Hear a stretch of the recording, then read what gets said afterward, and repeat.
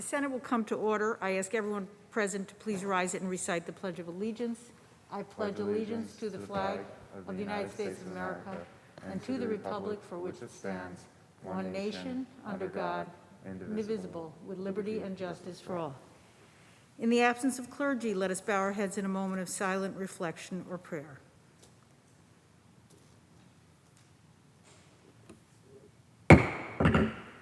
Reading of the journal. In Senate, Wednesday, June 9, 2021, the Senate met pursuant to adjournment. The journal of Tuesday, June 8, 2021 was read and approved. On motion, the Senate adjourned. Without objection, the journal stands approved as read.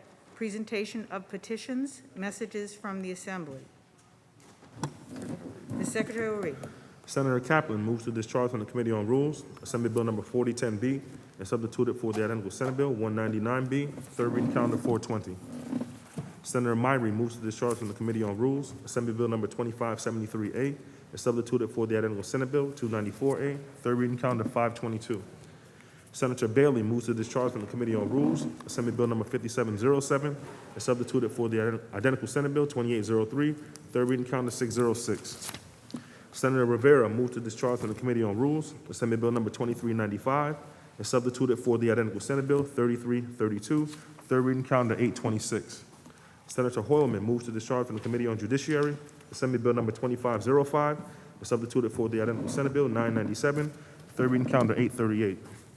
Senator Breslin moves to discharge from the Committee on Local Government, Assembly Bill number 3201B, and substitute it for the identical Senate Bill 5671B, third reading calendar 950. Senator Parker moves to discharge from the Committee on Rules, Assembly Bill number 2530, and substitute it for the identical Senate Bill 5468, third reading calendar 988. Senator Reichman Melnick moves to discharge from the Committee on Rules, Assembly Bill number 2111, substitute it for the identical Senate Bill 5952, third reading calendar 1203.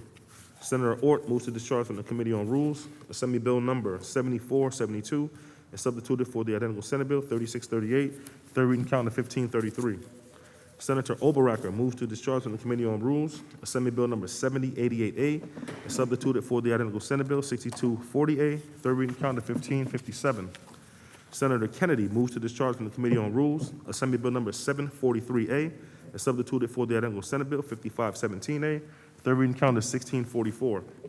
Senator Ryan moves to discharge from the Committee on Corporations, Authorities, and Commissions, Assembly Bill number 476, and substitute it for the identical Senate Bill 7145, third reading calendar 1677.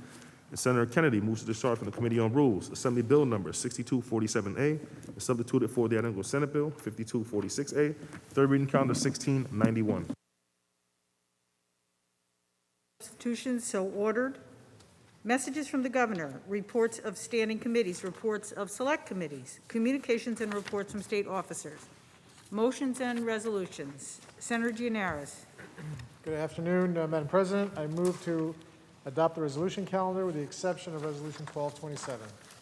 All in favor of adopting the resolution calendar with the exception of Resolution 1227, please signify by saying aye. Opposed, Aye. nay. The resolution calendar is adopted. Senator Gianaris. Okay, let's begin with previously adopted Resolution 1025 by Senator Hoylman. Read its title only and recognize Senator Hoylman. The Secretary will read. Senate Resolution 1025 by Senator Hoylman, memorializing Governor Andrew M. Cuomo to proclaim June 2021 as LGBTQ Pride Month in the state of New York. Senator Hoylman on the resolution. Thank you, Madam President. Happy Pride. Pride always comes near the end of our session, so I think it brings us great joy and happiness for a multitude of reasons. Not long ago, it would be somewhat unusual to hear the words Happy Pride in the Senate chamber. Between June 2011, when New York passed marriage equality, and January 2019, when this conference took the majority, the body passed 0 LGBTQ specific pieces of legislation. That all changed under the current leadership of Majority Leader Stuart Cousins.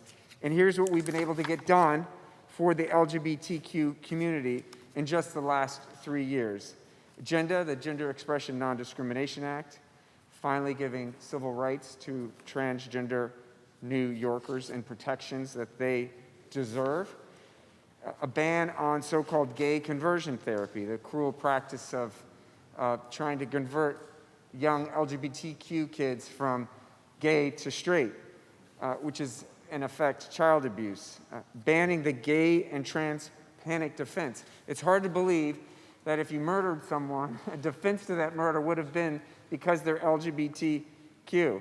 Adoption protections for LGBTQ parents. LGBTQ cultural competency training for runaway and homeless youth providers, which is so important because LGBTQ youth make up a significant proportion of our homeless youth population. Requiring gender-neutral restrooms in state buildings. The Restoration of Honor Act, restoring eligibility for state veteran programs for LGBTQ service members who were discharged shamefully under the federal policy of don't ask, don't tell. The Child Parent Security Act, legalizing and regulating gestational surrogacy agreements so that LGBTQ New Yorkers and others can start families through in vitro fertilization and assisted reproductive technologies. Repealing the so-called walking while trans ban, which we did this very session, which allowed law enforcement to profile, in particular, women of color just for hanging out on a certain street corner, just because they might be wearing a short skirt, cowboy boots, and hoop earrings. The Hate Crimes Analysis and Review Act, legislation we passed this session, which is going to finally take a deep dive into understanding who commits hate crimes, what is their background, how can we get at these root causes of hate in our society. And that, of course, is not just for the benefit of the LGBTQ community, but all communities, including the AAPI community. And just this week, the Gender Recognition Act and legislation to give utility customers the right to be addressed and acknowledged by their preferred name and pronouns. It's so important that as individuals, we are viewed who we want to be. What is our gender affiliation, if we have one, or if we choose to be recognized as such. And government needs to respond, and we've done that.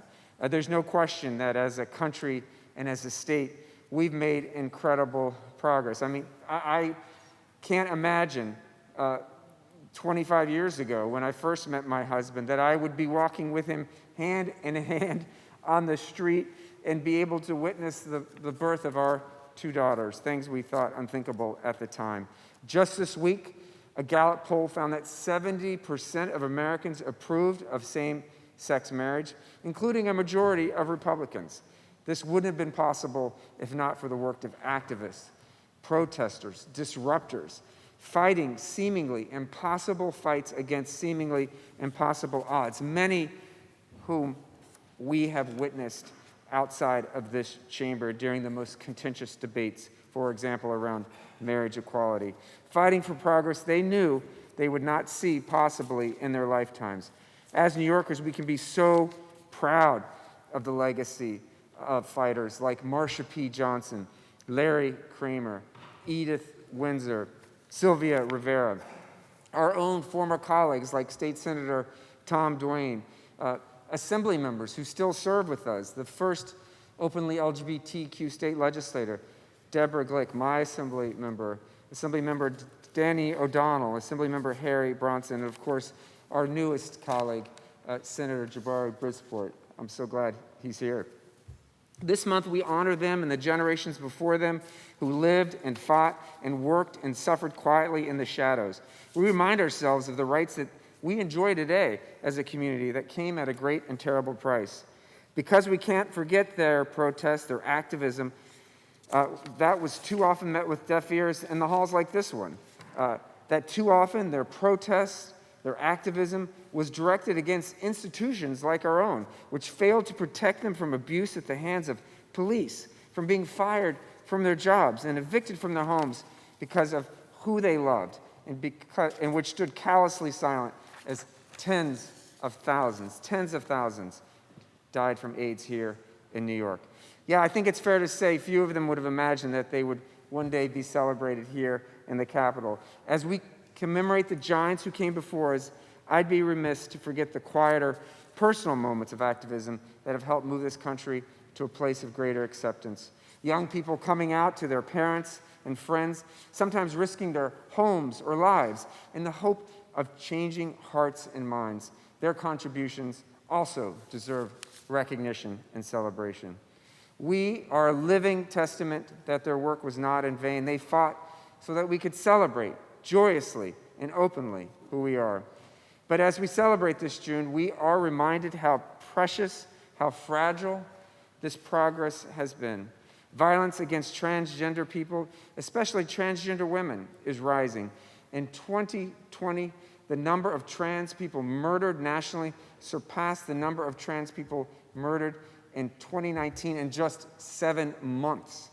In 2019, the number of hate crimes targeting LGBTQ plus people rose 20% over 2018 in New York City. And in state legislatures across the country, lawmakers are introducing bill after bill targeting trans youth, endangering the lives of young people, all in the service, it seems, of scoring cheap political points. Even now, the Supreme Court of the United States is weighing a case that could determine whether organizations can discriminate against same-sex parents seeking to foster children. So I'll close by saying this, Madam President. This Pride, as we march, and we have much to be proud of, even if we're doing it virtually. But we have still more to do, more hearts to open and more battles to win. But I can tell you that today, I'm full of hope thanks to the work of our colleagues here in this chamber. I have hope that we can win those battles. I have hope that there is a future within our grasp when every New Yorker and every American can attend school, walk down the street, or apply for a job without fear of reprisal or simply sharing who they are. Happy Pride, Madam President. Thank you, Senator Hoylman. Senator Brisboard on the resolution. Thank you, Madam President, and thank you to my colleague, Senator Hoylman, for introducing this resolution. Good afternoon, colleagues. Happy Pride Month. It's a gay and fabulous time. I'd like to remind everyone that although Pride Month is associated now with floats and flags and the hashtag #LoveWins, the first Pride was a protest against injustice and discrimination, a protest led by Black and brown trans women like Marsha P. Johnson and Sylvia Rivera. We stand on their shoulders. And as anti-trans bills move through state legislature after state legislature across the country, let me say, as the first openly gay person of color ever sent to Albany, hate has no place here in New York. Despite right-wing legislative attempts to suppress the queer community, we continue to survive, we continue to thrive. And to those who are scared, who have been harmed, or who have been silenced, we have a saying: be gay, do crime. The crime of loving who you want. The crime of expressing yourself to the fullest. The crime of recognizing the difference between what is legal and what is just. Pride was a protest, an anti-capitalist, anti-cop protest. And as we head back to our districts after today, I encourage each of my colleagues to think about what you can do for queer liberation. To all of you, I say, be gay, do crime, and stay fabulous. Thank you.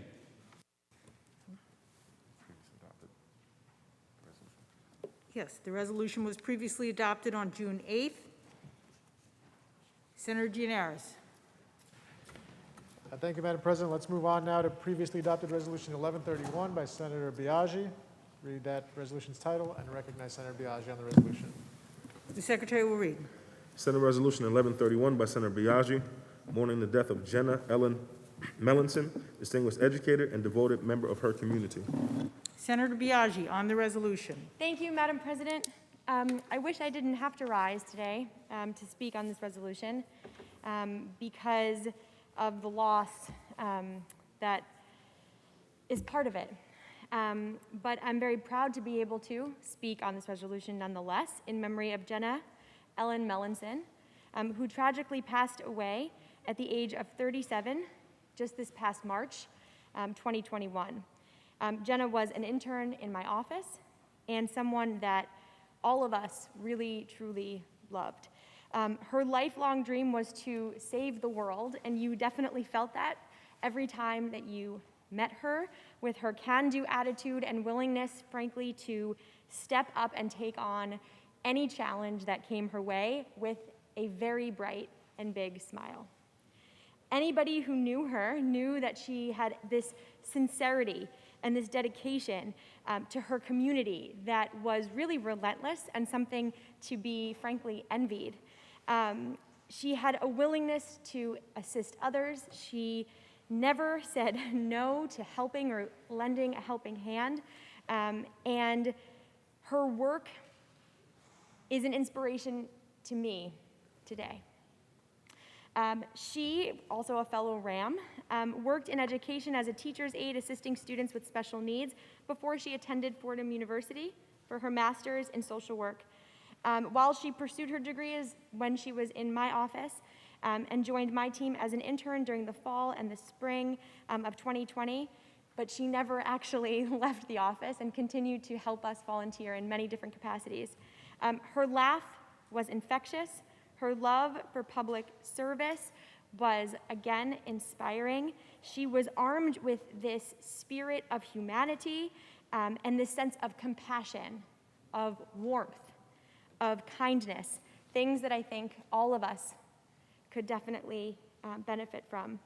Her memory leaves behind a legacy which will long endure the passage of time. I will make sure that it does. In my office, we've named the internship program after her. It is the Jenna Mellinson Internship Program because of just how special she was. We hope that today we get to, in honoring her memory, it gives her family a sense of comfort, a sense of peace, but also a sense of inspiration because her memory will live on with all of us and all of the young people who come through the door of this beautiful government to be able to continue her memory in service of the people of the state of New York. And so I extend my most sincere condolences to her family, to Jenna's family, to her friends, to her partner, and I'm very grateful to be able to have done this today. So thank you very much. Thank you, Senator Biaggi. The resolution was previously adopted on June 8th. Senator Gianaris. And now let's take up Resolution 1227 by Senator Cooney and read that resolution's title and recognize Senator Cooney. The Secretary will read. Senate Resolution 1227 by Senator Cooney, mourning the death of Sandy Parker, longtime Rochester business community leader, distinguished citizen, and devoted member of her community. Senator Cooney on the resolution. Thank you, Madam President. I rise to support today's resolution, which mourns the death of Sandy Parker. Sandy was a trailblazing business leader whose influence went and reached every corner of the greater Rochester region. As the CEO of the Rochester Business Alliance, which is now known as the Greater Rochester Chamber of Commerce, Sandy was known as a community facilitator, a diplomat, skilled at navigating a range of businesses represented in the Rochester region, from large and small manufacturing companies to healthcare companies, educational institutions, nonprofit organizations, and alike. She was also a fixture in our philanthropic community in the Finger Lakes region. Sandy contributed her time, her resources, and expertise to many not-for-profit and economic development initiatives. Sandy was especially passionate about ensuring that young people had access to a quality education, something that we'll continue to work on in her name and her spirit for many years to come. Today, the state of New York remembers Sandy Parker and offers our sympathy to her husband, Dutch Summers, her son, Scott, and her 2 grandchildren. God bless you, Sandy. Thank you, Madam President. Thank you, Senator Cooney. The question is on the resolution. All in favor signify by saying aye. Opposed? The resolution is adopted. Senator Gianaris. At the request of the various sponsors, these resolutions are open for co-sponsorship. The resolutions are open for co-sponsorship. Should you choose not to be a co-sponsor of the resolutions, please notify the desk.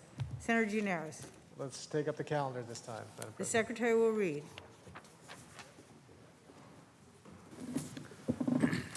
Calendar number 100, Senate Print 452A by Senator Biaggi, an act to amend the penal law.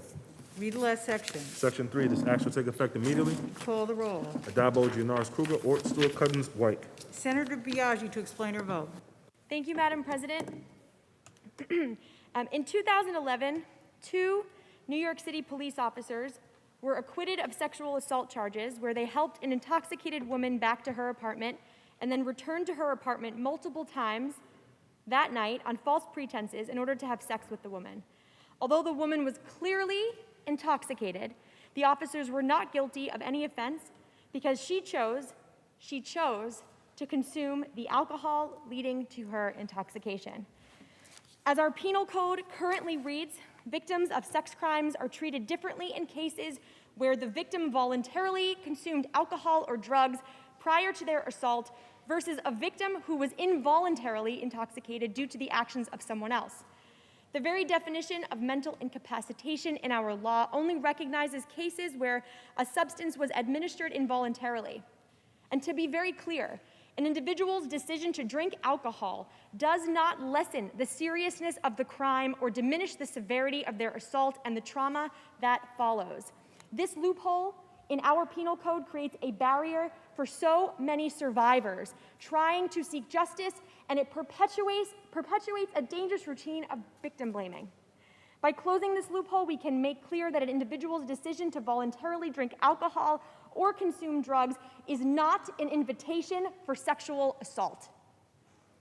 Critics of this bill and others have argued that perhaps this law will open the door to false accusations or give people who wake up with regret after a night out an opportunity for revenge.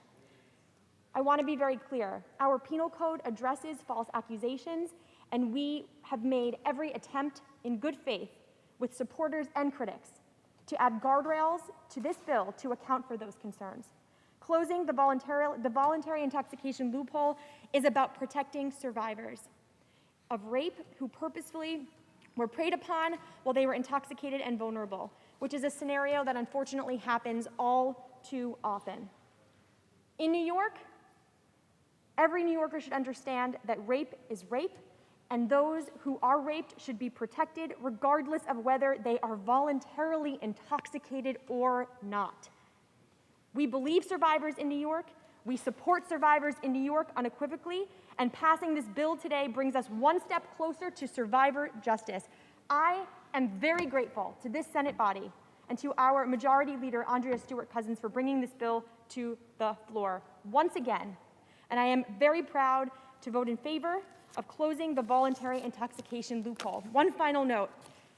We are only hours away from gaveling out, and so I urge the Assembly to stand with us in solidarity so that we can make sure that survivors and victims of rape are able to bring a case if they so choose. Thank you very much, Madam President. I vote aye.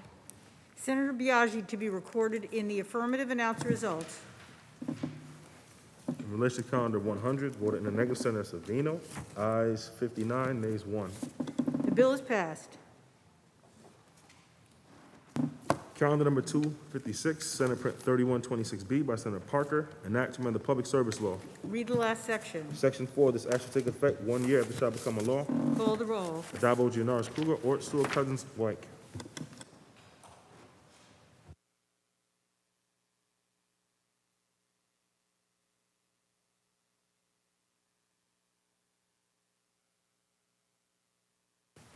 Announce the results. In relation to calendar 256, those senators voted in the negative are Senators Gallivan, Griffo, Jordan, Oberacker, Ort, and Rath. Ayes 54, nays 6. The bill is passed. Calendar number 374, Senate Print 534A by Senator Kaplan, enactment of the Public Health Law. Read the last section. Section 2, this act shall take effect on the 180th day after it shall become a law. Call the roll.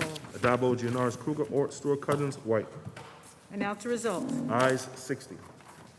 The bill is passed. Calendar number 420, Assembly number 4010B by Assemblymember Thiel, enactment of the Transportation Law. Read the last section. Section 2, this act shall take effect immediately. Call the roll. Addabbo, Gianaris, Kruger, Ort, Stewart, Cousins, White. Announce the results. Ayes 60.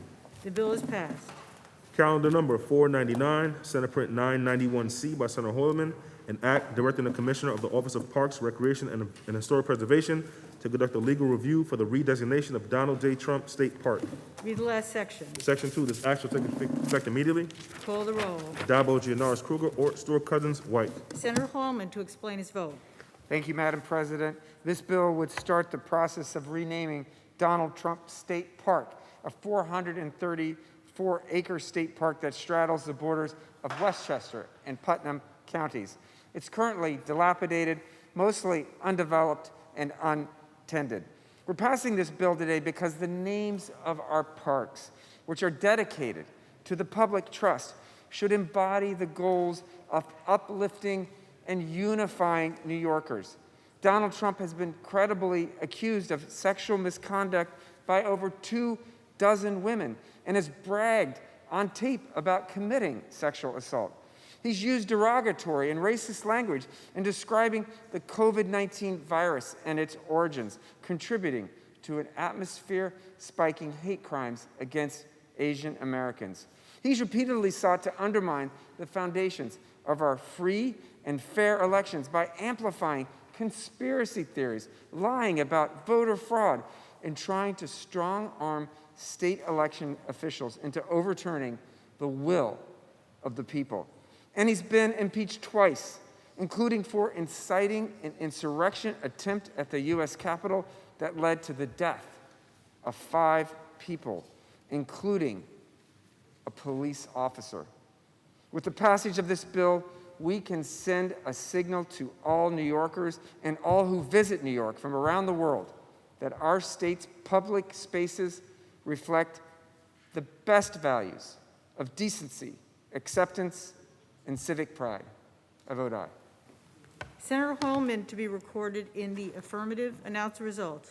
In relation to Calendar 499, those senators voted in the negative are Senators Akshar, Borrello, Felder, Gallivan, Griffo, Jordan, Lanza, Martucci, Matera, Oberacker, Ort, Palumbo, Rath, Ritchie, Steck, Tedisco, and White. Ayes 44, nays 17. The bill is passed. Calendar number 522, Assembly number 2573A by Assemblymember Fall, an act to amend the Surrogate Courts Procedure Act. Read the last section. Section 2, this act shall take effect immediately. Call the roll. Adabo, Janars, Kruger, Ort, Stewart, Cousins, White. Announce the result. Ayes, excuse me. The bill is passed. Sorry.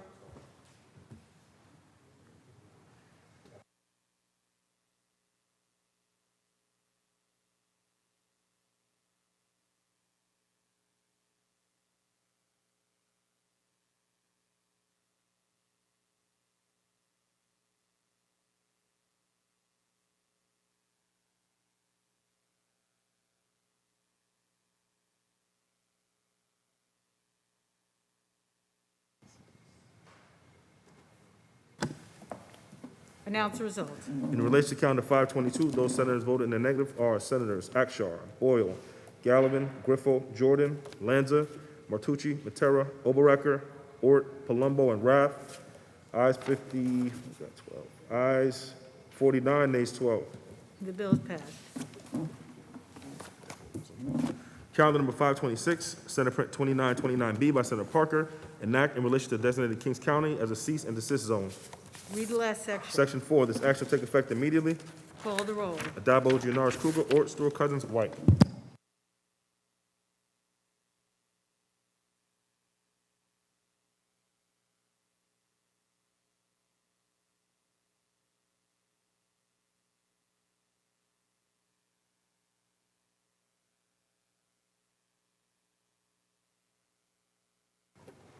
Announce the results.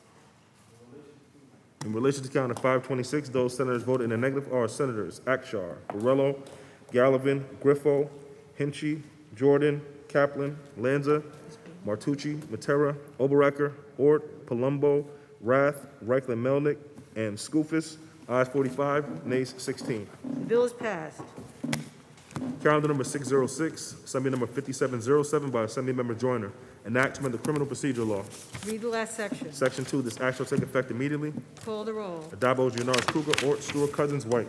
Senator Bailey to explain his vote. Thank you, Madam President, and let me thank you again, Madam President, for your great work up there this session. Under the leadership of Andre Stewart Cousins, we have been a conference that has believed in second chances, that has believed in opportunity for individuals and meaningful opportunity. A mistake that an individual makes does not define them. So what happens to an individual when they get involved in something not so positive, but they are involved in a program of probation or terms of their release. We're in a position right now in the state of New York that if you are on a construction job, if you're looking to get your life back together, if you are a re-entry worker, that based upon the conditions of your release, you may not be able to engage in meaningful work. Well, we're going to change that today. Under this bill, now you will not be violated for bona fide work as a result of the terms of your parole. This is going to be a critical step to make sure that the women and men who are on our construction sites, the women and men who are working in other fields in our state are able to actually meaningfully re-enter the workforce as we indicate. I'm grateful to the leadership of, again, Andre Stewart-Cousins, Assemblymember LaToya Joyner, who is my assembly sponsor, and all of our colleagues in this chamber who truly believe that one mistake does not define an individual, and second chances are legitimate and real, and we should provide individuals with an opportunity to be able to engage in meaningful and important work to feed their families. And so I would probably be casting my vote in the affirmative, Madam President. Thank you. Senator Bailey to be recorded in the affirmative. Announce the results. In relation to calendar 606, those senators voted in the negative are Senators Akshar, Jordan, Lanza, Oberacker, Ort, Rath, Tedisco, and White. Ayes 53, nays 8. The bill is passed. Calendar number 793, Senate Print 5960 by Senator Reichlin Melnick, an act to amend the executive law. Read the last section. Section 2, this act shall take effect immediately. Call the roll. Addabbo, Gianaris Kruger, Ort, Stewart-Cousins, White. Senator Reichlin Melnick to explain his vote. Thank you, Madam President. I can almost guarantee that everyone in this chamber has a connection to overdose. It could have been a friend, a family member, it could have been the child of a neighbor, or even somebody might have struggled with addiction themselves. But overdose has touched so many lives around New York State.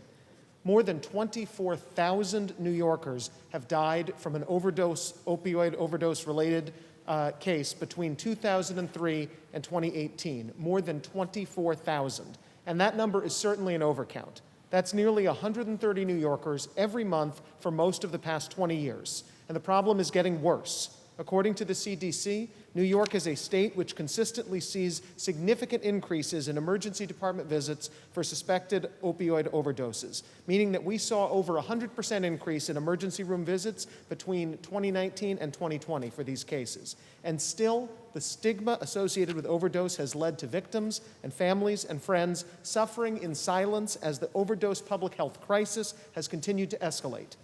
International Overdose Awareness Day is recognized each year on August 31st as a way of commemorating the lives tragically lost to drug overdoses each year. On this day, events around the world are held to raise awareness of overdose and reduce the stigma of drug-related deaths. This day also acknowledges the grief felt by families and friends remembering those who have died or had a permanent injury as a result of drug overdose. Recognizing August 31st as Overdose Awareness Day is an important step that will help fight the stigma around overdoses. And I hope that we can continue to find better and stronger ways to fight back against the overdose epidemic and protect the health and the wellness of our constituents, including by passing my bill S3995 in the next session to create a constitutional amendment to give a right to mental health care in the state of New York. And so in memory of the tens of thousands of New Yorkers who have lost their lives to the opioid epidemic, I vote yes on this bill, and I thank Senate leadership for bringing it to a vote. Senator Reichlin Melnick to be recorded in the affirmative. Announce results. In relation to calendar 793,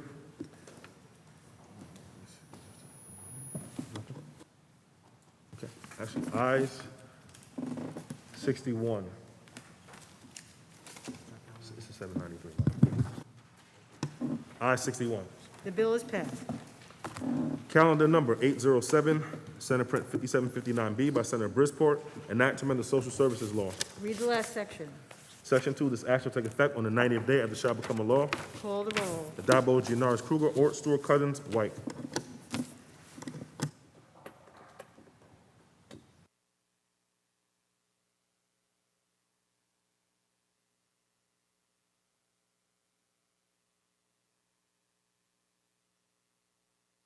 Announce the results. In relation to calendar 807, those senators voted in the negative are Senators Akshar, Gallivan, Griffo, Lanza, Martucci, Matera, Oberacker, Ort, Palumbo, Rath, and Ritchie. Ayes 50, nays 11. The bill is passed. Calendar number 826, Assembly number 2395 by Assemblymember Aubrey, an act to amend the civil service law. Read the last section. Section 3, this act shall take effect on the 180th day after it shall become a law. Call the roll. Addabbo, Gianaris, Kruger, Ort, Stewart, Cousins, White. Senator Rivera to explain his vote. Thank you, Madam President. Words matter. How we speak about each other matters. It matters in everyday conversation, and it certainly matters in policy. The bill before us, which I am incredibly proud to be passing today, and which passed in the Assembly just a few days ago, makes certain that in state law, the word inmate is replaced with the term incarcerated person. Why is this important? Because language like inmate, language that has sadly been used by some of our colleagues on this floor as illegal or addict, all of these type of words actually dehumanize people. Because ultimately we're talking about people who use drugs, people who don't have documents, in this case, people who are incarcerated. So it was necessary to make this change, which is a long bill, Madam President, and it is a long bill because it changes it in every single instance in the entire state law where the word inmate appears. It will now be replaced with incarcerated person. So in the future, when we're making policy that relates to people who are incarcerated, we will stop referring to them both in law and hopefully in our everyday language as these others. As opposed to that, we're going to talk about them as people. And hopefully, Madam President, this is one of the things that moves us in a direction of start changing the way that we interact with those individuals who, again, are people just like us. And in policy, we will make that change permanent. So I'm incredibly proud to be happy to be able to pass this today. And the last thing, Madam President, I will thank every single person who I have met in my 11 years in the legislature. It was early on in my tenure when I was ranking member in the Crime Victims, Crimes, and Corrections Committee. And it was during those times meeting individuals, formerly incarcerated individuals, who made it very clear to me, I'm a person, I'm not an inmate, I'm not a convict, I'm not a prisoner. Not when I was inside and not while I'm here sitting in front of you. That education actually led to this moment. I want to thank each and every one of them for educating me on that subject. Hopefully this is something that can help us change the way that we talk and the way that we deal with these individuals. Madam President, I vote in the affirmative. Thank you. Senator Rivera to be recorded in the affirmative. Announce the results. In relation to calendar, Excuse me, I'm sorry. Oh, okay, all right. Yeah, announce the result. Announce the results. in relation to calendar 826, those senators voted in the negative are Senators Griffo, Lanza, Martucci, Oberacker, Ort, Palumbo, Rath, Steck, and White. Ayes 52, nays 9. The bill is passed. Calendar number 838, Assembly number 2505 by Assemblymember Weinstein, an act to amend the civil practice law and rules. Read the last section. Section 3, this act will take effect on the 30th day after it shall become a law. Call the roll. Addabbo, Gianaris, Kruger, Ort, Stewart, Cousins, White.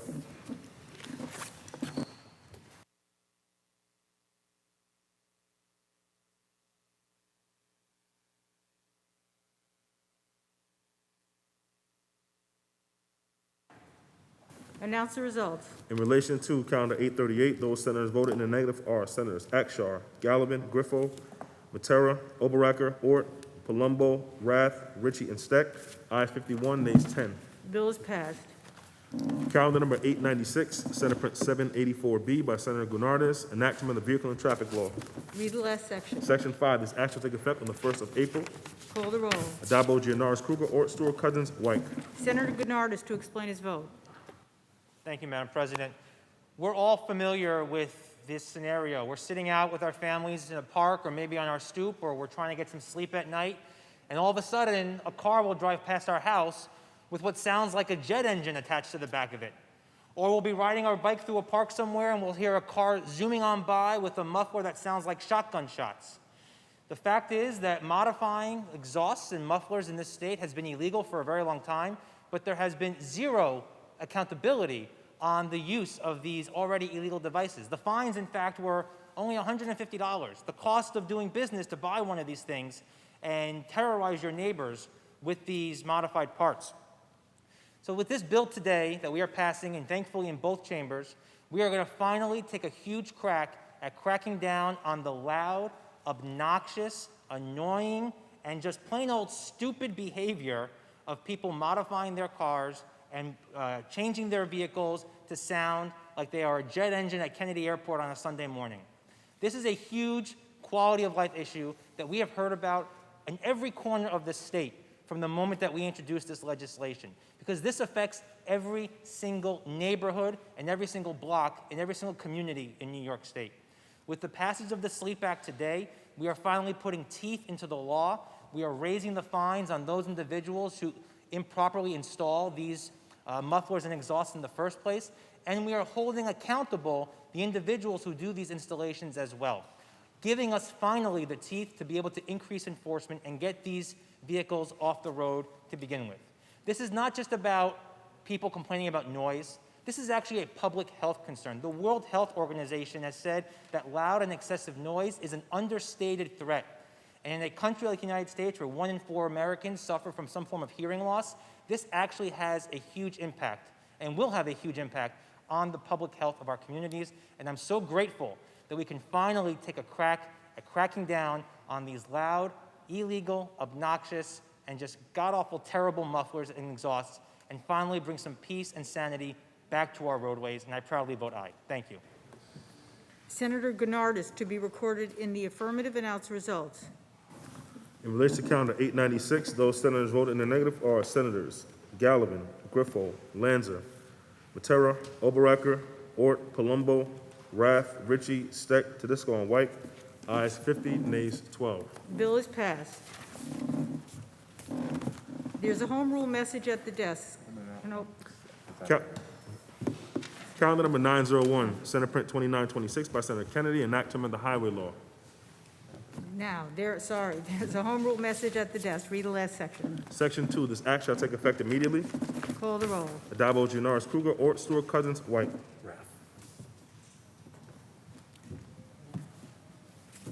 Announce the results. In relation to calendar 901, voted in the negative, Senator Rath. Ayes 61, nays 1. The bill is passed.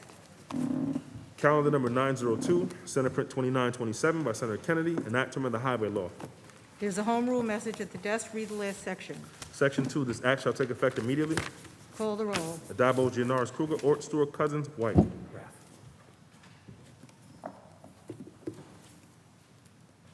Announce the results. In relation to calendar 902, voted in the negative, Senator Rath. Ayes 61, nays 1. The bill is passed. Calendar number 948, Senate Print 5115 by Senator Ryan, an act authorizing the Village of Angola and the City of Buffalo to correct a boundary line between certain properties in the town of Evans and the County of Erie.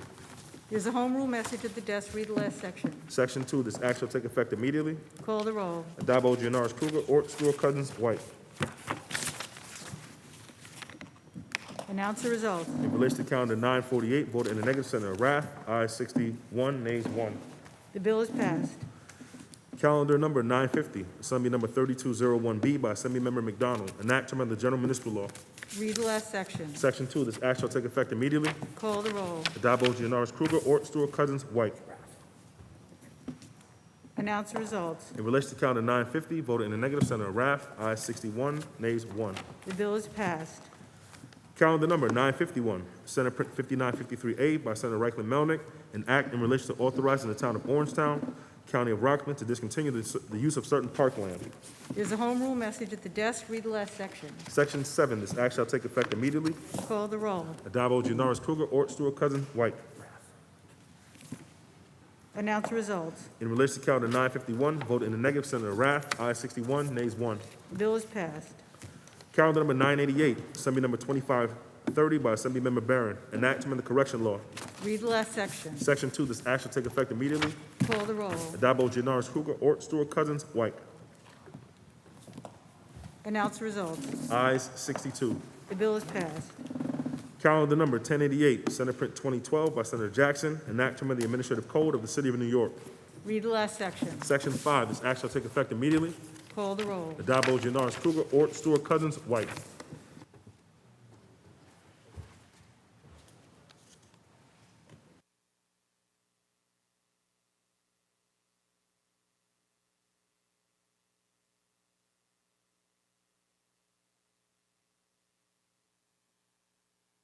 Announce the results. In relation to calendar 1088, those senators voted in the negative are Senators Akshar, Boyle, Gallivan, Griffo, Jordan, Lanza, Martucci, Matera, Oberacker, Ort, Palumbo, Rath, Steck, and Tedisco. Ayes 48, nays 14. The bill is passed. Calendar number 1089, Senate Print 2013 by Senator Jackson, an act to amend the administrative code of the City of New York. Read the last section. Section 2, this act shall take effect immediately. Call the roll. Adabo, Gianaris, Kruger, Ort, Stewart, Cousins, White.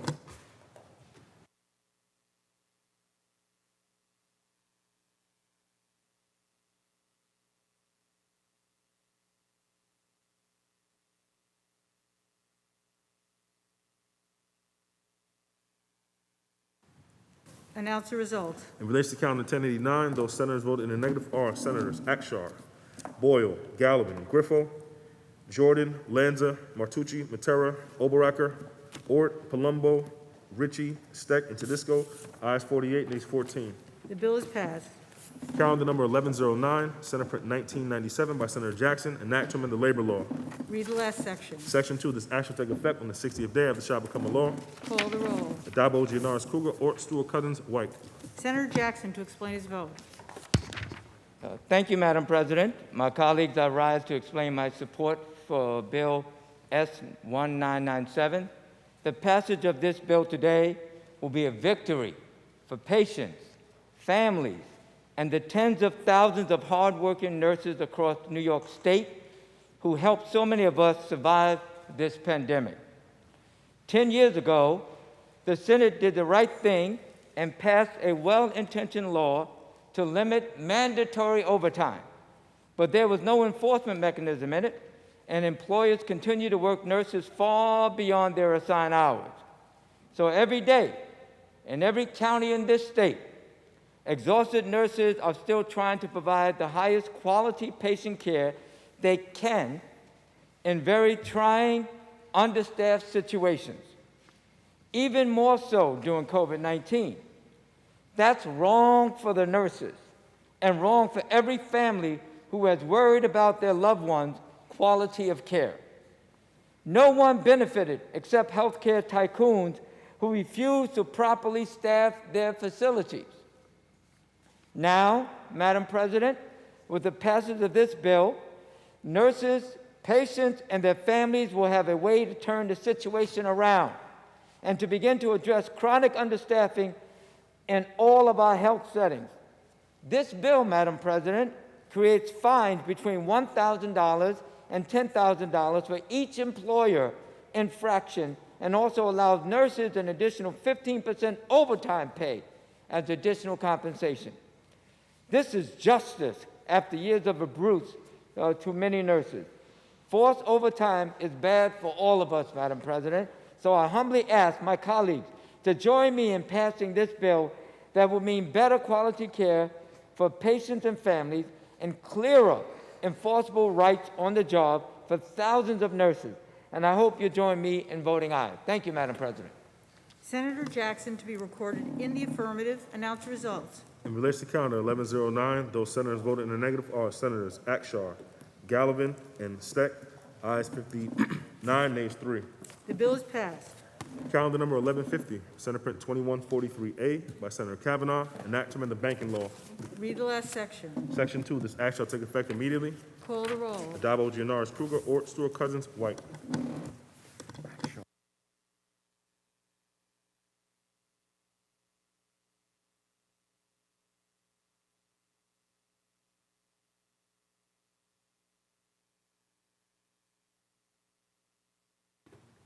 Announce the results. In relation to calendar 1150, those senators voted in the negative are Senators Akshar, Boyle, Gallivan, Griffo, Jordan, Lanza, Martucci, Matera, Oberacker, Ort, Palumbo, Ritchie, Steck, Tedisco, and White. Ayes 47, nays 15. The bill is passed. Calendar number 1203, Assembly number 2111 by Assemblymember Simon, an act to amend the tax law. Read the last section. Section 2, this act shall take effect immediately. Call the roll. Adabo, Gianaris, Kruger, Ort, Stewart, Cousins, White. Senator Reichlin Melnick to explain his vote. Thank you very much, Madam President. Around the country, the gun violence epidemic is on the rise, and that includes here in New York State. Over 900 New Yorkers a year are killed by guns. Shootings in major cities in New York have increased by anywhere from 70% to 110% year over year between 2019 and 2020, mirroring a national trend. 54% of gun deaths in New York State are suicides. It's time that we begin to understand the gun violence epidemic for what it is, and that is a public health crisis, exacerbated by poverty, purposely ignored by many. It's time that we devote considerable resources to understanding the factors that have led to this increase in gun violence and consider systemic changes to our laws that will help us turn these horrifying statistics around and begin to finally solve the underlying problems that cause the gun violence epidemic. This bill will allow for state taxpayers who are concerned about gun violence to make an optional contribution to a new gun violence research fund when they pay their state taxes each year. This fund will be maintained by the state controller and managed by SUNY's Gun Violence Research Program, which will conduct research into the causes of gun violence and into effective strategies and solutions to mitigate those causes. The Gun Violence Research Fund will also be able to receive gifts and donations from organizations and advocates or anyone who wants to support the fund, as well as from appropriations to the fund that may be included in future state budgets, which I hope this chamber will strongly consider making in the 2022-2023 budget process. I thank my colleagues in the leadership for helping bring this very important bill to the floor today, and I look forward to making strides towards finally solving the gun violence epidemic in New York. I proudly vote aye. Senator Reichland Melnick to be recorded in the affirmative. Announce the results. In relation to calendar 1203, those senators voted in the negative are Senators Gallivan, Griffo, Jordan, Lanza, Oberacker, Ort, Palumbo, Ritchie, Steck, Tedisco, and White. Ayes 51, nays 11. The bill is passed. Calendar number 1239, Senate Print 4943B by Senator Biaggi, enactment of the Public Authorities Law. Read the last section. Section 6, this action shall take effect immediately. Call the roll. Dabo, Gianaris, Kruger, Ort, Stewart, Cousins, White. Senator Biaggi to explain her vote. Thank you, Madam President. I rise today to proudly vote in favor of this bill, which requires the MTA to develop a strategic action plan that promotes cycling and pedestrian access on all MTA bridges and at commuter rail stations, something that I hear about all of the time from my constituents in my district. Despite the rapid growth of bicycling across all 5 boroughs in New York City over the last decade, which has really been incredible, unfortunately, the MTA has not done enough to improve bicycle access at its stations and really make sure that we are connecting all 5 boroughs together. As more New Yorkers have turned to cycling, not only during this pandemic, but really over again this past decade, as well as to outdoor spaces, it is really our responsibility to do everything that we can to connect, to be the connecting force that really brings communities together, that increases accessibility for cyclists and pedestrians, and also encourages residents to use clean forms of transportation. Passing this legislation today allows us to transform our connective pedestrian access system, as well as to connect all 5 boroughs. I am very proud to carry this bill with my Assembly member Jessica Gonzalez Rojas, and I really do look forward to this bill making it to the governor's desk. Thank you very much. Senator Biaggi to be recorded in the affirmative. Senator Gurnardis to explain his vote. Thank you, Madam President. I want to rise in support of this bill, and I want to thank Senator Biaggi for this really important piece of legislation. You know, I represent the southern tip of Brooklyn, southwest corner of Brooklyn, where you can start with your bike at the foot of the Verrazano Bridge and ride your bike through all 5 boroughs into New Jersey, back down into Staten Island to the other side of the Verrazano Bridge, but you can't go across that bridge. It's one of the few bridges we have here that you cannot get across in New York City. So you can ride your bike 100 miles in a circle, but not be able to complete that trip because we don't have full access to our MTA bridges. And so I think this legislation is incredibly important. There has been a grassroots movement of support to expand pedestrian and cyclist access to this bridge for many, many years. I support that project, I support that cause, and hopefully if we're able to pass this legislation, we'll finally be able to put together a plan to finally close that gap. It's a 2-mile distance to close that gap, close that harbor ring distance, to finally give people access, true 5-borough access throughout New York City. Thank you. Senator Gurnardis to be recorded in the affirmative. Announce the results. Ayes 63. The bill is passed. Calendar number 1257, Senate Print 1335 by Senator Krueger, an act to amend the racing, pari-mutuel wagering, and breeding law. Read the last section. Section 5, this act shall take effect immediately. Call the roll. Addabbo, Gianaris Krueger, Ort, Stewart, Cousins, White.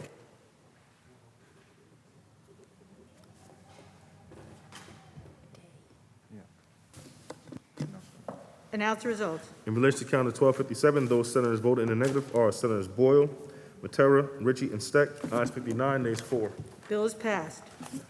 Calendar number 1258, Senate Print 1443A by Senator Addabbo, an act to amend the racing, pari-mutuel wagering, and breeding law. Read the last section. Section 4, this act shall take effect immediately. Call the roll. Addabbo, Gianaris Krueger, Ort, Stewart, Cousins, White.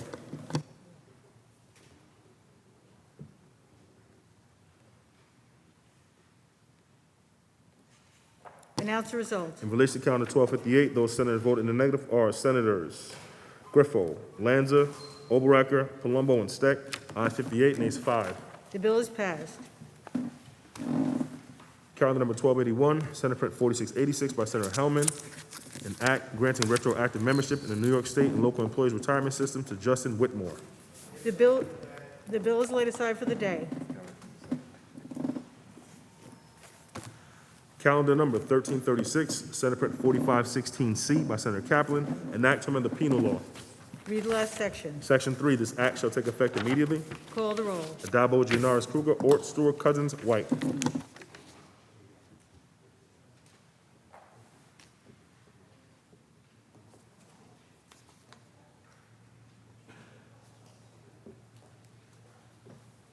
Announce the result. In relation to calendar 1336, those senators voted in the negative are Senators Brisport, Griffo, Lanza, Myrie, Oberacker, Ort, Ritchie, and White. Ayes 55, nays 8. The bill is passed. Calendar number 1396, Senate Print 6565A by Senator Borrello, an act to amend Chapter 129 of the laws of 2020. Read the last section. Section 2, this act shall take effect immediately. Call the roll. Addabbo, Gianaris Krueger, Ort, Stewart, Cousins, White. Announce the results. In relation to calendar 1396, voted in the negative, Senator Gallivan. Ayes 62, nays 1. The bill is passed. Calendar number 1443, Senate Print 4104 by Senator Breslin, an act to amend the general business law. Read the last section. Section 3, this act shall take effect on the 120th day after it shall become a law. Call the roll. Addabbo, Gianaris Krueger, Ort, Stewart, Cousins, White. Senator Boyle to explain his vote. Thank you, Madam President, to explain my vote. It's a privilege to stand here to support this legislation by Senator Breslin, the Digital Fair Repair Act. I was privileged to sponsor this bill myself for years. I want to thank my former constituent, John Kamen, for bringing it to my attention, and for Gay Gordon Byrne as a tireless advocate for this piece of legislation. What does it do? It protects consumers from monopolistic practices of digital electronics manufacturers. It requires manufacturers to make non-trade secret diagnostic and repair information available for sale to third-party repairers. What does that mean? Well, we all have computers, laptops, tablets, smartphones that need repair once in a while. Many times, we have to ship them back to the manufacturers to get repairs, simple repairs, which cost a lot more. This is very rarely do we get a bill that we have a win-win-win situation. Now, individuals can repair their own tablets and smartphones and computers and farm equipment. We don't have to send it to the back to the manufacturers. It also stops monopolistic practices. The FTC said these practices are pure and simple monopolies. So allow individuals and small business people to repair these products. Lastly, it's good for the environment because people like me with no technical skills at all throw our things out, our electronic equipment out, and buy a new one, creating more e-waste. Now we're going to be able to fix digital equipment, and it also doesn't just go for computers and things like that. Anything with a chip in it. Could be your refrigerator, could be your television set, whatever. It's going to stop a lot of e-waste. That's good for the environment, good for our small business, and good for New York. I vote in the affirmative. Senator Boyle to be recorded in the affirmative. Announce the result. In relation to calendar 1443, those senators voted in the negative are Senators Akshar, Borrello, Griffo, Lanza, Mannion, Martucci, Oberacker, Palumbo, Rath, Ritchie, Tedisco, and White. Ayes 51, nays 12. The bill is passed. Calendar number 1498, Senate Print 6350A by Senator Benjamin, an act to amend the real property tax law. Read the last section. Section 7, this act shall take effect immediately. Call the roll. Addabbo, Janoris, Kruger, Ort, Stewart, Cousins, White.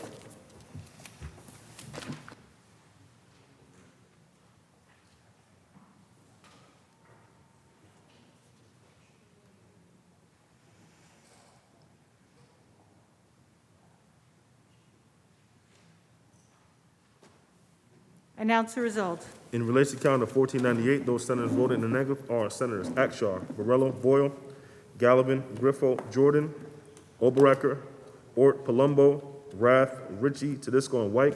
Ayes 50, nays 13. The bill is passed. Calendar number 1503, Senate Print 6758A by Senator Griffo, an act to establish a wind energy systems tax stabilization reserve fund. Read the last section. Section 4, this act shall take effect immediately. Call the roll. Addabbo, Janoris, Kruger, Ort, Stewart, Cousins, White. Announce the result. Ayes 63. The bill is passed. Calendar number 1505, Senate Print 6871 by Senator Harkam, an act to amend the tax law and the state finance law. Read the last section. Section 4, this act shall take effect immediately. Call the roll. Addabbo, Janoris, Kruger, Ort, Stewart, Cousins, White. Senator Serino to explain her vote. Thank you very much, Madam President. I want to thank Senator Harkam sincerely for not only bringing this bill to the floor today, but for joining me in tackling ticks and taking the issue of Lyme disease head on. I'm a firm believer that many of the issues we deal with in this chamber really transcend politics, and this is certainly one of them. Lyme disease alone impacts almost 500,000 Americans every year, and here in New York, we are at the epicenter of the epidemic. Combating the spread of Lyme and tick-borne diseases will take committed partners at every level, but most importantly, it's really going to take real resources. This bill is an opportunity for New Yorkers themselves to play a role in supporting research, prevention, and education initiatives by donating voluntarily through a tax checkoff to a new fund that would be dedicated to bolstering research in this field. This is an issue I think we can all agree has been underfunded for far too long. But the COVID-19 pandemic and the record rates at which New Yorkers are taking to the outdoors have really shined a new light on the problem. Initiatives like this, we hope, will really make a real difference by ensuring New York is leading the way to protecting our residents against these devastating diseases. I am incredibly proud to have drafted this bill and to vote in support of it today. And I thank Senator Harkam and Senator Leader Stewart Cousins for bringing the bill before the House and all of my colleagues who are supporting this bill today. Thank you, Madam President. Senator Serino to be recorded in the affirmative. Announce results. Ayes 63. The bill is passed. Calendar number 1520, Senate Print 415A by Senator Biaggi, an act to amend the vehicle and traffic law. There's a home rule message at the desk. Read the last section. Section 14, this act shall take effect immediately. Call the roll. Addabbo, Janoris, Kruger, Ort, Stewart, Cousins, White. Announce the results. In relation to calendar 1520, voted in the negative, Senator Lanza. Ayes 62, nays 1. The bill is passed. Calendar number 1533, Assembly number 7472 by Assemblymember Stern, an act to amend the executive law. Read the last section. Section 2, this act shall take effect on the 60th day after it shall become a law. Call the roll. Addabbo, Janoris, Kruger, Ort, Stewart, Cousins, White. Announce the results. Ayes 63. The bill is passed. Calendar number 1538, Senate Print 4271 by Senator Gallivan, an act to authorize Timothy Collins to receive certain credit under Section 384-D of the Retirement and Social Security Law. The bill is laid aside for the day. Calendar number 1539, Senate Print 4323C by Senator Comrie, an act to establish a Construction Industry Advisory Council on Public Contracting Reform. Read the last section. Section 11, this act shall take effect immediately. Call the roll. Addabbo, Janoris, Kruger, Ort, Stewart, Cousins, White. Announce the results. Ayes 63. The bill is passed. Calendar number 1545, Senate Print 4938C by Senator Martucci, an act to authorize the Village of New Paltz, County of Ulster, to alienate and discontinue the use of certain parklands. There's a home rule message at the desk. Read the last section. Section 8, this act shall take effect immediately. Call the roll. Addabbo, Janoris, Kruger, Ort, Stewart, Cousins, White. Announce the results. Ayes 63. The bill is passed. Calendar number 1557, Assembly number 7088A by Assemblymember Kellers, an act to amend the real property tax law. Read the last section. Section 2, this act shall take effect immediately. Call the roll. Addabbo, Junars, Kruger, Ort, Stewart, Cousins, White. Announce the results. In relation to calendar 1557, vote in the negative, Senator Skoufis. Ayes 62, nays 1. The bill is passed. Calendar number 1577, Senate Print 6847 by Senator Palumbo, an act to amend the town law. Read the last section. Section 3, this act shall take effect immediately. Call the roll. Addabbo, Junars, Kruger, Ort, Stewart, Cousins, White. Announce the results. In relation to calendar 1577, those senators voted in the negative are Senators Gallivan and Skoufis. Ayes 61, nays 2. The bill is passed. Calendar number 1594, Senate Print 7135A by Senator Ramos, an act to amend the labor law. Read the last section. Section 2, this act shall take effect immediately. Call the roll. Addabbo, Junars, Kruger, Ort, Stewart, Cousins, White.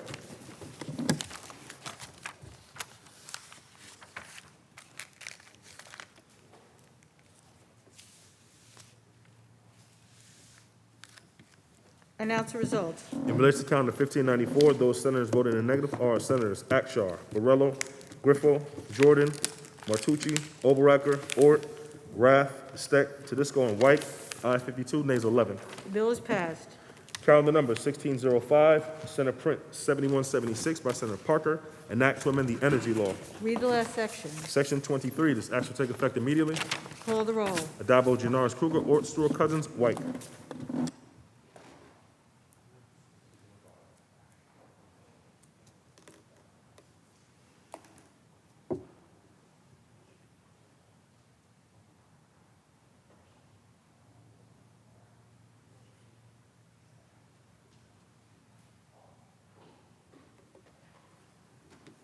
Announce the results. In relation to calendar 1605, those senators voted in the negative are Senators Akshar, Borrello, Boyle, Gallivan, Griffo, Helming, Jordan, Lanza, Martucci, Matera, Oberacker, Ort, Palumbo, Rath, Ritchie, Steck, Tedisco, and White.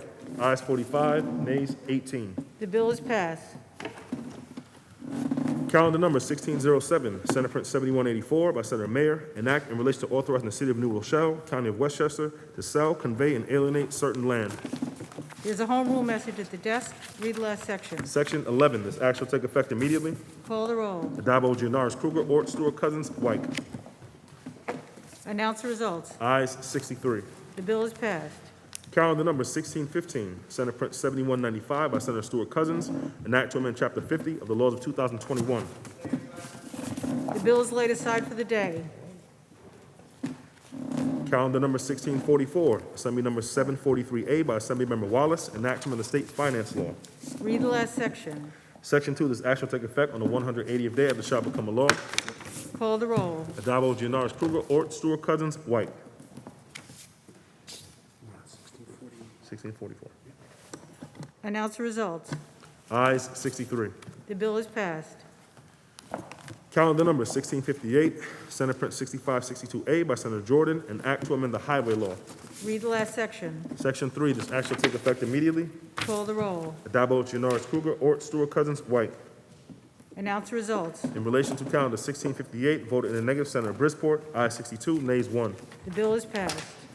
Calendar number 1659, Senate Print 6617 by Senator Grenardez, an act to amend the state finance law. Read the last section. Section 2, this act shall take effect January 1st, 2023. Call the roll. Addabbo, Junars, Kruger, Ort, Stewart, Cousins, White. Announce the results. Ayes 63. The bill is passed. Calendar number 1671, Senate Print 7014 by Senator Addabbo, an act to amend the racing, parimutuel waging, and breeding law. Read the last section. Section 3, this act shall take effect immediately. Call the roll. Addabbo, Junars, Kruger, Ort, Stewart, Cousins, White. Announce the results. Ayes 63. The bill is passed. Calendar number 1677, Assembly number 476 by Assemblymember Rozek, an act to amend the public service law. Read the last section. Section 2, this act shall take effect on the 120th day after it shall become a law. Call the roll. Addabbo, Junars, Kruger, Ort, Stewart, Cousins, White.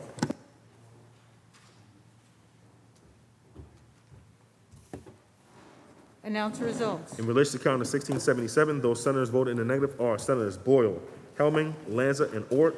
Ayes 59, nays 4. The bill is passed. Calendar number 1684, Senate Print 4306B by Senator Gianaris. Laid aside. The bill is laid aside. Calendar number 1685, Senate Print 1144A by Senator Benjamin, enactment of the executive law and the penal law. Read the last section. Section 10, this act shall take effect March 1st, 2022. Call the roll. Addabbo, Gianaris Kruger, Ort, Stewart, Cousins, White. Senator Bailey to, Senator Palumbo to explain his vote. Thank you, Madam President. So I rise today to express my very serious concerns with this bill, but I'd like to preface my comments with, I think, some areas where we're all in agreement. See, the criminal justice system is supposed to be about rehabilitation. I think we can all agree that crimes against people, crimes against property, crimes against society, the so-called victimless crimes like drug sales and so forth, driving while intoxicated if there are no injuries or accidents. Those we all think are not good. And we have a society of rules. And we need to abide by those rules, which are codified in our criminal statutes. And when you violate them, you pay a debt to society. And so you go through our criminal justice system, and it is not perfect. But that's our system of jurisprudence, is you go into a courthouse, you are adjudicated either by a plea or by a jury of your peers or a judge as a fact finder, and they mete out a fair and just sentence. And at the time of sentence, you consider all the appropriate factors as far as what the extent of that debt to society should be. Your criminal history, the nature of the offense. There are big differences between crimes. I mean, I've been on both sides of the aisle, as many of you know, as a prosecutor and as a defense attorney. And more as a prosecutor, where you're weighing these factors, you think about, does someone have a prior felony history? Are they prior violent? Was this, for example, a drug sale versus someone who's addicted, a lower level drug sale, versus a case, ones that I've had, where someone goes in to stick up a convenience store, forces the clerk into the staff room, rapes her, and then finishes the robbery. That's a very different type of crime. And those factors are weighed, and a sentence is meted out. What this bill does is has absolutely no regard for the victims and the process, quite frankly, and I'm going to tell you a few reasons why. The standard required at a parole hearing, and they have now two separate hearings. The preliminary hearing, the standard was modified not really that much, that the initial hearing is it is now a preponderance of the evidence versus just probable cause to hold the individual. And then you go to a final hearing. The standard has gone from preponderance of the evidence, like in a civil trial, 51%, to clear and convincing evidence. So now there's a much higher standard. It's going to take up more court resources. But ultimately, you cannot violate your parole under this bill for what's called a technical violation. And when you think about that, technical violations are considered use of alcohol or drugs, unless it was relative to your specific crime, not appearing. So you show up drunk, you show up high, you don't comply with your conditions, you just basically don't follow the rules. The logic behind rehabilitation in our system is you have rules to prove that you certainly should be out back into liberty. You're going to comply with the bigger rules, being the criminal statutes, and you do that by your conduct. So constantly violating any of these terms typically would have resulted in a revisiting of your incarceration, because technically your sentence, and I'll give an example, from 10 to 20 years, you're paroled at 10, for example, you have another 10 years where you're not on probation. This isn't probation. This is actually, you're free and at liberty because you've done good things. You're on your way back to success and improvement. And again, I understand the laudable intent of this bill, and I think we are all in agreement that there's a way to get to it. But quite frankly, Madam President, this is not the way to do it, particularly when crime is up, violent crime is up, shootings are up, property crimes are up, hate crimes are up. Allowing more people to violate, because that's what they're doing here, violate their parole and not have any ramifications is the wrong message. That is really, and yes, it may seem strict, that if you violate that, you violate your curfew, you do these other so-called technical violations under this bill, you go back in. Because you need to prove to us that you should be at liberty, because what you did was very serious. And one last point. There is an earned time credit for every parolee. Again, let's talk about an earned time credit. Day for day, if you're good for 30 days, we take 30 days off the long end, up to 2 years. You're good for another 30 days, we continue to recalculate a shorter and shorter sentence, not considering a single factor, not considering a victim or a victim impact statement, not considering a single factor that you would otherwise weigh when you sentence someone many years, months, or even days ago. Usually, obviously, it'll be years because we're dealing primarily with parolees, meaning they served a state sentence, so it's in excess of 1 year. So, Madam President and colleagues, again, I understand, I think we can agree that rehabilitation is the point of our system. Nobody likes crime. We want that to go away. But there is a balance, and the balance needs to be had the entire time that someone is involved in our system of justice. They have a debt to society that was meted out at sentencing, usually by way of plea, as we know. About 99% of cases are in agreement between everyone, where they all think it's fair, and the subject defendant takes the plea and says, I'll take my medicine. But when the goalposts continue to be moved, we have higher standards of proof, we have a more onerous system now on parole officers, our community as a whole will suffer. And we're more dangerous, and just living in New York, unfortunately, is becoming more and more dangerous. So I urge a negative vote on this because we have enacted so many criminal justice reforms we haven't even seen, and even the proponents, we have no idea what those overall long-term effects are going to be. But we have seen, and I don't think it's convenience, it's just an anecdotal situation where we now have crime, violence, all these other things. Pre-pandemic, this was happening when we enacted these reforms. So we need to slow down and see where this is going to go for society, because this is dangerous. I vote in the negative. Thank you, Madam President. Senator Palumbo to be recorded in the negative. Senator Jackson to explain his vote. Thank you, Madam President. My colleagues, I rise to explain my support for Senator Benjamin's Bill 1144B, also known the Less is More Act. While the primary condition imposed on people on parole in New York is that they do not commit any new crimes, people on parole also are required to abide by other conditions. These include curfews, travel restrictions, I don't need to tell you about New York City, drugs testing, and regular check-ins with their parole office. New York incarcerates more people on parole for missing an appointment with a parole officer, being late for curfew, or testing positive for alcohol than any other state in the country other than Illinois. Violations of these restrictions do not constitute a new crime as referred to in a quote-unquote technical violation, and as a black man, I find the racial disparity to be glaring. Black people are incarcerated in New York City jails for these technical violations at more than 12 times the rate of white people. There are approximately 35,000 people under active parole supervision in New York State.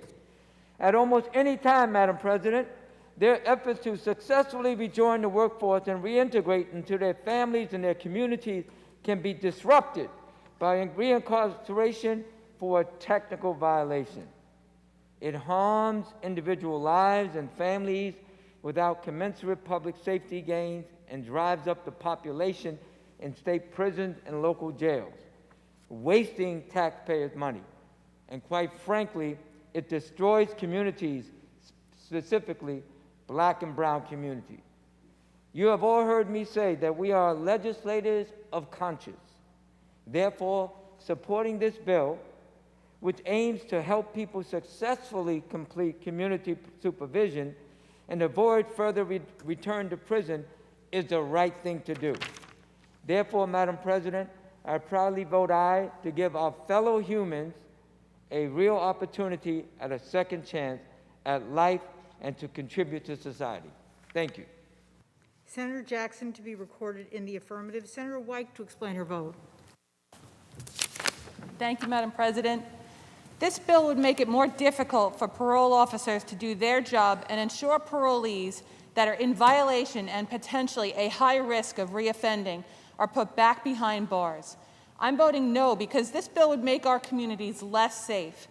Right now, we're in the midst of an alarming increase in violent crimes in our communities throughout this state. Governor Cuomo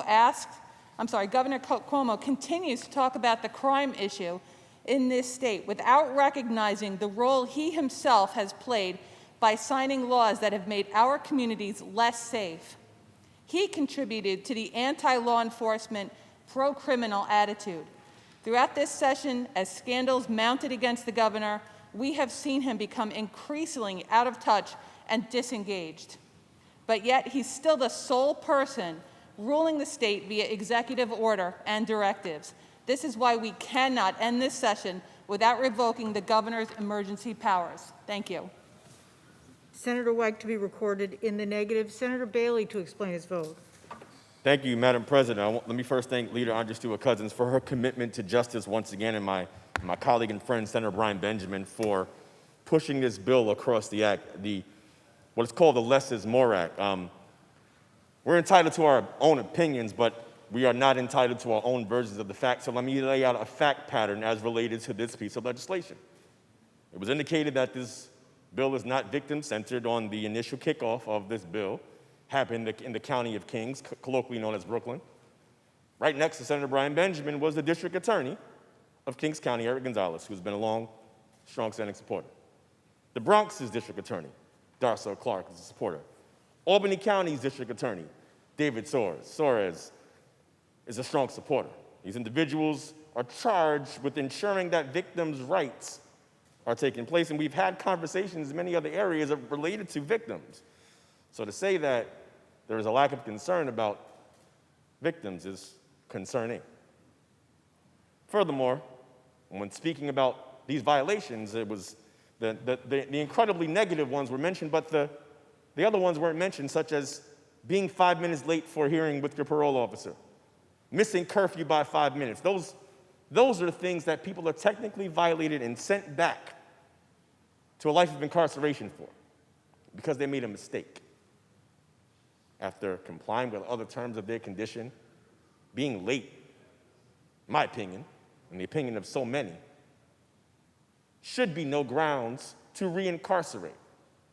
When we talk about fiscal costs in this chamber often, and we're concerned about spending money in so many ways, costs way more to incarcerate an individual than it would be to put that individual back on a path towards prosperity. Madam President, this isn't just a justice reform bill. This is a bill about real people. And again, if we are actually looking towards rehabilitation as opposed to punishment, less is more. The reality is this, Madam President. An individual should never be defined by the worst thing that they've done, especially when they are looking to get their life back on track and have shown affirmative signs in that way. So I'm grateful to be a member of a body who stands up for people, for humans, for individuals. And I want to thank so many people who made their voices heard on this. It is an incredible moment for us here in New York State. I proudly vote in the affirmative. Thank you, Madam President. Senator Bailey to be recorded in the affirmative. Senator Benjamin to explain his vote. Thank you so much, Madam President. I want to thank my colleagues, the Majority Leader, Andrea Stewart-Cousins, for allowing this bill to come to the floor. I want to thank anyone who has made comments that have been constructive, so that we have made a variety of changes. We have listened. We've been very thoughtful on this bill. Let me start by thanking the Cattell Center, Unchained, and A Little Piece of Light, who helped to lead a massive coalition. And my good brother Jamal Bailey, Senator Bailey, made some of those comments.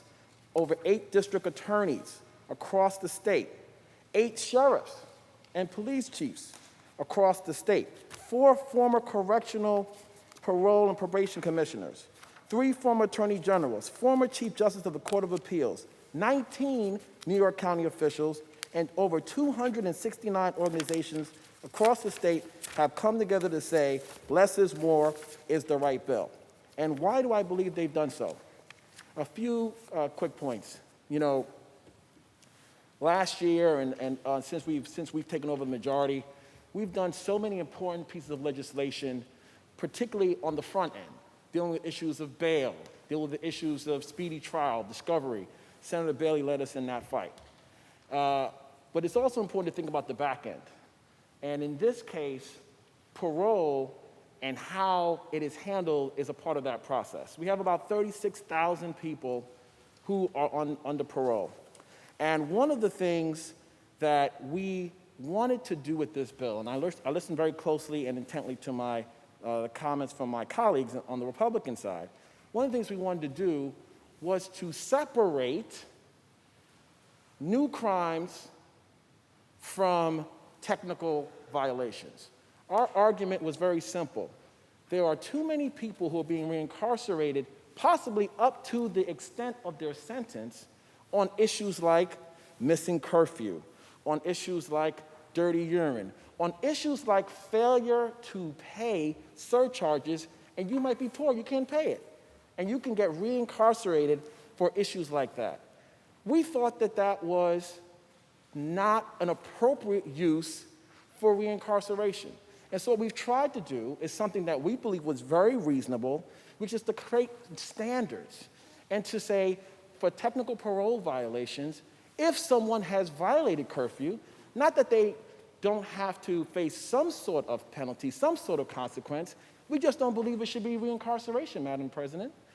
You know, there's diversion programs, there are any range of community service scenarios.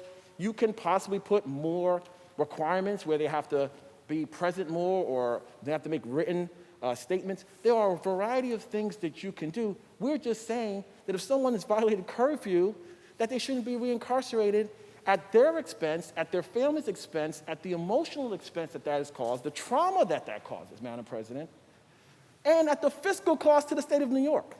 This bill will save us millions of dollars.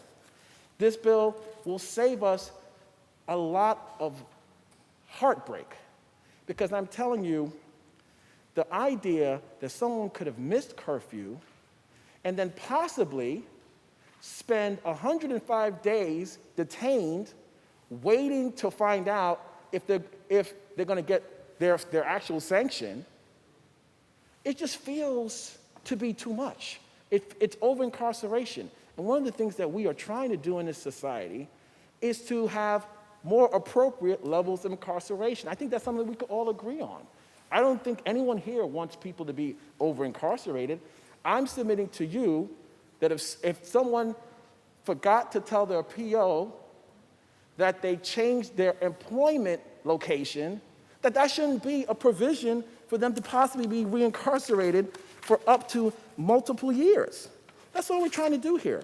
And so I think that there is important to note, and I heard the comments around there's more crime is up and this and that, and those are important issues, don't get me wrong, but this bill doesn't touch any of that.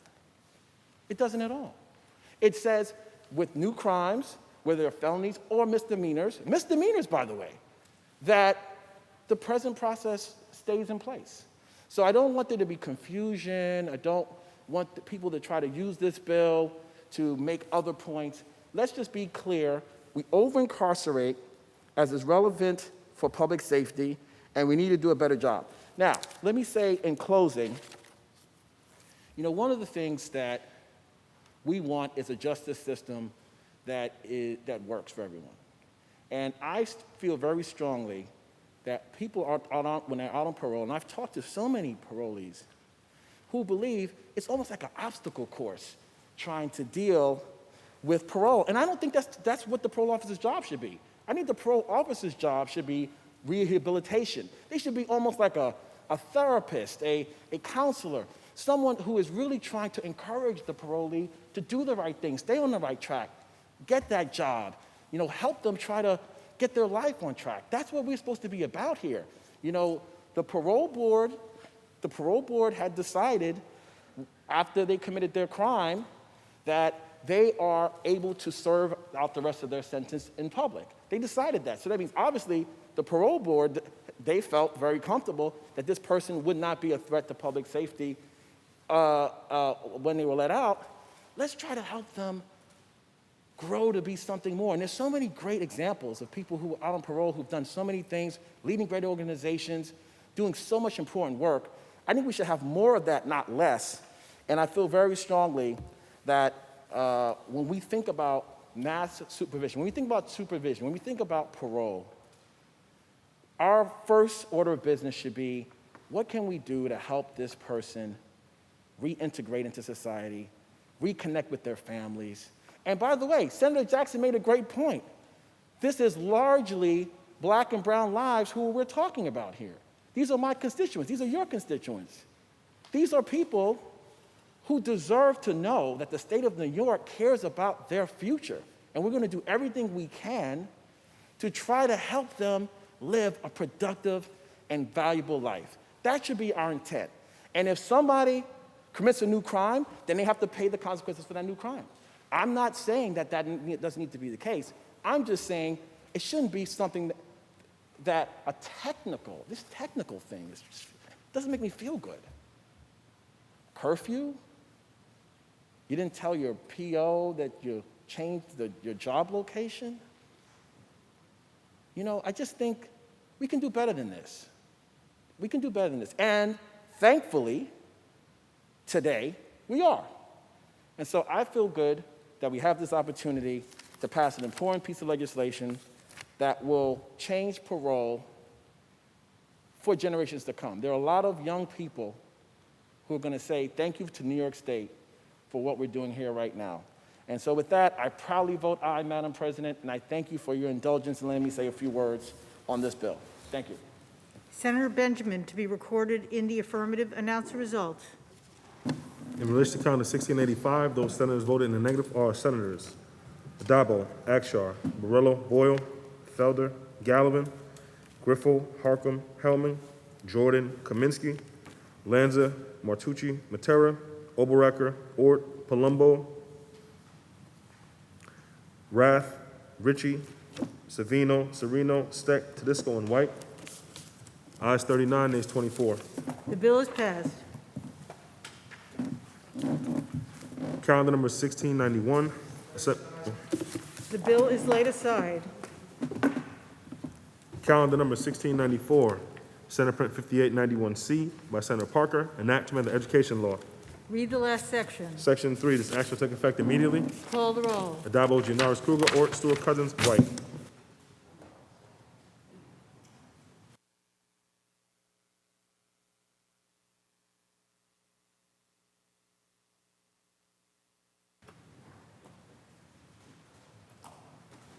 Announce the result. In relation to calendar 1694, those senators voted in the negative are Senators Borrello, Gallivan, Hellman, Jordan, Lanza, Oberacker, Palumbo, Rath, Steck, and Tedisco. Aye 53, nays 10. Bill is passed. Calendar number 1697, Senate Print 6301A by Senator Stavisky, an act to amend the tax law. Read the last section. Section 2, this act shall take effect on the first day of the sales tax quarter. Call the roll. Addabbo, Gianaris Kruger, Ort, Stewart Cousins, White. Announce the result. Ayes 63. The bill is passed. Calendar number 1708, Senate Print 7053A by Senator Kennedy, an act to amend the vehicle and traffic law. Read the last section. Section 5, this act shall take effect immediately. Call the roll. Addabbo, Gianaris Kruger, Ort, Stewart Cousins, White.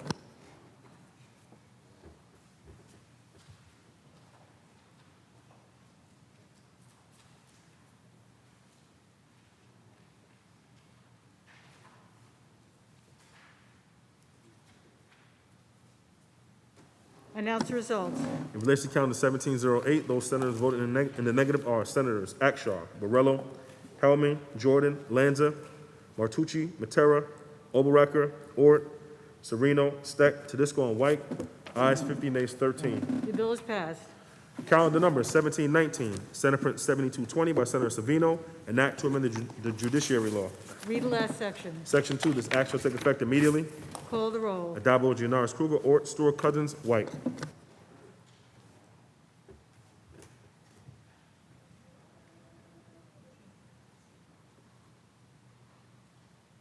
Announce the results. In relation to calendar 1719, those senators voted in the negative are Senators Borrello, Hellman, Oberacker, Ort, Ritchie, and Sereno.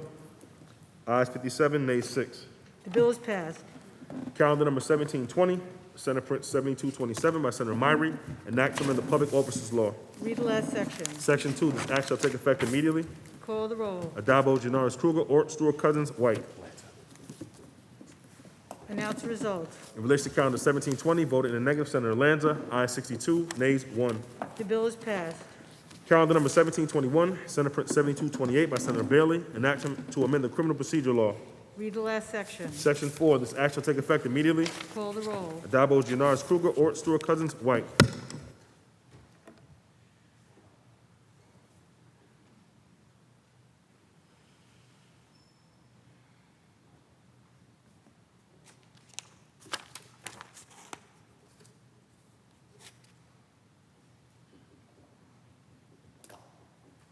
Announce the result. In relation to calendar 1721, those senators voted in the negative are Senators Borrello, Gallivan, Griffo, Jordan, Martucci, Matera, Oberacker, Ort, Rath, Ritchie, Steck, and White. Ayes 51, nays 12. The bill is passed. Calendar number 1722, Senate Print 7230 by Senator Kaplan, an act to amend the tax law. Read the last section. Section 3, this act shall take effect immediately. Call the roll. Adabo, Gianaris, Kruger, Ort, Stewart, Cousins, White. Senator Borrello to explain his vote. Thank you, Madam President. I rise to support this bill today because it will guarantee that the Pandemic Small Business Recovery Grant Program will not be considered income for the purpose of tax. You know, this is a small measure to help our small businesses, but certainly a necessary one. I'm glad to support it. But really, our small businesses could really benefit from a lot of other measures, primarily to finally and completely remove the ridiculous restrictions that our governor still has in place that have ruined our small businesses, particularly in the hospitality industry, where 20% of New York's restaurants have closed and will likely never reopen. And this is primarily and almost exclusively because of the damage that has been done by the tyrannical one-man rule that we have here in Albany. So despite the fact that we have declining rates of infection and rising vaccination rates, we've still given the governor the ability to wield this authority to protect himself politically, and he's doing so quite masterfully. That's why it's critically important that in addition to this measure, we cannot leave here, today being the last day of session, cannot leave here without truly and completely repealing the governor's authority and ending this state of emergency. So I'll be voting aye on this, but I'm still waiting for us to do the right thing and stop this ridiculous one-man rule here in New York State. Thank you. Senator Borrello to be recorded in the affirmative. Announce results. Ayes 63. The bill is passed. Calendar number 1723, Senate Print 7231 by Senator Felder, an act to amend the tax law. Read the last section. Section 2, this act shall take effect immediately. Call the roll. Adabo, Gianaris, Kruger, Ort, Stewart, Cousins, White. Announce the results. Ayes 63. The bill is passed. Calendar number 1724, Senate Print 7232 by Senator Jackson, an act to amend the civil service law. Read the last section. Section 21, this act shall take effect immediately. Call the roll. Adabo, Gianaris, Kruger, Ort, Stewart, Cousins, White. Announce the results. Ayes 63. The bill is passed. Calendar number 1725, Senate Print 7234, Senate Budget Bill, an act to amend Chapter 53 of the laws of 2021. Read the last section. Section 3, this act shall take effect immediately. Call the roll. Adabo, Gianaris, Kruger, Ort, Stewart, Cousins, White.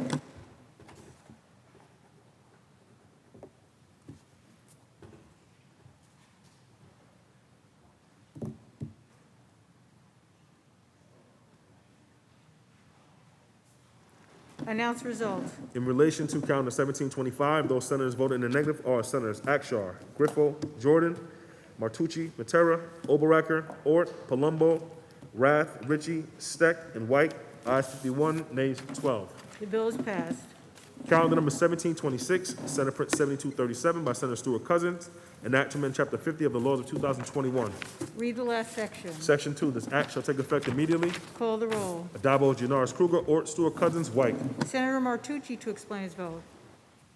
Thank you, Madam President. So I rise in support of this bill, but I also think there's no bill on the agenda today that more clearly shows our need to repeal the governor's emergency powers. We sit here right now in this chamber taking the necessary steps to impeach the governor and encumber the funds necessary to do that, pending the results of countless, at this point almost countless, ongoing investigations. But what's absolutely baffling to me is that every member of the majority seems completely content on allowing the governor to continue his unilateral powers, his absolute death grip on nearly every aspect of the lives of New Yorkers. The governor's almost daily touting record low infection numbers and record high vaccination rates. We're right on the cusp of hitting a 70% vaccination rate, at which time the governor's pledged that he will lift the remaining restrictions on our state. However, what the governor hasn't done is made a single indication that he's willing to give up these expanded powers. What's given him these expanded powers is a declaration of a disaster emergency that was declared more than 15 months ago.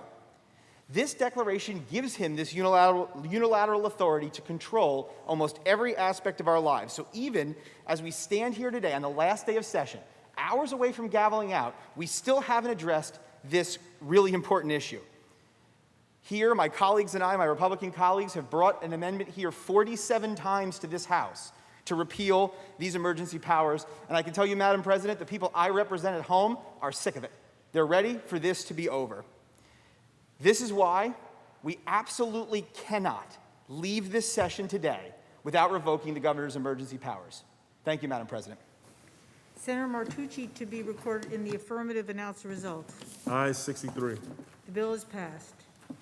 Senator Serrano, that completes the reading of today's calendar.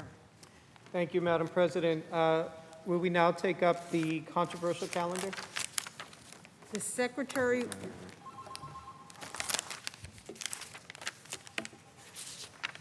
Just say beginning with 1691, calendar 1691. Calendar 1691, Senator Kennedy's bill. The Secretary will ring the bell. The Secretary will read. Calendar number 1691, Assembly number 6247A by Assemblymember People-Stokes, enactment of the banking law. Senator Borrello. I'm in the right one. Yeah, so will the sponsor yield for some questions? Senator Kennedy, do you yield? Thank you, Madam President. I'd be happy to yield to some questions. The Senator yields. Thank you, Madam President. Through you. First of all, nice to see you, Senator Kennedy, fellow Western New Yorker. Always good to see you. I do have some questions on this, and I understand the intent here, but my first question is, if the premise of this Community Revitalization Act is to make sure that the profits off of deposits that came from communities that also benefited those communities, why are we forcing businesses that don't take deposits into that structure? You know, especially when you've got lending institutions that are actually lending into those communities right now, but actually aren't taking deposits and profiting off of those profits, or those deposits, excuse me. Thank you for that question. Through you, Madam President, I want to thank my colleague for the question because it gives us an opportunity to talk about this important bill on an issue that has ramifications statewide and nationally, and quite frankly, is an extraordinarily necessary bill given the issues we've seen on the ground in Buffalo, in New York, and across the nation as it pertains to housing discrimination, which is not a new issue. It's an age-old issue. It's a historic issue here in the United States that has manifested and raised its ugly head to show itself in the community that not only that I represent and that I live in, but that I love. And what we've seen from data presented to us from the Department of Financial Services is unfortunate, sad, and needs to change. And that is that the redlining problem from decades ago that started very clearly in the 1930s when the federal government got involved with supportive housing across the nation and resulted in the Community Reinvestment Act at the federal level and ultimately here in New York State in 1978, has done a remarkable job at shifting the numbers for those depository lenders that provide loans for mortgages in our community in Buffalo and across New York State. But the non-depository lenders haven't done so well. And so what this bill does is it levels the playing field between non-depository lenders and depository lenders, banks, to ensure that there is transparency in the marketplace and that there are consumer protections and that the discrimination that we have seen in the unfortunate data that has been provided by DFS can be negated and bettered in the community that we are trying to serve. Thank you. Madam President, will the sponsor continue to yield? Senator Kennedy, do you yield? Yes, I will. The senator yields. So we talked about this. Many of my concerns when it comes to, and being on the ranker on the Banks Committee, is the fact that we often target certain institutions in New York State that now put them on an unlevel playing field with other institutions. And particularly you're talking about non-depository lending institutions that many of them could be outside of New York State. I'm concerned about reducing the number of choices. So I guess, are we certain that this burden that we're putting on those institutions that don't have the ability to take deposits and get a profit from those deposits to fund this, are we really certain this is going to actually fix the redlining situation by doing this? Through you, Madam President, again, I appreciate my colleague's interest in this issue and his question and his concern for the community that I represent and the unfortunate discrimination practices that have happened over the decades in particularly communities of color and poorer communities that have been redlined, the illegal practice of cutting communities out based on those demographics. And this bill, when I say levels the playing field, it creates transparency in the marketplace for non-depository lenders for mortgages to the same level as banks, depository lenders, have to provide to the Department of Financial Services.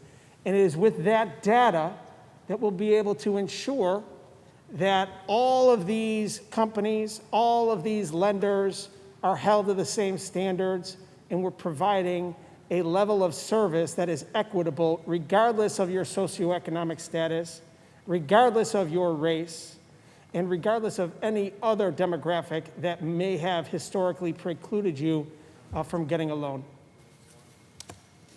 Thank you. Madam President, will the sponsor continue to yield? Do you continue Yes. to yield? The senator yields. Yes.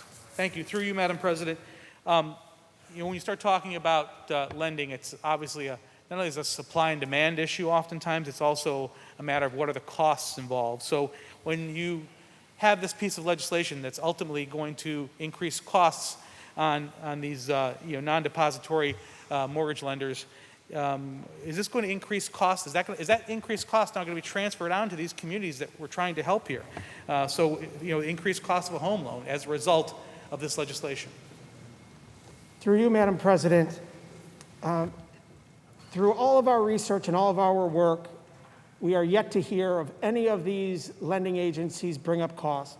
Now, while my colleague brings up cost, none of the agencies that he is representing here today talk about cost. That being said, if in fact there happens to be a minuscule cost to DFS due to the fact that their documentation has to be transparent for non-depository lenders, equitable to depository lenders and banks, then most importantly, the community will be better served for whatever minuscule cost it will be necessary for that bureaucratic process to take place.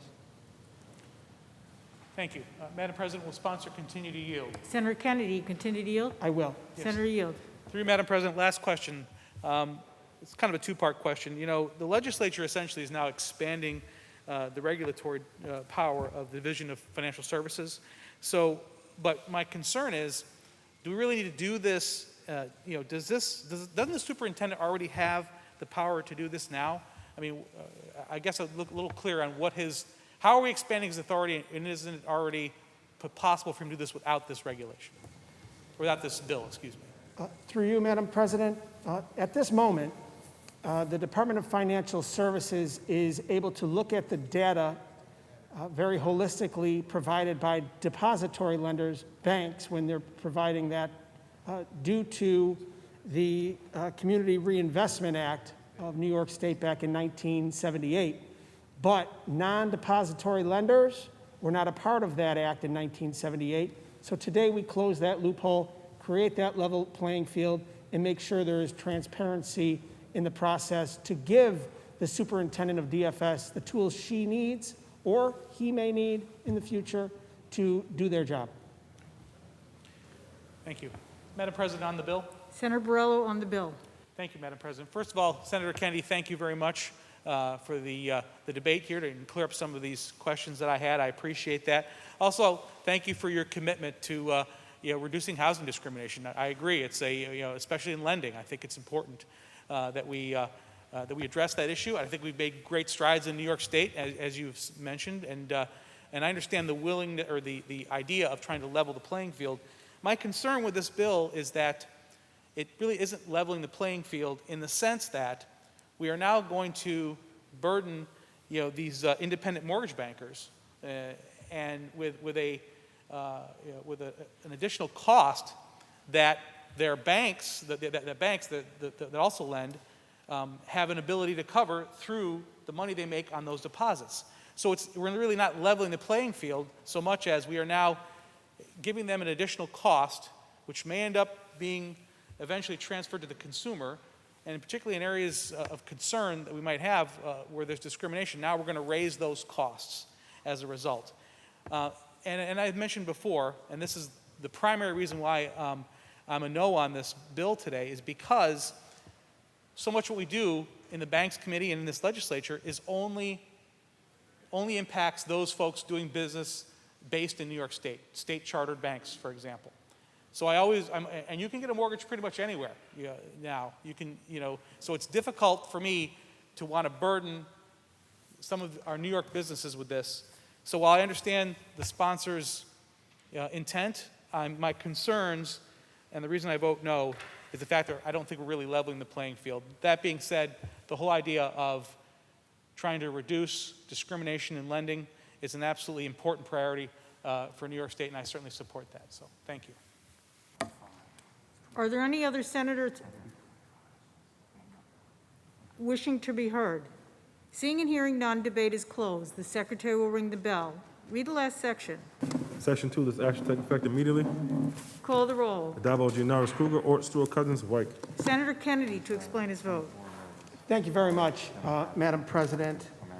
And I appreciate the questions from my colleague, and I would ask that my colleagues on both sides of the aisle support this in unanimous fashion, because I believe that this is the type of bill that really tells who we are as a state and where our values lie. And if you look at the underlying issue that we are dealing with here today, the remnants of housing discrimination on a national level, but also particularly here in New York State and in the Buffalo area, the metro area that I represent and live in, we have a lot of work to do. We are digging ourselves out of the remnants of a racist, segregated society.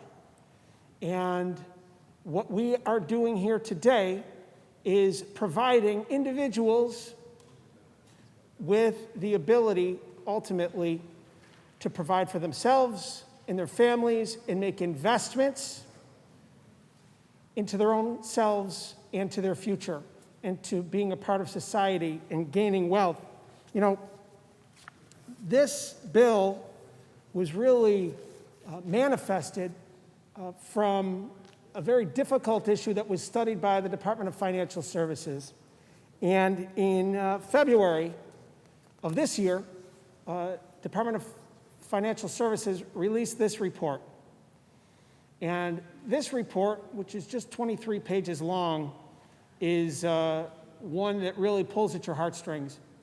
It talks about where we've come from nationally and again here in the state, but particularly in Buffalo. It talks about redlining in the 20th century in the 1930s. It talks about how the federal government came around and then New York State helped to lead. It talks about the issues that are still left over, the remnants of redlining that exist today.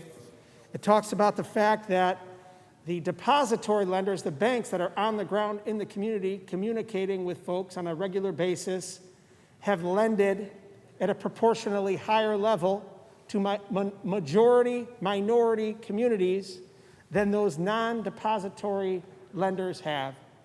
And there's a reason for that. And it articulates it very clearly in this report. And what it says is a main reason why the non-depository lenders aren't lending in majority minority communities to the level that depository lenders, banks are, is because they don't have the community engagement and outreach and marketing and, quite frankly, apparently, historically, the desire to engage in majority minority communities, black and brown communities, poorer communities, communities that in the past those same lenders have been told it's hazardous to do business in those communities, which is illegal and wrong. And so the Department of Financial Services very clearly said that this simple piece of legislation that we're discussing here and ultimately passing today will help to resolve this age-old discriminatory process. This is clearly a major step in the right direction, and it's not unprecedented.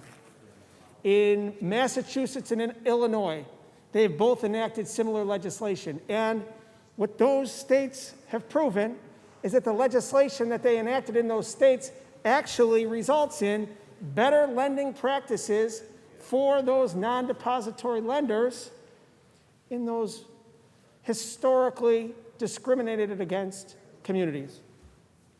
And so it also shows that this bill will work here in New York because of that. It is a data-driven analysis that will also allow for businesses not only to lend at a better rate in majority minority communities, but give them better business. The results prove that those companies that are doing business in these communities have bettered themselves economically. It's good for business. It's good for the community. And again, it helps to resolve an age-old, disgusting problem of redlining, not only that is rearing its ugly head in Buffalo, but also all across New York State in very similar communities. So with that, Madam President, I want to thank Majority Leader Andrea Stewart-Cousins for bringing this important bill to the floor here today. I want to thank my colleague in the Assembly, Majority Leader Crystal Peoples-Stokes, for carrying and passing this legislation through the Assembly, and we look forward to this getting to the governor's desk for his signature and righting an age-old historic wrong in Buffalo and in New York State. Thank you, Madam President. I vote aye. Senator Kennedy to be recorded in the affirmative. Announce the result. In relation to Calendar 1691, those senators voted in the negative are Senators Akshar, Borrello, Boyle, Gallivan, Griffo, Helming, Jordan, Lanza, Martucci, Matera, Oberacker, Ort, Palumbo, Rath, Ritchie, Sereno, Steck, Tedisco, and White. Ayes 44, nays 19. The bill is passed. Senator Gianaris. Let's move on to Calendar 1684, please. The Secretary will read. Calendar number 1684, Senate Print 4306B by Senator Gianaris, enactment of the election law. Oh, Senator Rath. Thank you, Madam President. Will the sponsor yield for some questions? Senator Gianaris, do you yield? Definitely. Thank you. This legislation would substantially alter the siting of early voting locations throughout New York State. My first question is this. Can the sponsor elaborate on why the threshold for an early voting site was reduced from 1 per 50,000 votes to 1 per 30,000 voters for those counties with less than 50,000 or 500,000 registered voters? Yes, the answer is because we saw in our first attempt at early voting last year that the demand was high and the lines were long. And so we thought that adding additional sites would help alleviate that, and as the title of the bill says, it would make voting easy. Madam President, would the sponsor continue to yield? Senator Gianaris, yield? Yes. The senator yields. Do you know, based on this legislation, how many additional sites will be required because of this mandate in New York State? I do. I guess let me ask the question back to Senator Rath, just so I can clarify. Are you asking what the increase is over the minimum required by law or over what was actually implemented last year? Because some counties did in excess of what was required. Can you repeat that question again? Yeah. There was a minimum amount of sites required throughout the state by law. Many counties provided more sites than they were required as a minimum. And so I can give you the answer any which way, but are you asking me how much more than is currently required will be required, or how much more than were actually in place will be required? How many more that were actually in place that will not be required? Okay, so actually, there were actually 281 sites throughout the state in place, and the minimum required under this proposed law would be 349, so it would add 68 sites. Thank you. Madam President, will the sponsor continue to yield? Senator Gianaris, continue to yield? Yes. The senator yields. Is the sponsor confident that funding will be made available for these additional sites in the coming fiscal year? Yes. Thank you. Madam President, will the sponsor continue to yield? Do you continue to yield, Senator Yes. Gianaris? The senator yields. Can the sponsor please elaborate on why the designated site for an early location is changed from the largest municipality to now the largest city? That was in response to specific concerns from some localities throughout the state where people in the largest cities, in particular counties, did not have any sites made available to them. Madam President, will the sponsor continue to yield? Senator Gianaris, do you continue to yield? Yes. Senator yield. I believe you may have started to answer this next question. Is there a definition for a large city? Senator Rath, Yes, I said, I think you may have started to answer this next question, which is there a definition for a large city? Is there a definition for a large city? Well, we know what the cities are in the state, and the largest one is the one with the most population. There are small cities and there are large cities. Is it geographic? Is it registered population?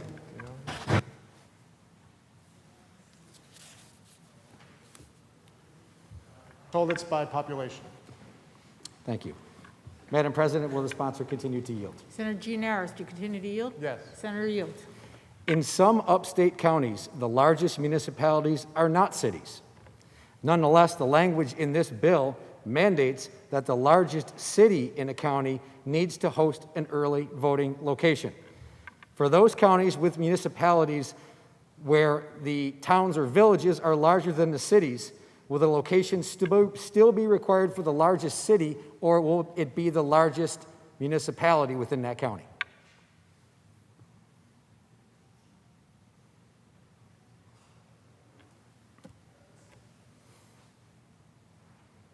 Senator Rath, the bill says that the largest city in a county will host a site. Of course, there's nothing stopping the Board of Elections from adding sites in other locations. And then in locations where there is no city in a county, the largest municipality would be required to host a site. Madam President, will the sponsor continue to yield? Do you continue to yield, Senator Gianaris? Yes. Senator yields. For example, in the question I just asked, in Herkimer County, the city of Little Falls is the 4th largest municipality within Herkimer County, significantly smaller than many towns and villages within Herkimer County. Would you consider amending this piece of legislation to clarify this? Certainly. I mean, we're going to pass this bill as it is, but if you're interested in subsequent legislation to add even more sites throughout the state, I'm all in favor of that. Perhaps clarification, not sure about more sites, but clarification. I'm sorry, Senator. Would the sponsor continue to yield? Do you continue to yield? Yes. Senator yields. My comment and question is perhaps clarification in the amendment is what I'd be considering. Madam President, will the sponsor continue to yield? Senator Gianaris, do you continue to yield? Yes. Senator yield. Lastly, can the sponsor please indicate whether or not stakeholders such as the New York State Elections Commissioners Association or Board of Elections Commissioners from any number of small counties were ever consulted in this legislation?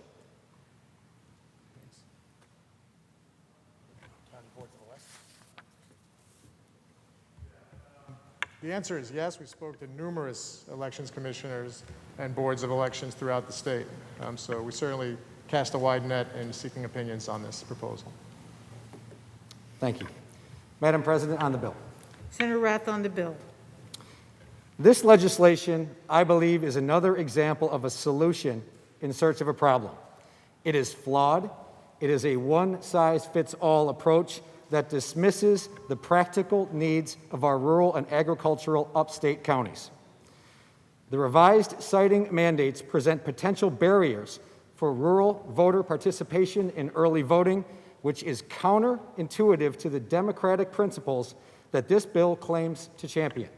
In fact, I have been made aware that in some counties, the proposed changes would create a 3-hour round trip for residents to participate in early voting.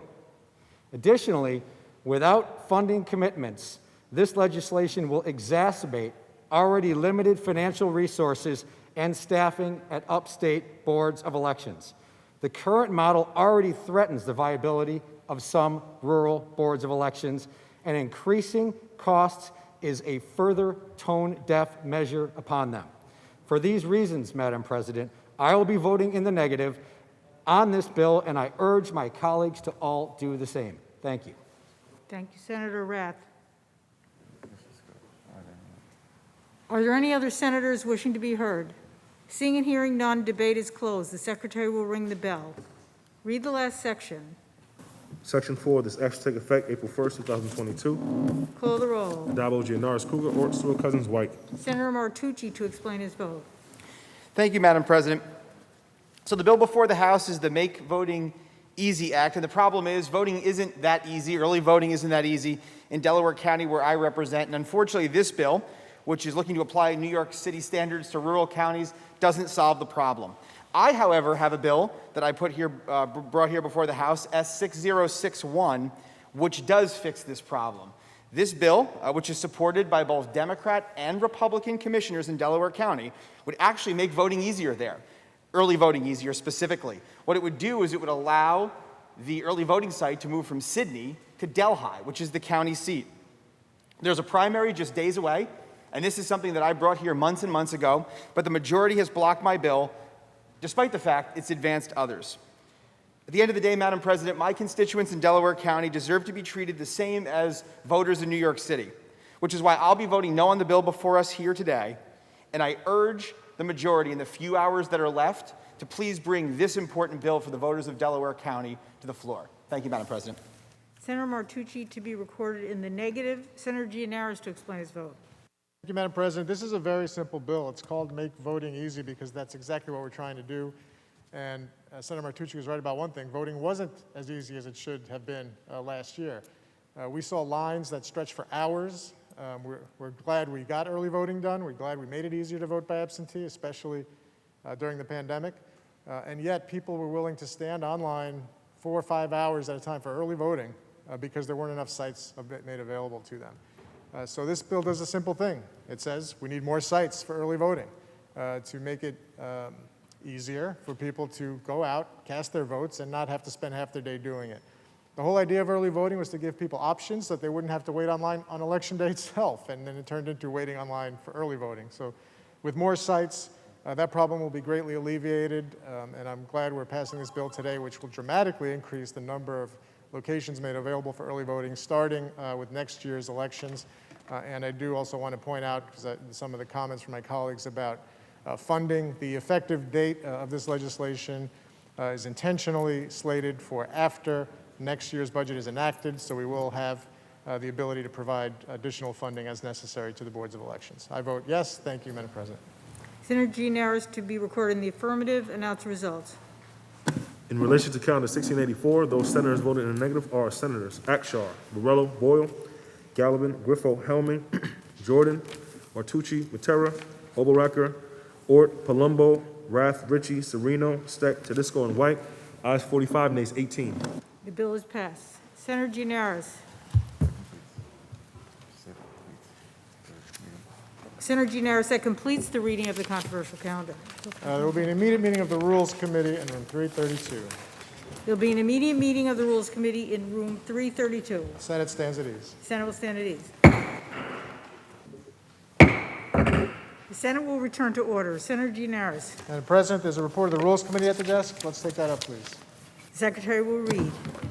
Senator Stuart Cousins from the Committee on Rules reports the following bills. Senate Print 661 by Senator Sanders, an act to amend the Workers' Compensation Law. Senate Print 922A by Senator May, an act to amend the Highway Law. Senate Print 1411A by Senator Rivera, an act to amend the Social Services Law. Senate Print 2288 by Senator Jordan, an act to amend the Public Officers Law. Senate Print 2801A by Senator Bailey, an act to amend the Correction Law and the Executive Law. Senate Print 3280B by Senator Cooney, an act in relation to enacting the Rochester Housing Court Act, pardon me. Senate Print 3926 by Senator Kennedy, an act to amend the Tax Law. Senate Print 4106B by Senator Breslin, an act to amend the Public Authorities Law. Senate Print 4186A by Senator Comrie, an act directing the Public Service Commission to study the feasibility and the cost of burying all or most of the electrical, telephone, and internet transmission lines in New York State. Senate Print 4823 by Senator Comrie, an act to amend the Public Service Law. Senate Print 4824A by Senator Comrie, an act to amend the Public Service Law. Senate Print 4868 by Senator Kennedy, an act to amend the Public Authorities Law. Senate Print 5105C by Senator Lieu, an act to amend the General Obligations Law. Senate Print 5486A by Senator Kennedy, an act to amend the Vehicle and Traffic Law and the Transportation Law. Senate Print 5882A by Senator Prasad, an act to amend the Real Property Tax Law. Senate Print 5979 by Senator Skoufis, an act to amend the Alcoholic Beverage Control Law. Senate Print 6092 by Senator Gurnardez, an act to amend the Retirement and Social Security Law. Senate Print 6375 by Senator Savino, an act in relation to directing the Commissioner of Health to conduct a study on the delivery of ambulatory and other medical care. Senate Print 6452 by Senator Reichman Melnick, an act to amend the Vehicle and Traffic Law. Senate Print 6550A by Senator Gallivan, an act to amend the Highway Law. Senate Print 6634 by Senator Boyle, an act in relation to permitting Brentwood Fire District to file an application for a retroactive real property tax exemption. Senate Print 6653A by Senator Mannion, an act to amend the Real Property Tax Law. Senate Print 6655A by Senator Brisport, an act to amend the Social Services Law. Senate Print 6656A by Senator Sanders, an act to amend the Civil Practice Law and Rules. Senate Print 6729 by Senator Boyle, an act authorizing the Good Samaritan Hospital Medical Center to file an application for exemption from real property taxes. Senate Print 6950 by Senator Salazar, an act to amend the Multiple Dwelling Law. Senate Print 6995A by Senator Comrie, an act to amend the Public Authorities Law. Senate Print 7024 by Senator Mannion, an act in relation to the provision of records upon the receipt of a complaint of an incident of abuse or neglect of an individual with a disability. Senate Print 7052 by Senator Gurnardez, an act to amend the Civil Practice Law and Rules. Senate Print 7079 by Senator Kavanaugh, an act to amend the Private Housing Finance Law. Senate Print 7093 by Senator Holman, an act to amend the Civil Practice Law and Rules. Senate Print 7137 by Senator Gianaris, an act to amend the Public Health Law. Senate Print 7153 by Senator Kruger, an act to amend the Social Services Law and the Abandoned Property Law. Senate Print 7180 by Senator Savino, an act to amend the Penal Law. Senate Print 7182 by Senator Palumbo, an act authorizing the County of Suffolk to alienate and discontinue the use of certain parklands. Senate Print 7192 by Senator Harcum, an act providing that a student enrolled in an individualized education plan during certain school years may continue to receive educational services. Senate Print 7236 by Senator Stuart Cousins, an act to amend the Public Authorities Law. All bills report direct to third reading. To accept the report of the Rules Committee? All those in favor of accepting the report of the Rules Committee signify by saying aye. Opposed, nay. The Rules Committee report is accepted. Senator Gianaris. Please take up the supplemental calendar.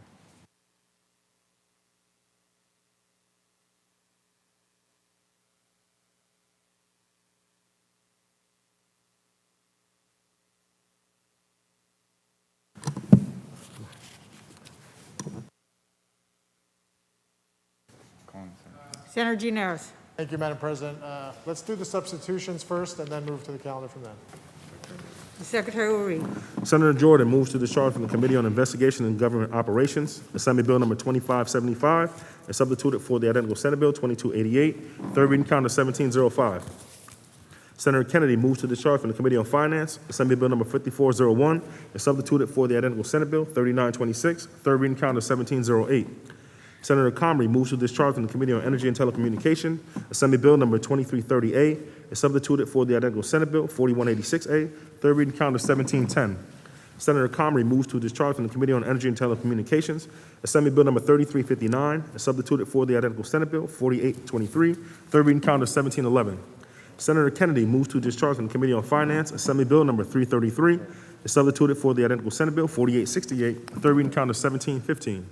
Senator Kennedy moves to discharge from the Committee on Rules Assembly Bill number 6295A is substituted for the identical Senate Bill 5486A, third reading count of 1715.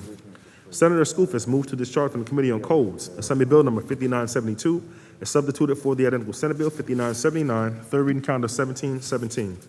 Senator Gurnardes moves to discharge from the Committee on Rules Assembly Bill number 4392 is substituted for the identical Senate Bill 6092, third reading count of 1718. Senator Savino moves to discharge from the Committee on Rules Assembly Bill number 5713 is substituted for the identical Senate Bill 6375, third reading count of 1719. Senator Reichlin Melnick moves to discharge from the Committee on Transportation Assembly Bill number 3920 is substituted for the identical Senate Bill 6452, third reading count of 1720.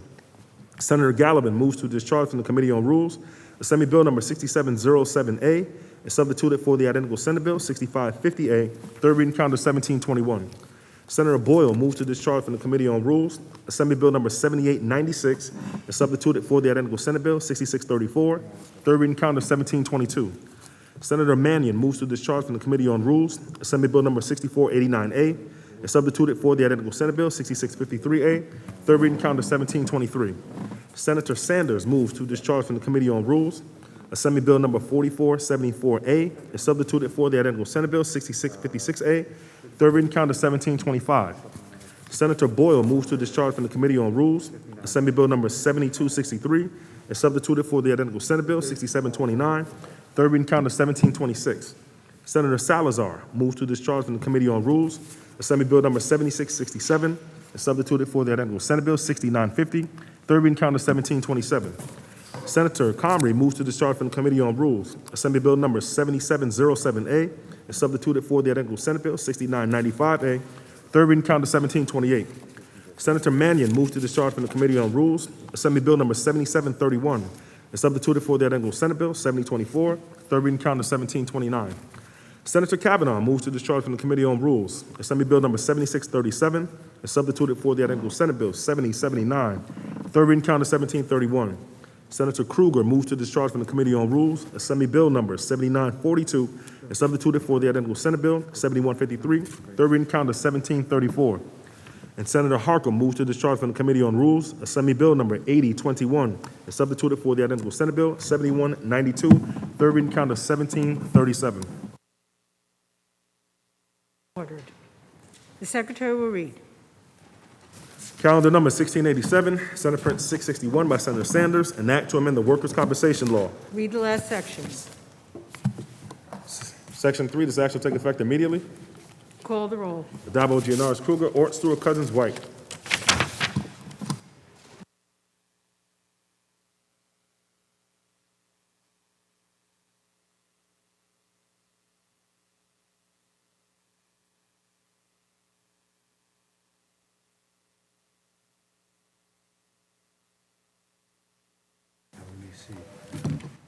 Announce the result. In relation to calendar 1687, those senators voted in the negative are Senators Akshar, Borrello, Boyle, Gallivan, Helming, Jordan, Martucci, Matera, Oberacker, Ort, Rath, and Steck. Ayes 51, nays 12. The bill is passed. Calendar number 1703, Senate Print 922A by Senator May, an act to amend the highway law. Read the last section. Section 12, this act shall take effect on the 1st of April. Call the roll. Addabbo, Gianaris, Krueger, Ort, Stewart, Cousins, White. Senator May to explain her vote. Thank you, Madam President. This is the SIGH Act, S-I-G-H, Schools Impacted by Gross Highways. All across the state, children are attending schools in close proximity to major roadways. We know that such exposure to air pollution and noise pollution is harmful to children's health and to their ability to learn. It drives up asthma rates. It affects brain development. It makes it harder for kids to concentrate. It even makes it hard for them to hear their teachers. Most of these schools are in Black and brown communities, so this is an environmental justice issue. All of our children deserve to attend healthy schools, schools that are designed to help them succeed, not to place barriers on their physical development and educational attainment.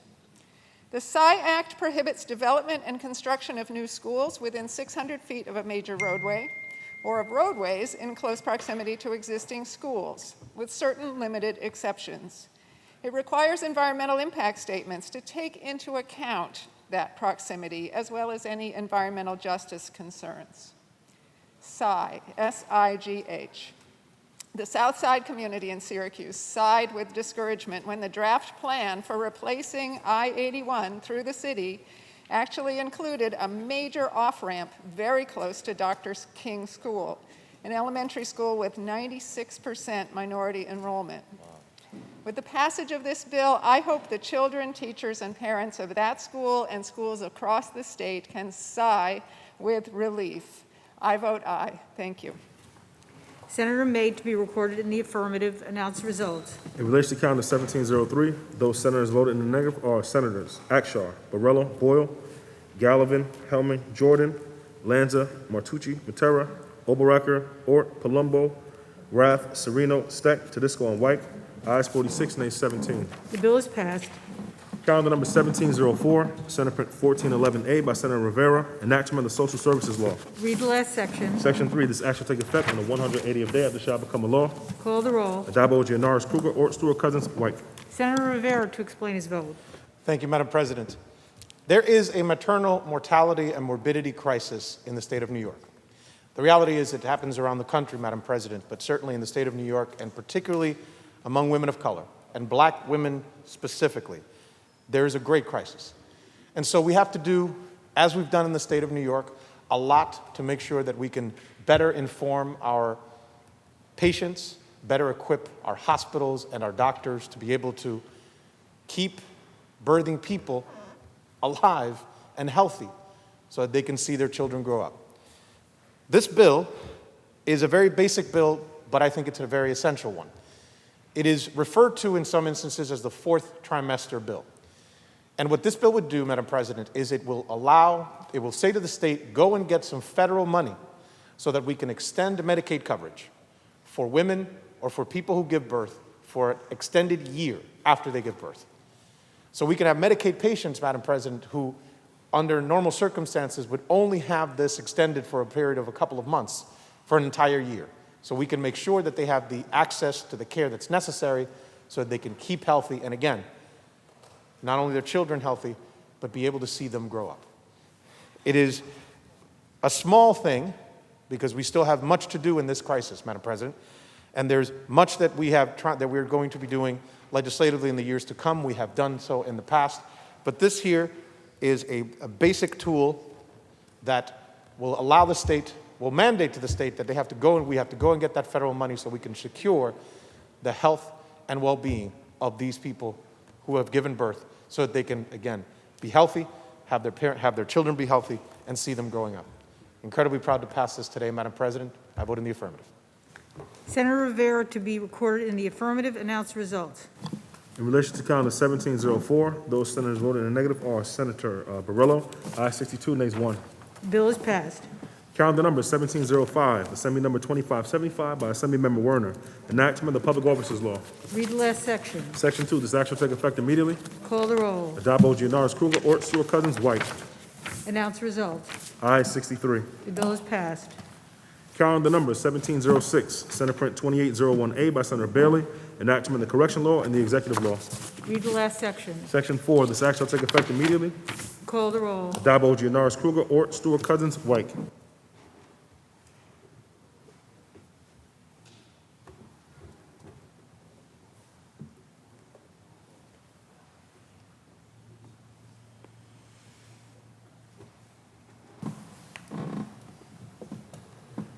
Announce the results. In relation to calendar 1706, those senators voted in the negative are Senators Akshar, Borrello, Boyle, Hellman, Jordan, Lanza, Oberacker, Ort, Palumbo, Rath, Ritchie, Sereno, Steck, Tedisco, and White.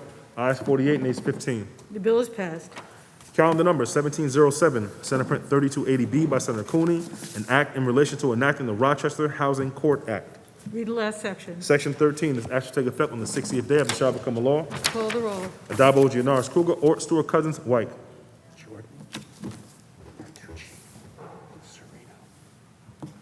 Announce the results. In relation to calendar 1707, those senators voted in the negative are Senators Jordan, Martucci, and Serino. Ayes 60, nays 3.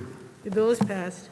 Calendar number 1708, Assembly number 5401 by Assemblymember McDonald, an act to amend the tax law. Read the last section. Section 2, this act shall take effect immediately. Call the roll. Adabo, Gianaris, Kruger, Ort, Stewart, Cousins, White. Announce the results. Ayes 63. The bill is passed.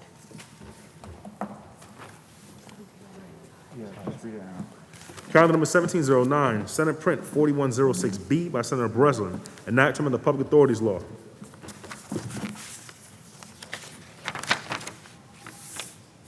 has to lay it aside temporarily. We can only lay it aside today.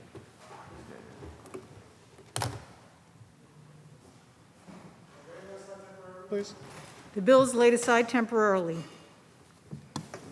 Calendar number 1710, Assembly number 2330A by Assemblymember Jacobson, an act directing the Public Service Commission to study the feasibility and the cost of burying all or most of the electrical, telephone, and internet transmission lines in New York State. Read the last section. Section 2, this act shall take effect immediately. Call the roll. Adabo, Gianaris, Kruger, Ort, Stewart, Cousins, White. Pass it, and then we'll settle it.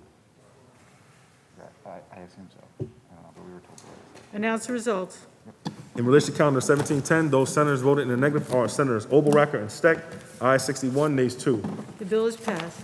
Calendar number 1711, Assembly number 3359 by Assemblymember Paulin, enactment of the Public Service Law. Read the last section. Section 2, this act shall take effect on the 30th day after it shall become a law. Call the roll. Adabo, Gianaris, Kruger, Ort, Stewart, Cousins, White. Announce the results. In relation to calendar 1711, voted in the negative, Senator Borrello. Ayes 62, nays 1. The bill is passed.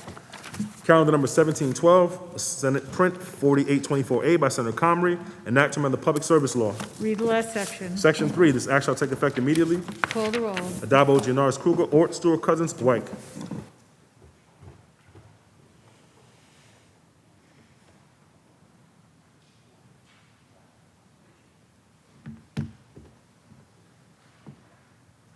Announce the results. In relation to calendar 1712, those senators voted in the negative are Senators Akshar, Borrello, Boyle, Jordan, Lanza, Obelracker, Ort, Rath, Ritchie, Serino, Steck, Tedisco, and White. Ayes 50, nays 13. The bill is passed. Calendar number 1713, Assembly number 333 by Assemblymember Rosenthal, enactment of the Public Authorities Law. Read the last section. Section 2, this act shall take effect immediately. Call the roll. Adabo, Gianaris, Kruger, Ort, Stewart, Cousins, White. Announce the results. Ayes 63. The bill is passed. Calendar number 1714, Senate Print 5105C by Senator Liu, enactment of the General Obligations Law. Read the last section. Section 7, this act shall take effect immediately. Call the roll. Adabo, Gianaris, Kruger, Ort, Stewart, Cousins, White. Announce the results. Ayes 63. The bill is passed. Calendar number 1715, Assembly number 6295A by Assemblymember Lupardo, enactment of the Vehicle and Traffic Law. Read the last section. Section 6, this act shall take effect on the 180th day after it shall become a law. Call the roll. Adabo, Gianaris, Kruger, Ort, Stewart, Cousins, White. Announce the results. Ayes 63. The bill is passed. Calendar number 1716, Senate Print 5882A by Senator Prasad, enactment of the Real Property Tax Law. Read the last section. Section 3, this act shall take effect immediately. Call the roll. Adabo, Gianaris, Kruger, Ort, Stewart, Cousins, White. Announce the results. Ayes 63. The bill is passed. Calendar number 1717, Assembly number 5972 by Assemblymember Bronson, enactment of the Alcoholic Beverage Control Law. Read the last section. Section 3, this act shall take effect on the 45th day after it shall become a law. Call the roll. Adabo, Gianaris, Kruger, Ort, Stewart, Cousins, White. Announce the results. Ayes 63. The bill is passed. Calendar number 1718, Assembly number 4392 by Assemblymember Abate, enactment of the Retirement and Social Security Law. Read the last section. Section 2, this act shall take effect immediately. Call the roll. Adabo, Gianaris, Kruger, Ort, Stewart, Cousins, White. Announce the results. Ayes 63. The bill is passed. Calendar number 1719, Assembly Number 5713 by Assemblymember Fall, an act in relation to directing the Commissioner of Health to conduct a study of the delivery of ambulatory and other medical care in response to the COVID-19 pandemic. Read the last section. Section 2, this act shall take effect immediately. Call the roll. Addabbo, Gianaris Kruger, Ort, Stewart Cousins, White. Senator O'Mara to explain his vote. Thank you, Madam President. I rise to reluctantly support this bill. While I believe we should be conducting studies and investigations of how medical care was provided throughout the COVID pandemic and how we can improve upon that for situations in the future, this falls far short of what we should be doing in this chamber. We should be fully investigating the actions of the executive throughout the pandemic, including the nursing home cover-up, including terminating the governor's executive powers, that this is our last day of session, and it is still apparent that the majority of this body refuses to take action to terminate the governor's executive powers that were unilaterally extended a few months ago. They would have expired by now, yet the governor still is issuing edicts, still complicating the process and confusing New Yorkers. Just last weekend, with the back and forth, ping pong style, 11th hour decrees regarding masks in schools and summer camps, it's chaotic. This legislature needs to get back engaged in the oversight of government and to actually exercising our oversight powers through the Senate Investigations and Government Operations Committee. We should be looking into the nursing home order, the nursing home numbers cover-up, the book deal that Governor Cuomo lined his pockets with $5.1 million that he wrote during a pandemic when he didn't have the time to respond to legislative inquiries during that period. Yes, there's other investigations. That does not preclude us from conducting investigations and passing legislation like this. But we should be doing this study called for in this bill ourselves through the Investigations Committee. This is another study. We're directing the Commissioner of Health to review his own practices. We've been through that before on the nursing home order, and we saw where that led us, to cover up, to deceit, to misrepresentation of this legislative body, yet we're doing nothing in the legislature. The majorities are doing nothing in the legislature. We have moved over 50 times to terminate the governor's executive powers with unanimous support of the Republican side and unanimous opposition those 50 times by the Democrat side of this House. And yet we're going to leave here today, last day of session, and keep the governor's executive powers, emergency powers, in place indefinitely until he decides to end them. We need to end them, and we should be doing it today before we leave. Thank you, Madam President. Senator O'Mara to be recorded in the affirmative. Announce results. Ayes 63. The bill is passed. Calendar number 1720, Assembly number 3920 by Assemblymember Dinowitz, an act to amend the Vehicle and Traffic Law. Read the last section. Section 3, this act shall take effect on the 180th day after it shall become a law. Call the roll. Addabbo, Gianaris Kruger, Ort, Stewart Cousins, White. Announce the results. Ayes 63. The bill is passed. Calendar number 1721, Assembly number 6707A by Assemblymember DiPietro, an act to amend the Highway Law. Read the last section. Section 2, this act shall take effect immediately. Call the roll. Addabbo, Gianaris Kruger, Ort, Stewart Cousins, White. Announce the results. Ayes 63. The bill is passed. Calendar number 1722, Assembly number 7896 by Assemblymember Brown, an act in relation to permitting Brentwood Fire District to file an application for a retroactive real property tax exemption. Read the last section. Section 2, this act shall take effect immediately. Call the roll. Addabbo, Gianaris Kruger, Ort, Stewart Cousins, White. Announce the results. In relation to calendar 1722, voted in the negative, Senator Akshar, ayes 62, nays 1. The bill is passed. Calendar number 1723, Assembly number 6489A by Assemblymember Sturpey, an act to amend the real property tax law. Read the last section. Section 2, this act shall take effect immediately. Call the roll. Addabbo, Gianaris Kruger, Ort, Stewart Cousins, White. Announce the result. In relation to calendar 1723, voted in the negative are Senators Jordan and Ort. Ayes 61, nays 2. The bill is passed. Calendar number 1724, Senate Print 6655A by Senator Brisport, enactment of the Social Services Law. Read the last section. Section 2, this act shall take effect immediately. Call the roll. Adabo, Gianaris Kruger, Ort, Stewart Cousins, White.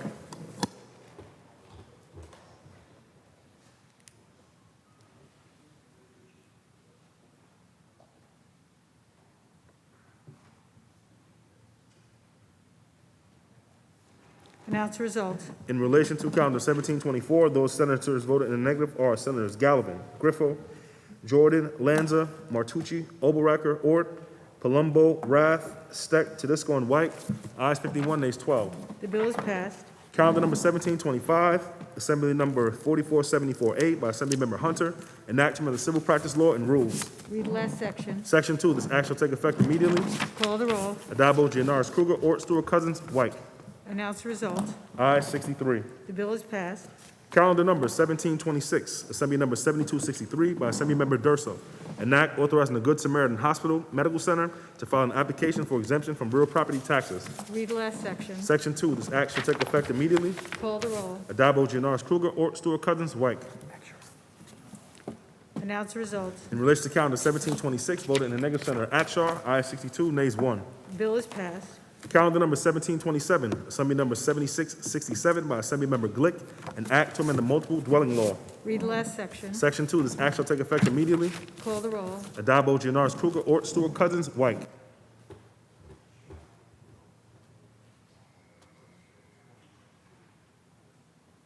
Is it this one?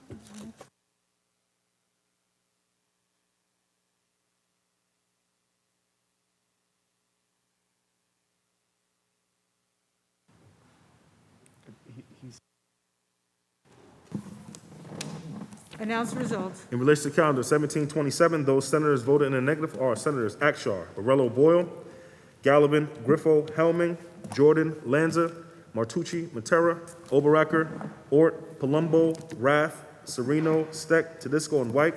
Ayes 45, nays 18. The bill is passed. Calendar number 1728, Assembly number 7707A by Assemblymember Paulin, enactment of the Public Authorities Law. Read the last section. Section 2, this act shall take effect immediately. Call the roll. Adabo, Gianaris Kruger, Ort, Stewart Cousins, White. Senator Steck to explain his vote. Thank you, Madam President. I rise in support of this bill on our last day of scheduled session here in Albany, here in June. I'm honored. This is my first session to be part of our chamber, serving the Capitol on behalf of my constituents in the North Country. This Capitol has been closed to all my constituents. They've been unable to visit. They've been unable to come here and advocate in person, unable to come and enjoy the splendor of their Capitol that they pay for. And even as we're slowly moving back towards normalcy and a full economic reopening, the governors continue to keep our Capitol on lockdown. There's chain link fence everywhere. We're all in here behind locked doors and security, and the public is not allowed to come visit the Capitol and advocate and tell us how to spend $212 billion budget. But people can visit crowded arenas. We can shop at the malls. We can go everywhere, but they can't come to visit the state capitol. They're lawmakers that are deciding how to spend their tax dollars and what we're doing with their public safety. What's resulted in that is contributed to what's been undoubtedly the least transparent and least accountable state budget process and legislative sessions in the history of our state. The closure of the Capitol is bad government. It's bad for the people of New York. It's certainly very convenient for the governor, who continues to dodge the press and try his best to pretend that everything is business as normal, even as he faces multiple investigations and scandals. The Capitol should be reopened, but unfortunately, you've all allowed just one man the control to make those decisions. And that is why we absolutely cannot end the session without revoking the governor's emergency powers. Thank you. Senator Steck to be recorded in the affirmative. Announce the result. Ayes 63. The bill is passed. Calendar number 1729, Assembly number 7731 by Assemblymember Gunther, an act in relation to the provision of records upon the receipt of a complaint of an incident of abuse or neglect of an individual with a disability. Read the last section. Section 2, this act shall take effect immediately. Call the roll. Adabo, Gianaris Kruger, Ort, Stewart Cousins, White. Senator Palumbo to explain his vote. Thank you, Madam President. I rise in support of this bill. It protects some of the most vulnerable members, people with disabilities in our communities. And it's important, obviously, to protect those individuals. I think it's also important to protect victims of sexual harassment. As I stand here today, we have not one, not two, not three, 10 credible allegations against this governor of sexual harassment and assault. And yet, he still has emergency powers. He still rules however he sees fit. He sets an edict saying, well, we don't need to wear masks in schools based upon quote-unquote data, and then now we have to wear them again because he said so. Those allegations and investigations and everything that's circling around that man, unfortunately, has affected his ability to govern. We need to get back to business as a co-equal branch of government. We sit here with nothing even emergent regarding COVID, I would say, or exigent. Emergency powers are needed for just that, an emergency. But we don't have anything that's emergent, thank God, right now. Record numbers of vaccinations, record low numbers of positive cases. It's time to get back to work, my friends. We need to act now. This is our last day of session. I know we've heard this several times today, but we've done this over 50 times. And unfortunately, it's been ignored by the majorities in both houses. Let's get back to business. Let's do what we've been elected to do, and that's govern as a co-equal branch in the state of New York. Thank you, Madam President. Senator Palumbo to be reported in the affirmative. Announce the results. Ayes 63. The bill is passed. Calendar number 1730, Senate Print 7052 by Senator Granades, an act to amend the civil practice law and rules. Read the last section. Section 4, this act shall take effect immediately. Call the roll. Adabo, Gianaris, Kruger, Ort, Stewart, Cousins, White. 6, 8. Any other explanations? None that I see. And I see Pete's here. And RJ has something. Announce the results. In relation to calendar 1730, those senators voted in the negative are Senators Akshar, Borrello, Gallivan, Helming, Jordan, Steck, and Tedisco. Ayes 56, nays 7. The bill is passed. Calendar number 1731, Assembly number 7637 by Assemblymember Simberwitz, an act to amend the private housing finance law. Read the last section. Section 2, this act shall take effect January 1st, 2022. Call the roll. Adabo, Gianaris, Kruger, Ort, Stewart, Cousins, White.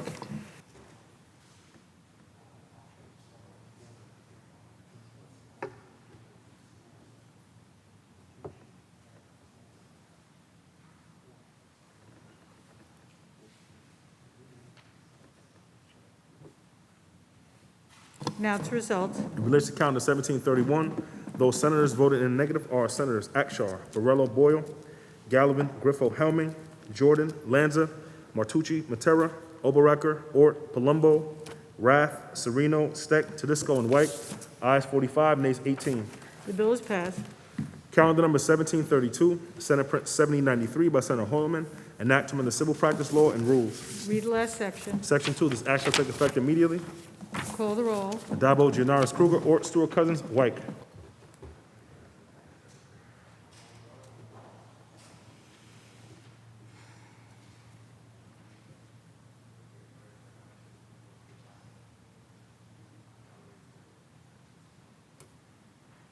Announce the results. In relation to calendar 1732, those senators voted in the negative are Senators Akshar, Borrello, Boyle, Gallivan, Griffo, Helming, Jordan, Lanza, Oberacker, Ort, Rath, Sereno, Steck, Tedisco, and White. Also, Senator O'Mara. Ayes 47, nays 16. The bill is passed. Calendar number 1733, Senate Print 7137 by Senator Gianaris, an act to amend the public health law. Read the last section. Section 2, this act shall take effect immediately. Call the roll. Adabo, Gianaris, Kruger, Ort, Stewart, Cousins, White. Announce the results. Ayes 63. The bill is passed. Calendar number 1734, Assembly number 7942 by Assemblymember Weinstein, an act to amend the social services law. Read the last section. Section 2, this act shall take effect immediately. Call the roll. Adabo, Gianaris, Kruger, Ort, Stewart, Cousins, White. Announce the results. In relation to calendar 1734, voted in the negative, Senator Oberacker. Ayes 62, nays 1. The bill is passed. Calendar number 1735, Senate Print 7180 by Senator Savino, an act to amend the penal law. Read the last section. Section 3, this act shall take effect on the 180th day after it shall become a law. Call the roll. Adabo, Gianaris Kruger, Ort, Stewart Cousins, White. Announce results. Ayes 63. The bill is passed. Calendar number 1736, Senate Print 7182 by Senator Palumbo, an act authorizing the County of Suffolk to alienate and discontinue the use of certain parklands. There's a home rule message at the desk. Read the last section. Section 8, this act shall take effect immediately. Call the roll. Adabo, Gianaris Kruger, Ort, Stewart Cousins, White. Announce the results. Ayes 63. The bill is passed.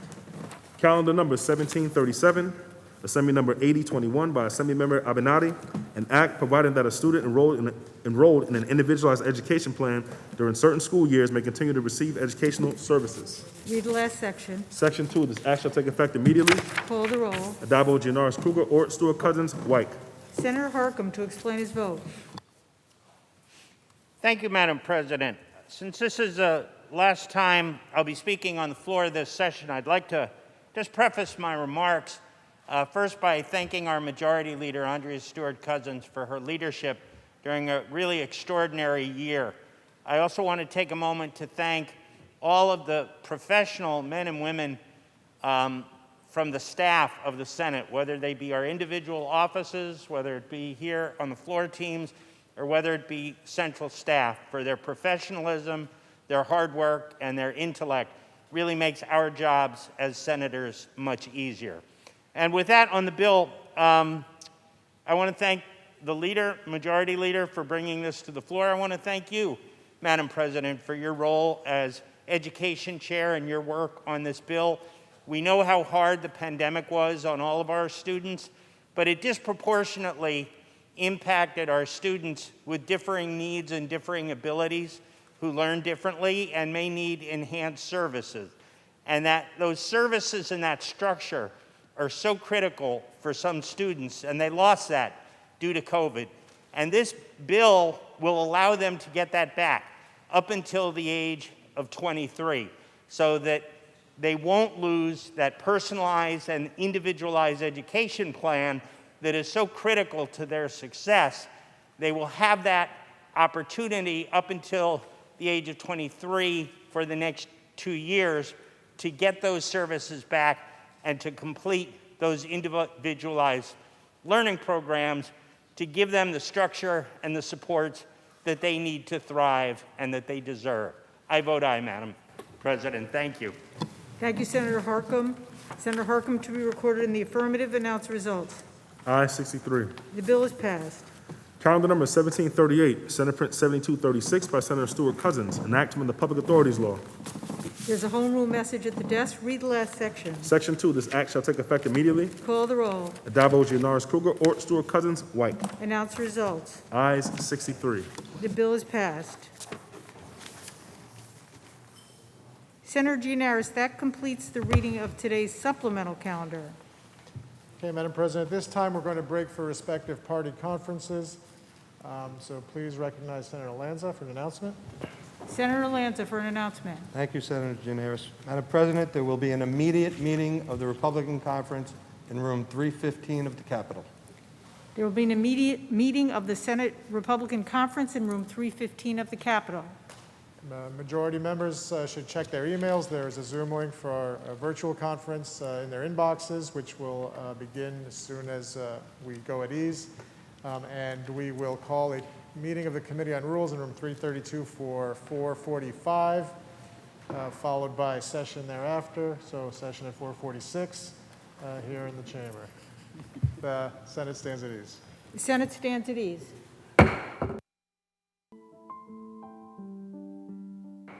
The Senate will come to order. Senator Gianaris. Madam President, I believe there's a report of the Rules Committee at the desk. Can we take that up? The Secretary will read. Senator Stewart Cousins from the Committee on Rules reports the following bills. Senate Print 2031 by Senator Akshar, an act to amend the county law and the tax law. Senate Print 2988 by Senator Harkam, an act in relation to ordering a study and report on improvements of State Route 9A. Senate Print 524A by Senator Holman, an act to amend the vehicle and traffic law.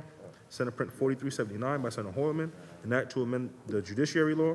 Senate Print 4523 by Senator Guinardez, an act to amend the retirement and social security law. Senate Print 5022 by Senator Gorin, an act to amend the environmental conservation law. Senate Print 5673 by Senator Ritchie, an act to amend the tax law. Senate Print 6185A by Senator Lanza, an act to amend the executive law. Senate Print 6492 by Senator Palumbo, an act to amend the town law and the tax law. Senate Print 6573 by Senator Kavanaugh, an act to amend the social services law. Senate Print 6603 by Senator Skoufis, an act to amend the social services law and the public health law. Senate Print 6706B by Senator Brisport, an act to amend the social services law. Senate Print 6796 by Senator Brooks, an act to amend the retirement and social security law. Senate Print 6925 by Senator May, an act to repeal Section 5 of Chapter 254. Senate Print 6927 by Senator Serino, an act to amend the alcoholic beverage control law. Senate Print 6990 by Senator Brooke, an act to amend Subpart A of Part B of Chapter 56 of the law of 2021. Senate Print 7087A by Senator Parker, an act to amend the insurance law. Senate Print 7117 by Senator Hellman, an act to amend the tax law. Senate Print 7142A by Senator Kennedy, an act to amend the general business law. Senate Print 7209 by Senator Kennedy, an act granting a retroactive retirement date of August 5, 2010 from the New York State and local police and firearm retirement system for Carol Horn. Senate Print 7225 by Senator Salazar, an act to amend the environmental conservation law. Senate Print 2890 by Senator May, an act to amend the general business law. Senate Print 1634 by Senator Skoufis, an act to amend the general municipal law. Senate Print 6571 by Senator Hinchy, an act to amend the public health law. Senate Print 6712A by Senator Comrie, an act to amend the public authorities law. Senate Print 6722 by Senator Salazar, an act to amend the social services law. Senate Print 6899 by Senator Palumbo, an act authorizing the town of East Hampton, County of Suffolk, upon the dissolution of the East Hampton Wastewater Disposal District. Senate Print 7096A by Senator Cooney, an act to amend the education law. Senate Print 7253 by Senator Gianaris, an act to amend the civil practice law and rules. All bills reported direct to third reading.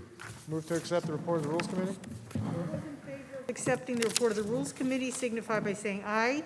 Opposed, nay. The Rules Committee report is accepted. Senator Gianaris. Madam President, before we move to the supplemental calendar, can we go back to calendar 1709 by Senator Breslin, remove the temporary lay aside and take that bill up? There's a substitution at the desk. The Secretary will read. Senator Breslin moves to discharge from the Committee on Rules, Assembly Bill Number 3370B, substituted for the identical Senate Bill 4106B, third reading calendar 1774.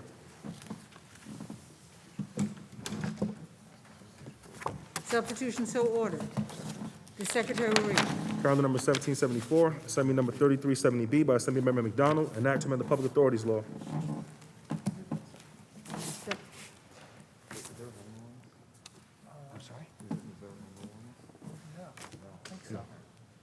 Read the last section. Section 2, this action will take effect immediately. Call the roll. Addabbo, Gianaris, Kruger, Ort, Stewart, Cousins, Thomas.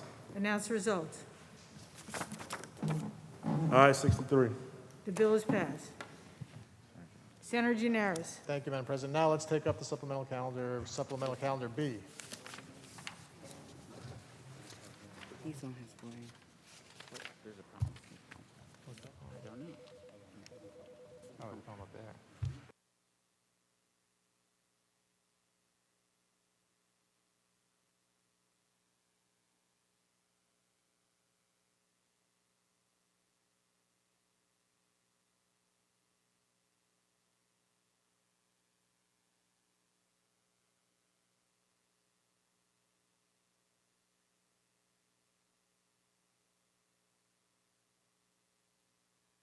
President, can we just stand at ease for a brief moment? The Senate will stand at ease.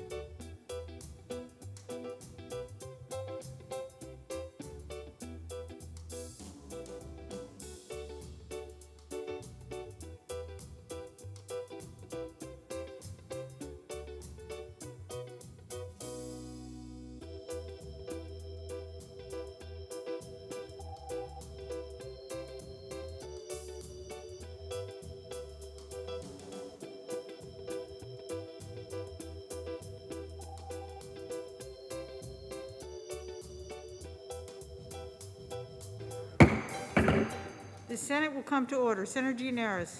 Okay, Madam President, we're going to come back to the supplemental calendar in a moment, but first we're going to take up the nominations that are pending. There's a report of the Finance Committee at the desk with those nominations. Please take them up and recognize Senator Krueger on the Finance Committee report.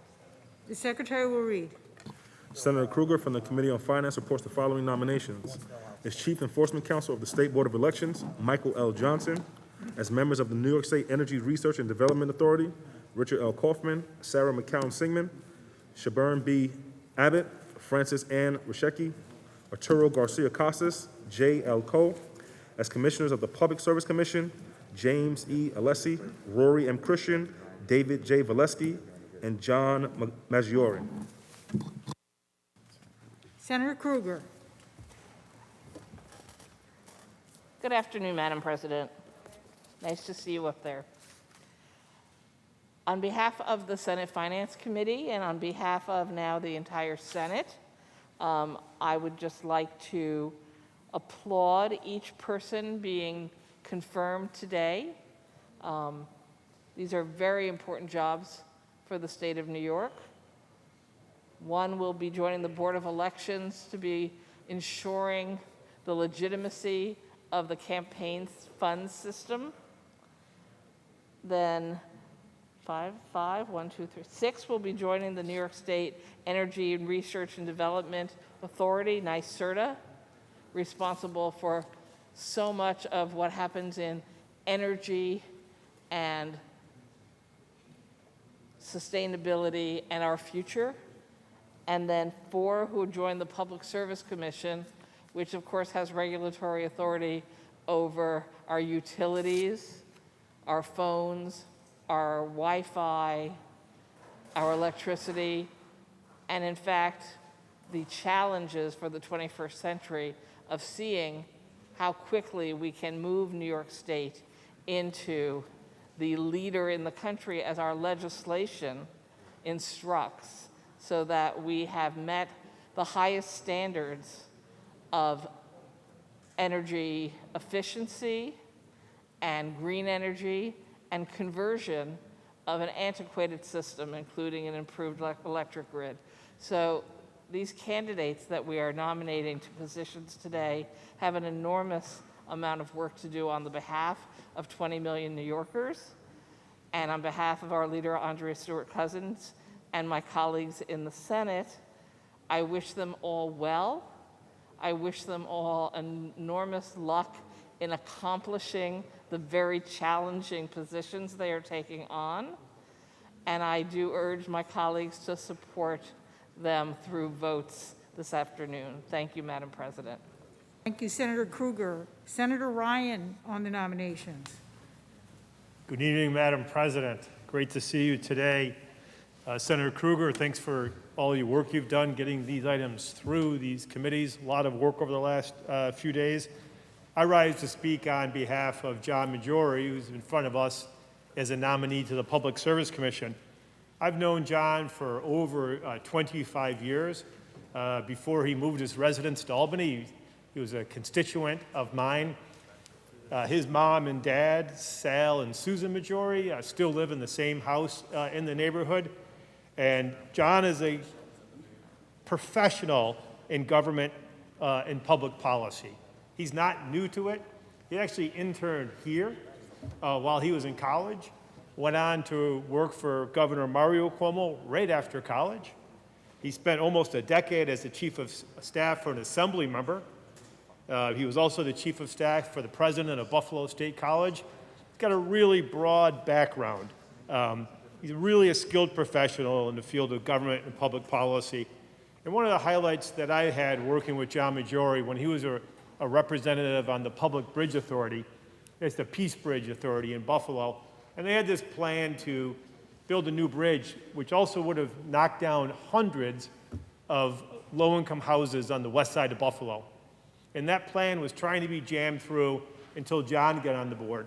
And he did a data analysis of, will this bridge really even be able to pay for itself without even having to balance the harm to the neighborhoods? And the data showed the bridge could not pay for itself. So we still have our lovely 100-year-old bridge. We still have an intact neighborhood of 100 people, and it was because of the professional and the analytical skills that John Maggiore brought to his position as a board member. As you know, New York State has adopted an ambitious climate change policy and plan.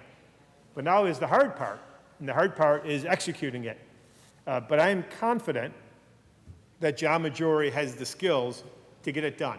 He's got the experience, he's got the brain power, he's got the analytical ability, and I look forward to working with him in his new role at the Public Service Commission. And it's my pleasure to support his nomination and to cast my vote in the affirmative. Thank you so much. Thank you, Senator Ryan. Senator Jackson on the nominations. Thank you, Madam President. Good afternoon, my colleagues. I rise to explain my vote on the nomination of David Valesky as a Public Service Commissioner. The Public Service Commission regulates and oversees the electric, gas, water, and telecommunication industries in New York State. Indeed, it is a body that demands great integrity to lead, and it directly affects many lives daily. Integrity is a quality I find lacking in this nominee. A registered Democrat who was one of the founding members of the so-called Independent Democratic Conference, a group of turncoat Democrats, the fundamental lack of integrity that the IDC members demonstrated in portraying their constituents should be of deep concern to us and should weigh heavily in our decision to vote on this nomination.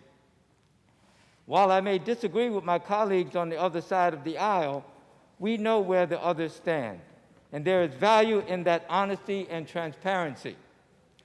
Based on this nominee's decision to run repeatedly as a Democrat but caucus with the Republicans, I do not see the firm adherence to a moral code that should be baseline for public service.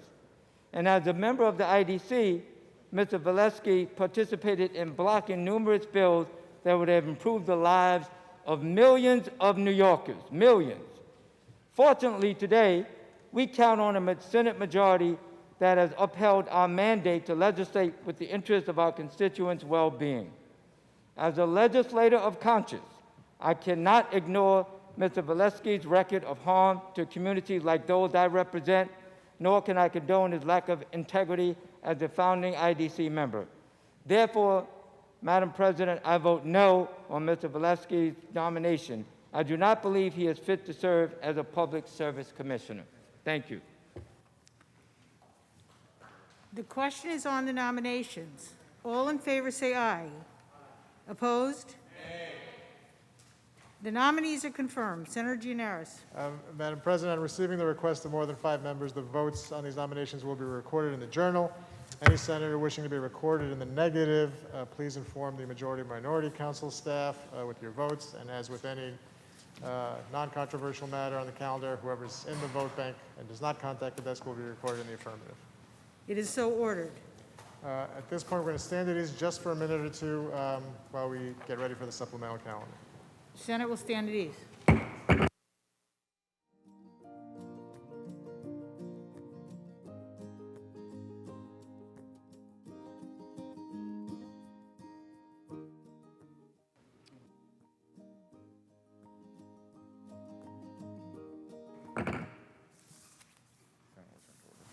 The Senate will come to order.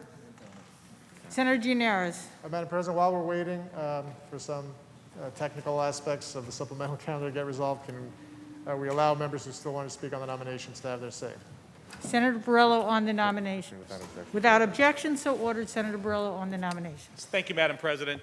I rise today to explain my votes on the nominations. As I did before, I voted no on all of the nominations. Not because these folks are not qualified, but because I simply don't have enough information to make a truly informed decision on most, if not all of them, quite frankly, as a relatively new legislator. So I've heard a lot of things about how important these jobs are, and they are, these nominations, what they're doing here in New York State, and the impact, the long-term impact of these appointments. And yet, I don't think most of my colleagues really have a full understanding of who these folks are and the job, if they are qualified for the job that they are being appointed to. I've introduced legislation, Senate Bill 7242, which would give us 60 days from when a nominee is presented to do our due diligence before we actually have to vote on them. Not in a matter of days or even hours, but 60 days and financing for the majority and the minority to do our own independent investigation. I think that's appropriate. We start hearing about judicial nominees to the highest court in New York State, to people that are going to be making decisions about the future of important things like our electrical grid and the future of New York in general. To sit here and review it, and quite frankly, less time than I review an applicant who's going to serve drinks at one of my bars, I think it's rather shameful, quite frankly, that we don't have more time to review and vet these folks. So I'm voting no on principle, but also urging my colleagues to bring this bill forward so we have the time and the funding to do the proper due diligence and truly vet these nominees. Thank you.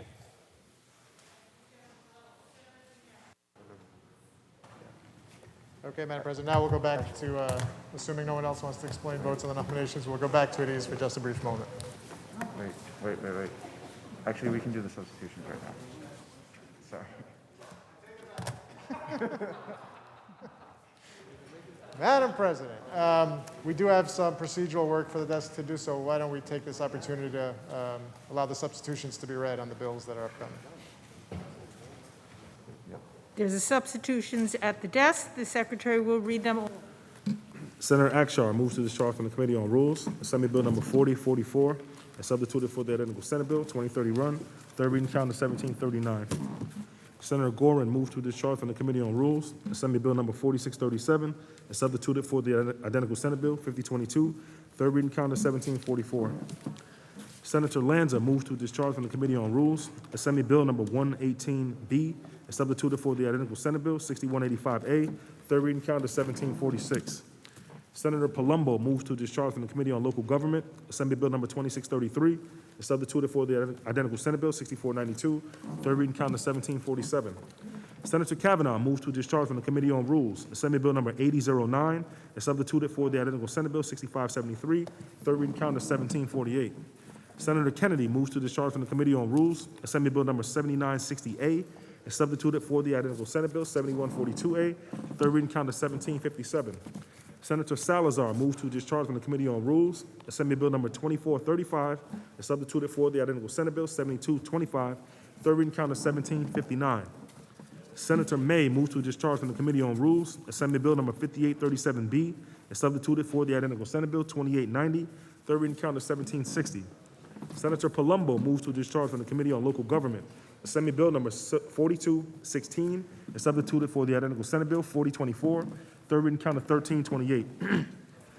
Senator Skoufis moves to discharge from the Committee on Rules, Assembly Bill number 795, and substituted for the identical Senate Bill 1634, third reading count of 1761. Senator Hinchey moves to discharge from the Committee on Rules, Assembly Bill number 6166A, and substituted for the identical Senate Bill 6571, third reading count of 1763. Senator Comrie moves to discharge from the Committee on Rules, Assembly Bill number 7578A, and substituted for the identical Senate Bill 6712, third reading count of 1764. Senator Palumbo moves to discharge from the Committee on Rules, Assembly Bill number 7708, and substituted for the identical Senate Bill 6899, third reading count of 1766. Senator Cooney moves to discharge from the Committee on Rules, Assembly Bill number 7755A, and substituted for the identical Senate Bill 7096A, third reading count of 1767. And Senator Gianaris moves to discharge from the Committee on Rules, Assembly Bill number 7769, and substituted for the identical Senate Bill 7253, third reading count of 1768.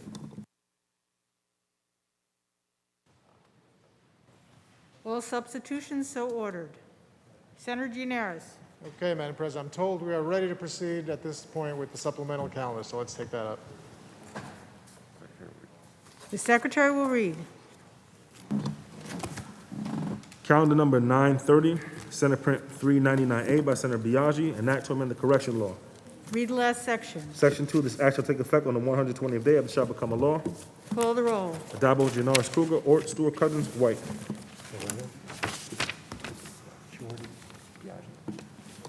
Senator Biaggi to explain her vote. Thank you, Madam President. I rise today to proudly vote in favor of S399A, which protects the rights of pregnant incarcerated New Yorkers.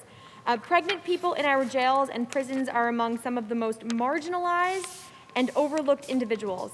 And this legislation will advance the health and the well-being of pregnant New Yorkers who are incarcerated by allowing them to have a support person with them while giving birth and ensuring that they have access to information about the prison nursery program and available abortion services.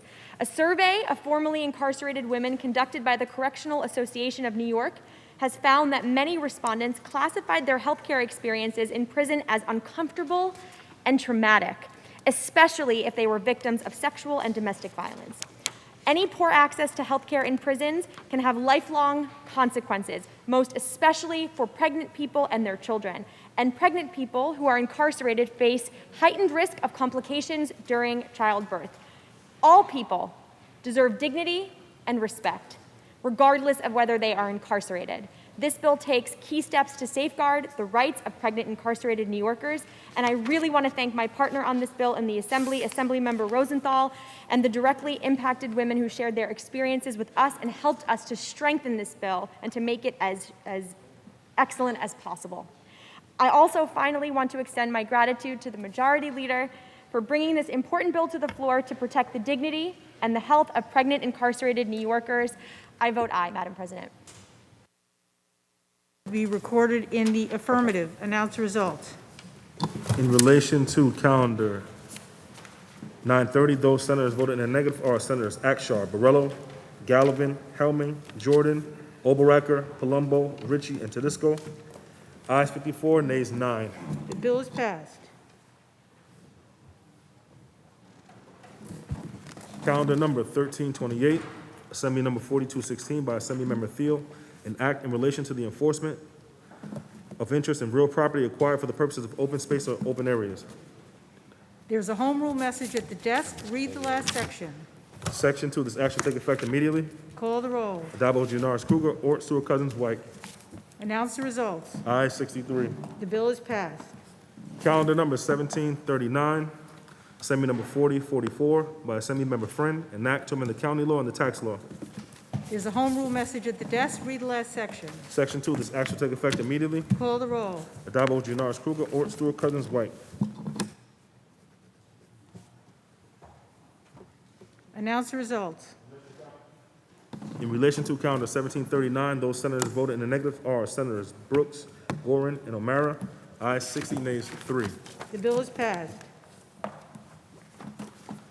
Calendar number 1740, Senate Print 2988 by Senator Harkam, an act in relation to ordering a study and report on improvements of State Route 9A. Read the last section. Section 2, this act shall take effect immediately. Call the roll. Addabbo, Janoris, Kruger, Ort, Stewart, Cousins, White. Senator Reikland Melnick to explain his vote. Senator Harkam for introducing this important bill, which will require the State Department of Transportation to finally do a study and recommend improvements to State Route 9A in the towns of Ossining and Mount Pleasant, which crosses between both of our districts. This is a dangerous 90-year-old roadway that cannot handle the traffic it currently receives. Over 40,000 vehicles a day, including large commercial traffic.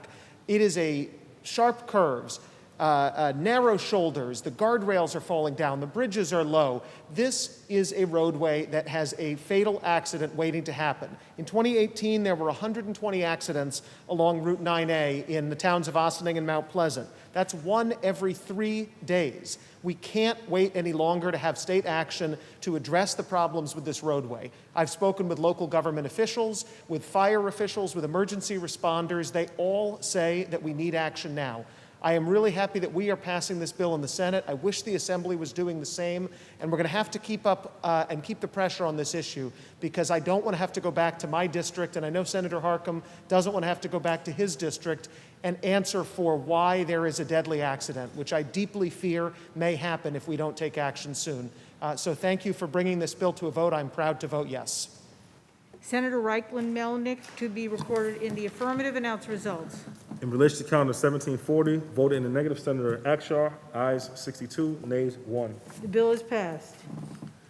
Calendar number 1741, Senate Print 524A by Senator Hoyerman, an act to amend the vehicle and traffic law. There's a home rule message at the desk. Read the last section. Section 3, this action will take effect immediately. Call the roll. Addabbo, Janoris Kruger, Ort, Stewart Cousins, White. Senator Jackson to explain his vote. Thank you, Madam President. My colleagues, I rise to explain my vote on Senator Holman's bill S-524A. And that is an act to amend the vehicle and traffic law in relation to establishing speed limits in cities with populations in excess of 1 million people. And as you know, in New York State, the only city is New York City. So speed limits frame expectations for drivers and other roadway users. Speed limits provide a safe, consistent, and reasonable speed to protect drivers, pedestrians, and bicyclists along our roadways. The legislature years ago passed a law authorizing the City of New York to establish a 25-mile-per-hour speed limit throughout the city. This proved to be an effective change compared to what the law had established before. The data is there to justify the change. However, new data also suggests that reducing the speed limit from 25 to 20 miles per hour will further reduce injuries and death. And I say, as someone that lived in New York City all my entire life, I agree with this bill. With so much bicycles, and pedestrian traffic in New York City, to support this bill is not only a no-brainer, it is another step towards preventing more injuries and saving many more lives in a very dense, mostly mid-rise district like the one that I represent, which is 13 miles of Manhattan. We can all agree that what we want are safer roadways for families and neighbors. Let's all honor the memory of 12-year-old Sammy, who lost his life by a speeding driver while playing in a park in Brooklyn. And I vote aye for safety of all of the people of our great state, Madam President. Senator Bernardus to explain his vote. Thank you, Madam President. I too rise in strong support of passing Sammy's Law in this chamber. There is no reason why 224 people up here in Albany should be able to dictate the speed limit on the streets of Bay Ridge, of Bensonhurst, of Inwood, of the Village, of any neighborhood in New York City. There's absolutely no reason for it. It doesn't make any sense. This is a common sense bill that'll let the city of New York make its own determination as to what is the appropriate and safe speed limits on its own streets. We know that when we reduce speeding, we reduce serious injuries and we reduce fatalities. It's a proven science. When New York City last had its speed limit lowered from 30 miles an hour to 25 miles an hour, serious injuries and fatalities dropped by 22%. 22%. And yet we know that we still have more work to do to realize the true goal of Vision Zero, a world in which no parent, senior, or pedestrian of any age needs to live in fear of crossing the street because of speeding cars. People that want to just save 3 seconds on their commute. People that want to take a turn too fast because it's more important for them to get to where they're going than for someone else to get to where they're going safely. This is common sense. There is no reason why this should have taken us so long. I'm incredibly thankful for Senator Hoylman in carrying this bill through, and I earnestly hope and pray that we can get this bill across the finish line in both chambers and to the governor's desk as soon as possible, because lives will be saved by passing Sammy's Law today. Thank you. Senator Gennard is to be recorded in the affirmative. Senator Lanza to explain his vote. Madam President, first let me say I understand the goal here and what Senator Hoylman is trying to accomplish. To his mind, he's trying to increase safety on our roads. But I want to disagree with something that was just said in terms of who ought to decide this. I would rather the people in this room, Democrat and Republican, decide on this issue than Bill de Blasio. And let me tell you why. Once upon a time in this chamber, not too long ago, there was a bill on speed cameras. There were those of us, like myself, who believed it had much more to do with money than safety. And I said as much on this floor. And the test going forward, I thought, would be where and how they sited these cameras.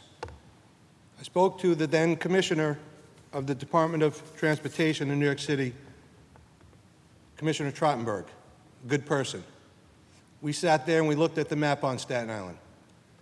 And she asked me where I thought that speed cameras would be wasted and would only be appropriate if it was about money and not safety. And we found agreement. One stretch that we both agreed upon was a stretch of Highland Boulevard. It's a main road, one of the few arterials on Staten Island. It cuts from the one end of Staten Island to the southern tip of Staten Island, which is, by the way, the most southern tip and point of New York State. People who live in the southern portion of Staten Island have the longest commute in the state of New York. To even get from their community, their homes, within their own city to jobs in Manhattan is a 2.5, close to 3-hour commute.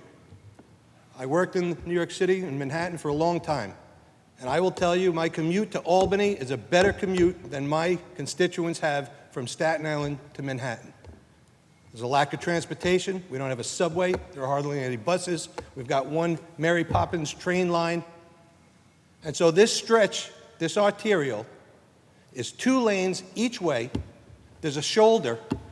It's as big or bigger than most state highways. For a long time, the speed limit has been 40 miles an hour.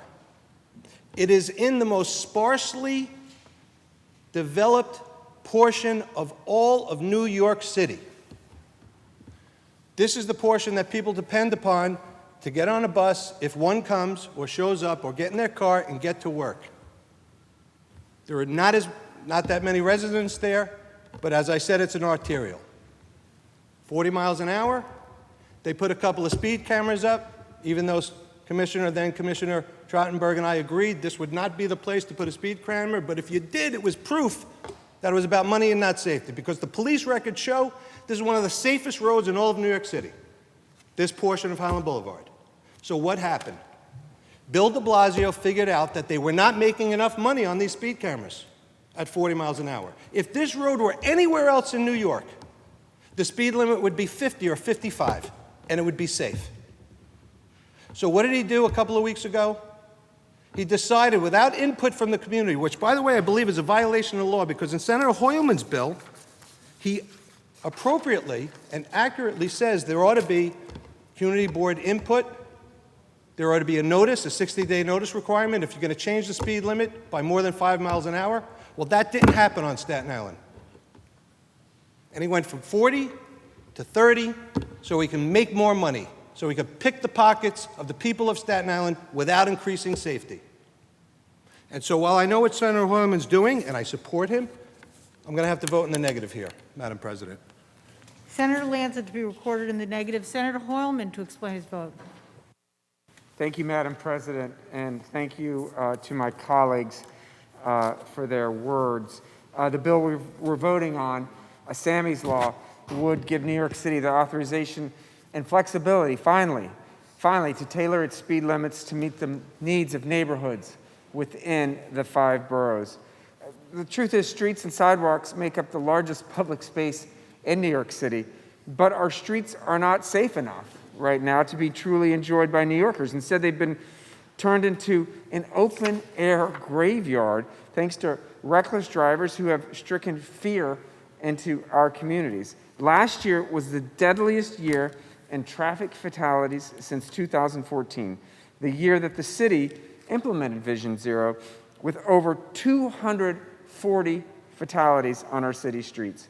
In 2021, well, it's already shaping up to be even worse, with nearly 100 traffic fatalities recorded up to May 31st of this year. We're on pace to eclipse last year's record and see the most deaths since 2013. But there are more than just numbers here. We're talking about family members, teachers, our friends, community members. There are too many stories to tell here today, but my heart is with them all and with the loved ones they have left behind. There's one story, though, that I need to tell, In 2013, 12-year-old Sammy Cohen Eckstein was killed by a speeding driver in Brooklyn, New York, while crossing the street in front of his home on his way to soccer practice, just a few months before his bar mitzvah. Sammy's mother, Amy, lost her beloved son that day, as did Joan Dean, my constituent and Sammy's grandmother. But they took that horrible grief and turned it into action. Despite the pain of having lost Sammy, Amy didn't want to come to that same street and it happened to someone else's child. She helped co-found Families for Safe Streets and has successfully fought for lower speed limits and other critical street safety reforms, many of which we voted in this chamber on. The bill is named in Sammy's memory and reintroduced it on what would have been Sammy's 20th birthday. We know that lower speed limits save lives. We've seen it work before, and we must make it work again. Studies show that 1 mile per hour reduction, a 1 mile per hour reduction in driving speed has been shown to result in a 17% decrease in fatal crashes. Lower speeds would also protect our senior population, who make up almost half of the city's pedestrian fatalities, despite comprising only about 13% of the population. I, for one, am tired of worrying about my own daughter's safety when we go for a walk. I'm tired of worrying about my own safety when I bike around the city. I'm tired of worrying who in the community we might lose next or who will be seriously injured. This is what is at stake when we allow the status quo to continue. And this is what we lose when we allow vehicular violence to go unchecked and ravage our community. Sammy's Law is about prioritizing safety and allowing the city the ability to lower speed limits to protect all of us.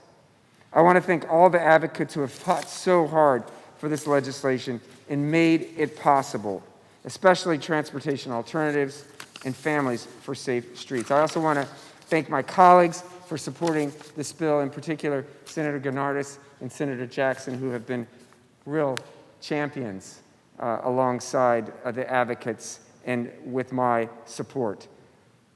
My Assembly colleague Dick Gottfried has been leading this legislation in the other House. I hope we can get it across the finish line in the next few hours. And Senate Transportation Chair Tim Kennedy and Senate Majority Leader Andrea Stewart-Cousins deserve our indebtedness for their leadership in bringing this bill to the floor for a vote. I also want to give a special thank to my colleagues, Sam Vasquez and Burton Phillips, for their work on negotiating this bill. We have no time to wait. I urge my colleagues in the Assembly to do what we're doing. Take this bill up. Let's make New York City streets safer for everyone. I proudly vote aye. Senator Hoylman to be recorded in the affirmative. Announce the results. In relation to calendar 1741, those senators voted in the negative are Senators Barello, Hellman, Jordan, Lanza, Matera, O'Mara, Palumbo, and Raff. Ayes 58, nays 5. The bill is passed. Calendar number 1742, Senate Print 4379 by Senator Hoylman, an act to amend the judiciary law. Read the last section. Section 3, this act shall take effect immediately. Call the roll. Addabbo, Gianaris, Kruger, Ort, Stewart, Cousins, White. Announce the results. Ayes 63. The bill is passed. Calendar number 1743, Senate Print 4523 by Senator Gennardis, an act to amend the retirement and Social Security law. Read the last section. Section 3, this act shall take effect on the 60th day after it shall become a law. Call the roll. Addabbo, Gianaris, Kruger, Ort, Stewart, Cousins, White. Announce the results. Ayes 63. The bill is passed. Calendar number 1744, Assembly number 4637 by Assembly Member Engelbright, an act to amend the environmental conservation law. Read the last section. Section 2, this act shall take effect immediately. Call the roll. Addabbo, Gianaris, Kruger, Ort, Stewart, Cousins, White. Announce the results. In relation to calendar 1744, voted in the negative, Senator Lanza. Ayes 62, nays 1. The bill is passed. Calendar number 1745, Senate Print 5673 by Senator Ritchie, an act to amend the tax law. Read the last section. Section 5, this act shall take effect immediately. Call the roll. Addabbo, Gianaris, Kruger, Ort, Stewart, Cousins, White.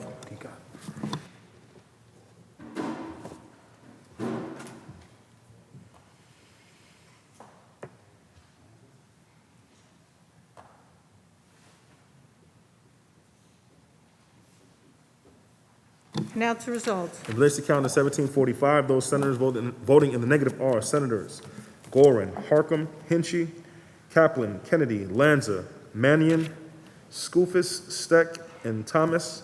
Ayes 53, nays 10. The bill is passed. Calendar number 1746, Assembly number 118B by Assemblymember Paulin, an act to amend the executive law. Read the last section. Section 2, this act shall take effect immediately. Call the roll. Addabbo, Gianaris, Kruger, Ort, Stewart, Cousins, White. Announce the result. Ayes 63. The bill is passed. Calendar number 1747, Assembly number 2633 by Assemblymember Thiel, an act to amend the town law and the tax law.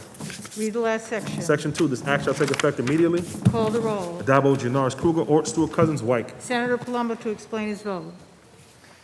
Thank you, Madam President, for allowing me to rise and explain my vote on this. This is an important piece of legislation for my district because it has some very unique aspects. I'd also like to thank the leadership on both sides, the majority leadership, Leader Ort, our Chief Counsel, Kristen Frank, and her team for getting this to the floor, and we're going to offer it up to the governor. It's already passed the Assembly.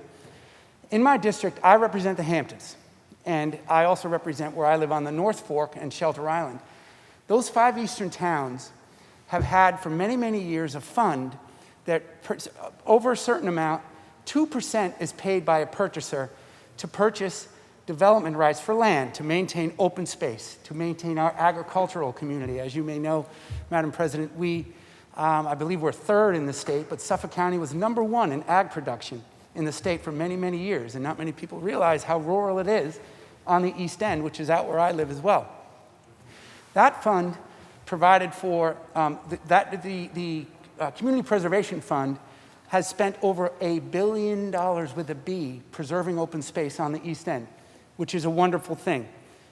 The trade-off, though, is housing is at crisis level. This has been an issue for many, many years. There was a study done by one of our local papers, 20 to 34-year-olds, 89.6 of them thought that it was unaffordable and were planning on leaving Long Island in general, but most importantly, the Suffolk County.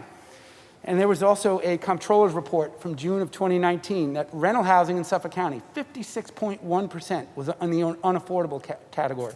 Owner housing, 39.1% unaffordable. So the bottom line is this. What this bill does is it actually raises the exemptions for the Community Preservation Fund, because thank goodness we're actually running out of land to purchase, increases those exemptions, so it's actually a tax cut, but in a trade-off, it does add a 0.5% tax for the purposes of a new fund to create affordable housing opportunities to our children. This has will have so many positive impacts, not just to keep our next generation and many generations to come on the East End of Long Island. It'll reduce traffic. For any of you who have gone to the Hamptons between May and October, we have two-lane highway, one highway, in and out. North Fork, same thing, essentially two. But the traffic is terrible because no one can afford to live there. The trade parade, as we call it out there, has to go maintain the homes, has to go give us services that we want. So this becomes an extremely important piece of legislation, and all of the towns have been asking for it. My last point, I would quite boldly suggest this is how we should legislate in New York State, because the towns came to Senator Laval at the time, and now me, that they want this, but we made sure this is an authorization. This isn't an automatic tax. The towns now need to locally adopt this tax potential housing fund, and then it has to go to referendum. So the voters who would be subject to this are going to have to make the decision themselves. That's good legislation. So, Madam President, I appreciate the opportunity to speak on this. I'm proud to be the sponsor of it at this point, and I vote aye. Thank you, ma'am. Senator Palumbo to be recorded in the affirmative. Announce the result. In relation to calendar 1747, those senators voted in the negative are Senators Akshar, Brooks, Helmy, Jordan, Kaplan, Kennedy, Lanza, Matera, O'Mara, Rath, Reckler-Milnick, Sereno, Skoufis, and Tedisco. Ayes 49, nays 14. The bill is passed. Calendar number 1748, Assembly number 8009 by Assemblymember Rosenthal, an act to amend the Social Services Law. Read the last section. Section 2, this act shall take effect immediately. Call the roll. Addabbo, Gianaris, Kruger, Ort, Stewart, Cousins, White.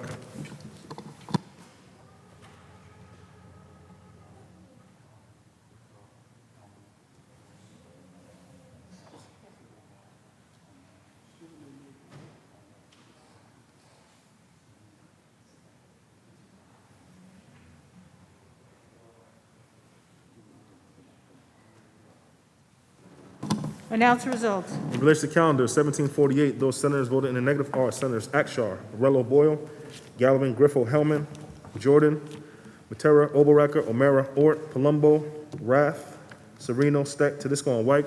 Ayes 46, nays 17. The bill is passed. Calendar number 1749, Senate Print 6603 by Senator Skoufis, enactment of the Social Services Law. Read the last section. Section 3, this act shall take effect on the 30th day after it shall become a law. Call the roll. Adabo, Gianaris, Kruger, Ort, Stewart, Cousins, White. Senator Martucci to explain his vote. Thank you, Madam President. I'm thrilled to co-sponsor this piece of legislation that rights a wrong from our state budget this year, where the implementation for fair fee-for-service to our local pharmacies was left out. This bill reverses that decision and levels the playing field for our small pharmacies. About a month ago, I teamed up with Senator Skoufis, the sponsor of this bill, and we held a press conference at a local pharmacy right in my district in Slate Hill, where we were working to push this issue and demonstrate that there is bipartisan support for Main Street businesses. Make no mistake about it, this bill is about standing with Main Street over Wall Street and siding with our independent pharmacies over large corporate pharmacies and pharmacy benefit managers. The owner of that business, where we held our press conference, Al Squitieri, is not only a great pharmacist and an important part of our community, but Al's the kind of person who we all want taking care of our families. He once opened his business on Christmas Day to make sure that someone had their prescription filled. That's the kind of caring and service that's only available at our independent pharmacies. By passing this bill today, we're actually saving his business and small businesses like that across the state. All this bill does is ensure that local pharmacies get reimbursed for their actual costs. Right now, they're getting pennies on the dollar in Medicaid managed care and losing money on the deal in many cases. That's not only unfair, but it's an attack on our small and local pharmacies who have stepped up in a huge way during the pandemic. With this vote today, we're choosing to side with the little guy over large chains and corporations. I want to thank Senator Skoufis for his partnership on this important issue, and I proudly vote aye. Senator Martucci to be recorded in the affirmative. Announce the results. Ayes 63. The bill is passed. Calendar number 1750, Senate Print 6706B by Senator Bridgeport, enactment of the Social Services Law. Read the last section. Section 3, this act shall take effect on the 90th day after it shall become a law. Call the roll. Adabo, Gianaris, Kruger, Ort, Stewart, Cousins, White.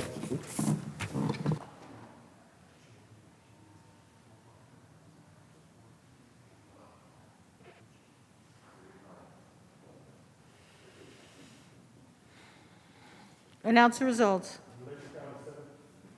In relation to calendar 1750, those senators voted in the negative are Senators Gallivan, Jordan, Lanza, Oberacker, O'Mara, Ort, Palumbo, Rath, Ritchie, and Steck. Ayes 53, nays 10. The bill is passed. Calendar number 1751, Senate Print 6796 by Senator Brooks, enactment of the Retirement and Social Security Law. There's a home rule message at the desk. Read the last section. Section 5, this act shall take effect immediately. Call the roll. Adabo, Gianaris, Kruger, Ort, Stewart, Cousins, White. Announce the results. Ayes 63. The bill is passed. Calendar number 1752, Senate Print 6925 by Senator May, an act to repeal Section 5 of Chapter 254 of the laws of 2013. Read the last section. Section 5, this act shall take effect immediately. Call the roll. Adabo, Gianaris, Kruger, Ort, Stewart, Cousins, White. Announce the results. Ayes 63. The bill is passed. Calendar number 1753, Senate Print 6927 by Senator Sereno, an act of the Alcoholic Beverage Control Law. Read the last section. Section 2, this act shall take effect immediately. Call the roll. Adabo, Gianaris, Kruger, Ort, Stewart, Cousins, White. Announce the results. Ayes 63. The bill is passed. Calendar number 1754, Senate Print 6990 by Senator Brooke, an act to amend Subpart A of Part B of Chapter 56 of the laws of 2021. Read the last section. Section 2, this act shall take effect immediately. Call the roll. Adabo, Gianaris, Kruger, Ort, Stewart, Cousins, White.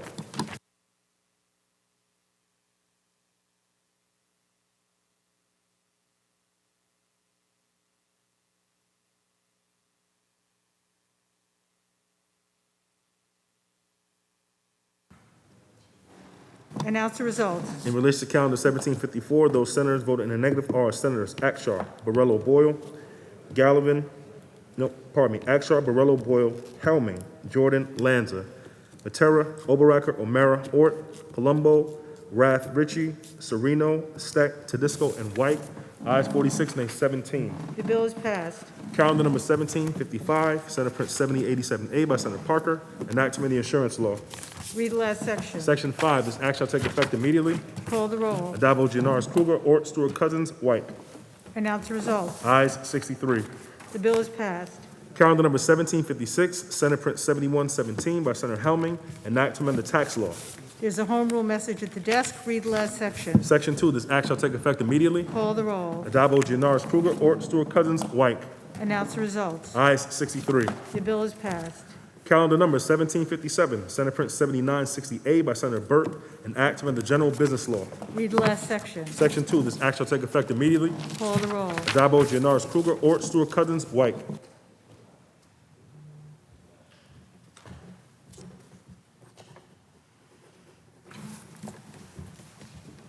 Announce the results. In relation to calendar 1757, those senators voted in the negatives are Senator Brisport and Prasad, ayes 61, nays 2.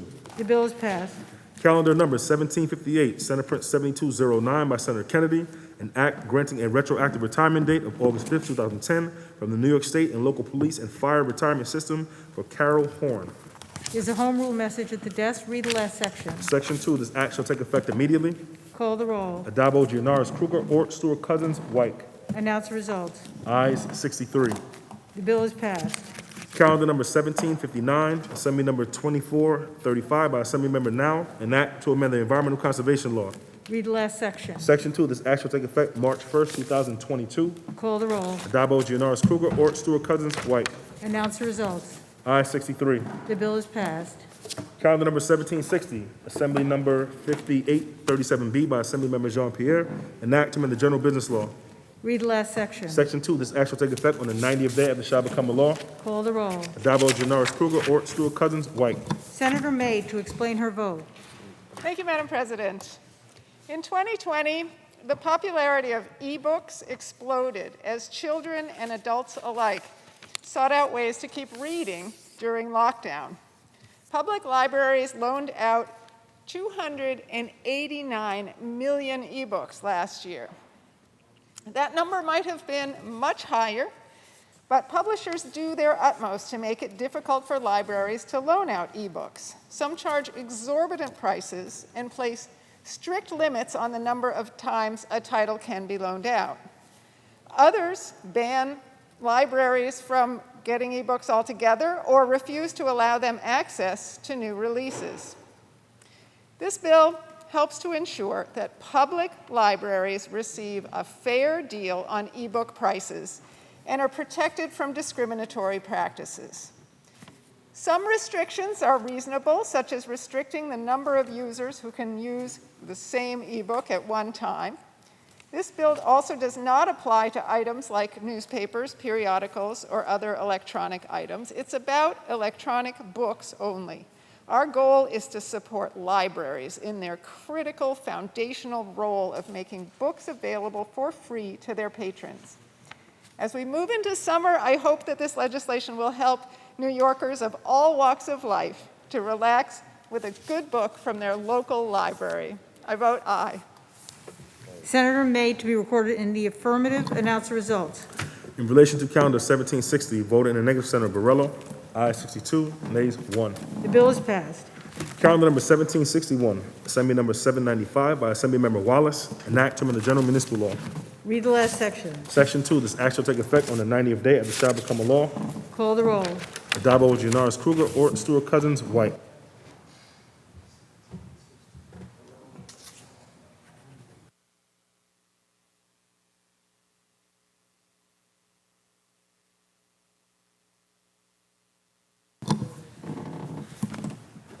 Announce the results. In relation to calendar 1761, those senators voted in the negative are Senators Borrello, Gallivan, Helming, Jordan, Oberacker, O'Mara, Palumbo, Rath, Sereno, Steck, and Tedisco. Ayes 52, nays 11. The bill is passed. Calendar number 1763, Assembly number 6166A by Assemblymember Rosenthal, an act to amend the Public Health Law. Read the last section. Section 2, this act shall take effect immediately. Call the roll. Addabbo, Gianaris, Kruger, Ort, Stewart Cousins, White. Announce the result. Ayes 63. The bill is passed. Calendar number 1764, Assembly number 7578A by Assemblymember Paulin, enactment of the Public Authorities Law. Read the last section. Section 2, this act shall take effect immediately. Call the roll. Adabo, Gianaris, Kruger, Ort, Stewart, Cousins, White. Announce the results. Ayes 63. The bill is passed. Calendar number 1765, Senate Print 6722 by Senator Salazar, enactment of the Social Services Law. Read the last section. Section 2, this act shall take effect immediately. Call the roll. Adabo, Gianaris, Kruger, Ort, Stewart, Cousins, White. Announce the results. Ayes 63. The bill is passed. Calendar number 1766, Assembly number 7708 by Assemblymember Thiel, an act authorizing the town of East Hampton, county of Suffolk, upon the dissolution of the East Hampton Wastewater Disposal District. There's a home rule message at the desk. Read the last section. Section 2, this act shall take effect immediately. Call the roll. Adabo, Gianaris, Kruger, Ort, Stewart, Cousins, White. Announce the results. Ayes 63. The bill is passed. Calendar number 1767, Assembly number 7755A by Assemblymember Pfeffer Amato, an act to amend the education law. Read the last section. Section 2, this act shall take effect immediately. Call the roll. Adabo, Gianaris, Kruger, Ort, Stewart, Cousins, White. Announce the results. Ayes 63. The bill is passed. Calendar number 1768, Assembly number 7769 by Assemblymember Weinstein, an act to amend the civil practice law and rules. Read the last section. Section 8, this act shall take effect on the 1st of January. Call the roll. Adabo, Gianaris, Kruger, Ort, Stewart, Cousins, White.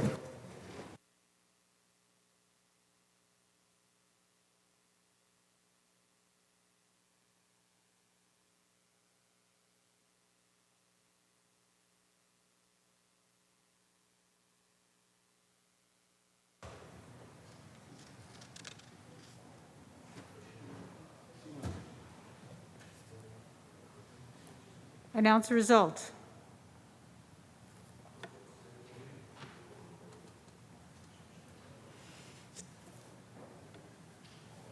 In relation to calendar 1768, those senators voted in the negative are Senators Akshar, Borrello, Griffo, Hellman, Jordan, Martucci, Matera, Ort, Rath, Ritchie, Sereno, Steck, and Tedisco. Ayes 50, nays 13. The bill is passed. Senator Serrano. Thank you, Madam That President. completes the reading of the calendar, of the supplemental calendar. Thank you very much. If we could stand at ease until 8 o'clock. The Senate will stand at ease till 8 o'clock. Madam President, if we could return for a moment to motions on behalf of Senator Breslin, I wish to call up calendar 1002, Assembly Print 4424. The Secretary will read. Calendar number 1002, Senate Assembly number 4424 by Assemblymember Hunter, an act to amend the real property law. By which the Assembly bill was substituted for this bill, Senate Print 4696, on May 26th. The Secretary will call the roll on reconsideration. Adabo, Gianaris, Kruger, Ort, Stewart, Cousins, White. Ayes 63. I now move that Assembly Bill 4424 be committed to the Committee on Rules, and that the Senate bill be restored to the order of the third reading calendar. So ordered. Senator Gianaris. At this time, we'll have an immediate meeting of the Committee on Rules in room 332. There'll be an immediate meeting of the Rules Committee in room 332. Senate stands at ease. Senate will stand at ease. The Senate will return to order. Senator Gianaris. Madam President, I believe there's a report of the Rules Committee at the desk. Can we take that up, please? The Secretary will read. Senator Stewart Cousins from the Committee on Rules reports the following bills. Senate Print 6547 by Senator Gallivan, an act to amend the highway law. Senate Print 6639A by Senator Salazar, an act to amend the executive law. All bills report direct to third reading. All those in favor of accepting the report of the Rules Committee signify by saying aye. Aye. Opposed, nay. The Rules Committee report is accepted. Please- Senator Please Gianaris. take up the supplemental calendar. The Secretary will read. Calendar number 1792, Senate Print 6547 by Senator Gallivan, an act to amend the highway law. Read the last section. Section 3, this act shall take effect immediately. Call the roll. Adabo, Gianaris, Kruger, Ort, Stewart, Cousins, White. Announce the results. In relation to calendar 1792, voted in the negative, Senator Brisport. Ayes 62, nays 1. The bill is passed. There's a substitution at the desk. The Secretary will read. Senator Salazar moves to discharge from the Committee on Rules Assembly Bill number 6896A and substitute it for the identical Senate Bill 6639A. Third reading, calendar 1793. Substitution so ordered. The Secretary will read. Calendar number 1793, Assembly number 6896A by Assemblymember New, an act to amend the executive law. Read the last section. Section 3, this act shall take effect on the 120th day after it shall become a law. Call the roll. Adabo, Gianaris, Kruger, Ort, Stewart, Cousins, White. Just make sure we got action. Griffin?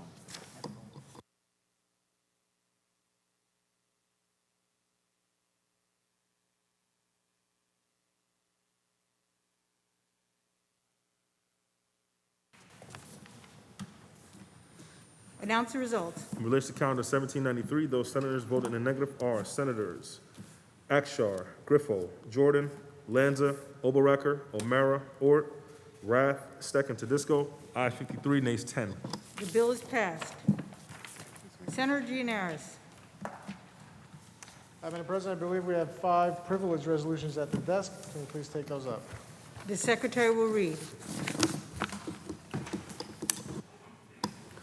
Senate Resolution 1244 by Senator Stewart Cousins, establishing a plan setting forth an itemized list of grantees for certain appropriations for the 2021-22 state fiscal year for additional grants and aid to certain school districts, public libraries, and not-for-profit institutions. The question is on the resolution. Call the roll. Dabo, Gianaris, Kruger, Ort, Stewart Cousins, White. Announce the results. Ayes 63. The resolution is adopted. Senate Resolution 1245 by Senator Stewart Cousins, establishing a plan setting forth an itemized list of grantees for certain appropriations for the 2021-22 state fiscal year for additional grants and aid to certain school districts. The question is on the resolution. Call the roll. Adabo, Gianaris, Kruger, Ort, Stewart Cousins, White. Announce the results.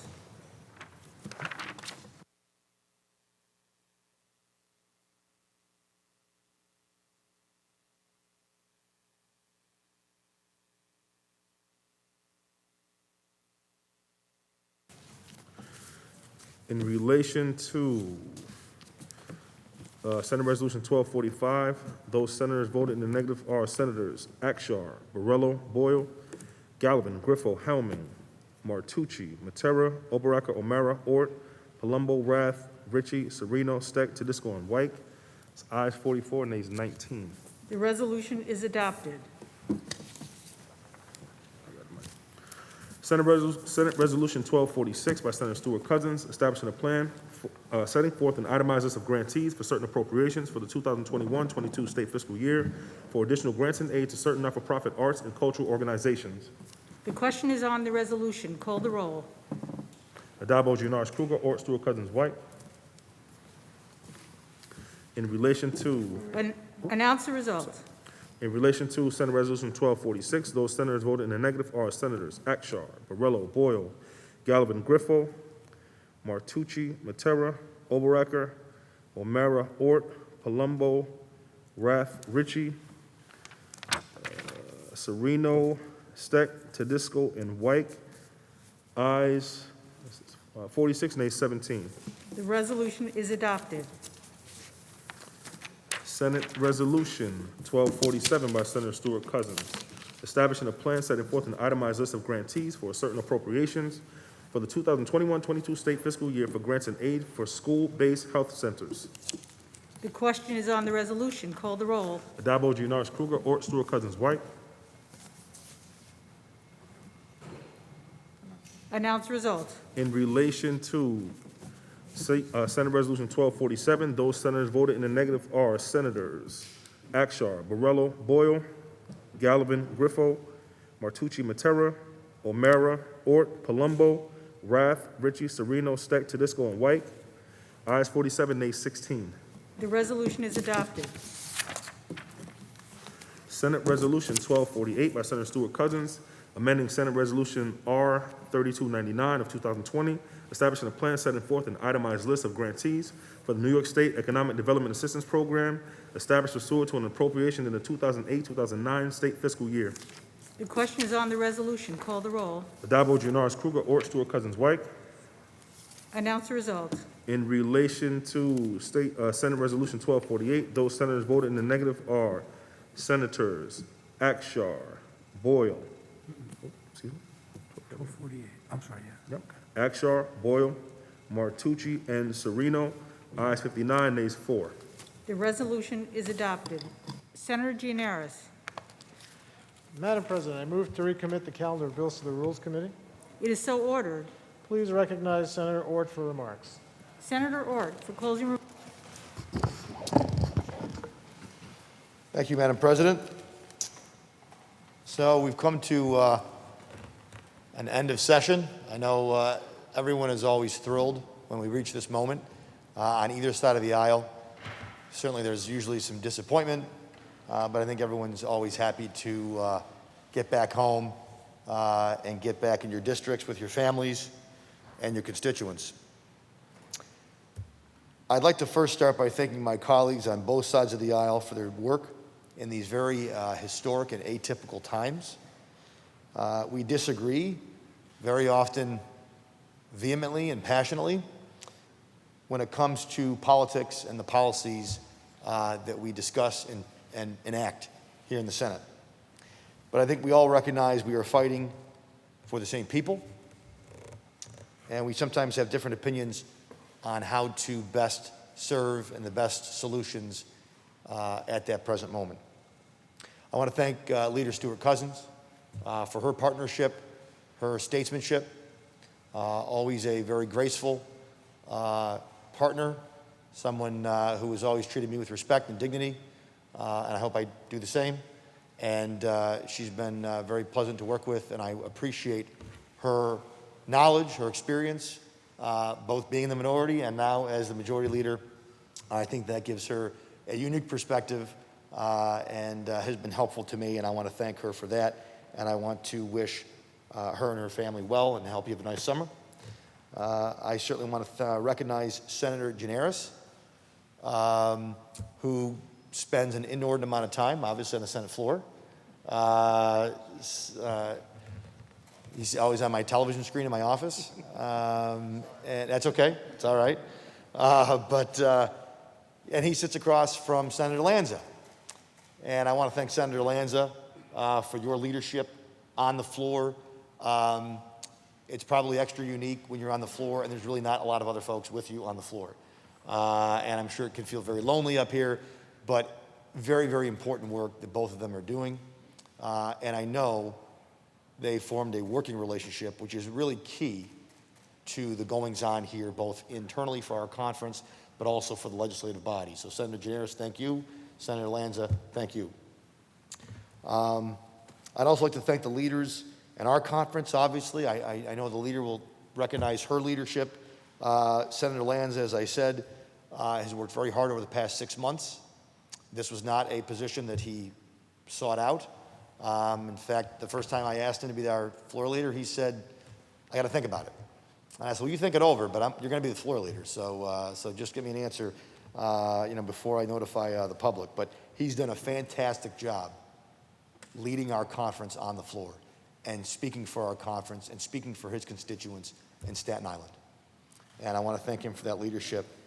And I want to say that I'm very sorry about the Yankees so far this season. But I'd like to recognize Senator O'Mara. Senator O'Mara is our new ranker on the Finance Committee, as well as serving on other committees. And as we know, Senator Krueger, the finance rankers, the budgets, long nights, long meetings. We don't see either of them in the month of March.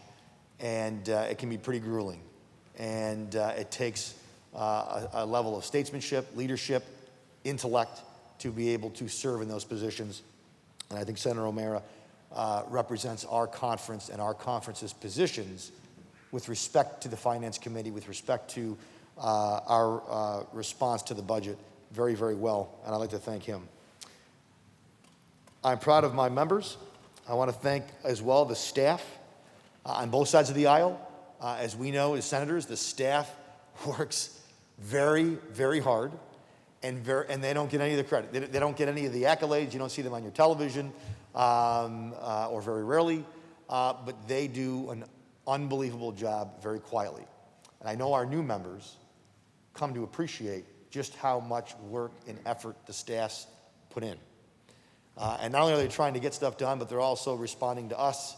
Why didn't this bill get through? What's the matter? Why didn't you get back to my text after 5 minutes? We could be tough bosses, I'm sure. But that's because the stakes are high and we're trying to get things done for the people in New York.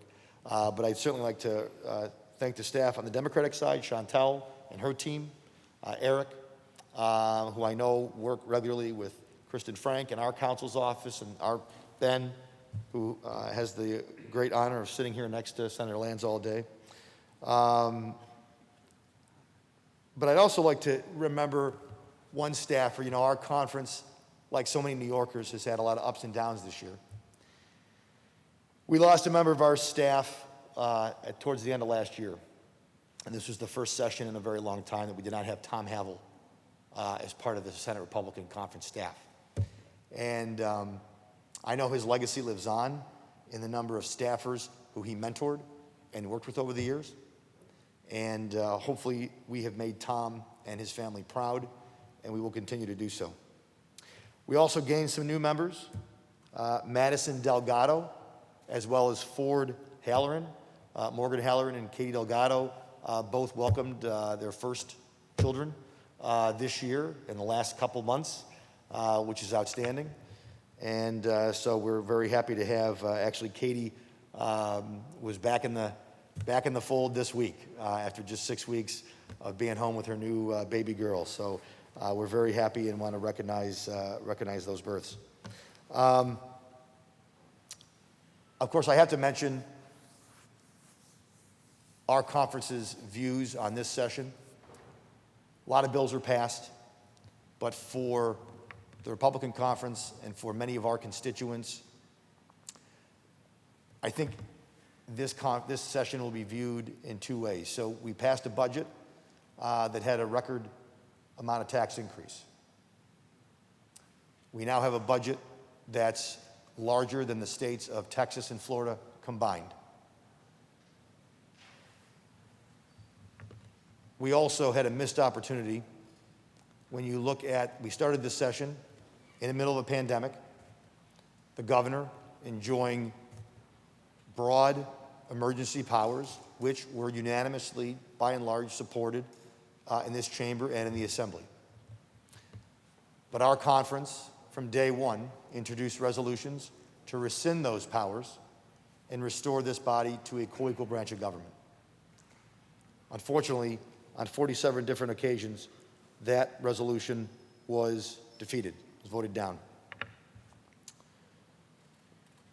We continue to push and advance and pass what I view, and our conference views, and many New Yorkers view, as very dangerous policies that undermine the public safety of the state of New York, the public safety of those who are tasked with enforcing our laws and protecting our communities, whether it's rhetoric, whether it's talk of defunding or dismantling or reimagining police, or whether it's the bail reforms, whether it's even up until this very late hour, the attempt to pass the Clean Slate Act, which would hide the records of even violent offenders from landlords or potential employers. So, but the biggest missed opportunity, again, being that the governor, under multiple investigations, multiple scandals, a governor who lied to the people in New York, who lied to the people of this body. And yet, he remains with the pandemic powers. He remains, those powers have been extended. There is no sunset. The sunset is whenever the state of the emergency ends, and there has been no attempt to end that state of emergency. I was hoping that we would do it here. I was hopeful. I thought maybe it would come out on a supplemental calendar, but it didn't happen. And I believe that's a missed opportunity. I truly believe my colleagues on the other side of the aisle, they want to be a co-equal branch of government.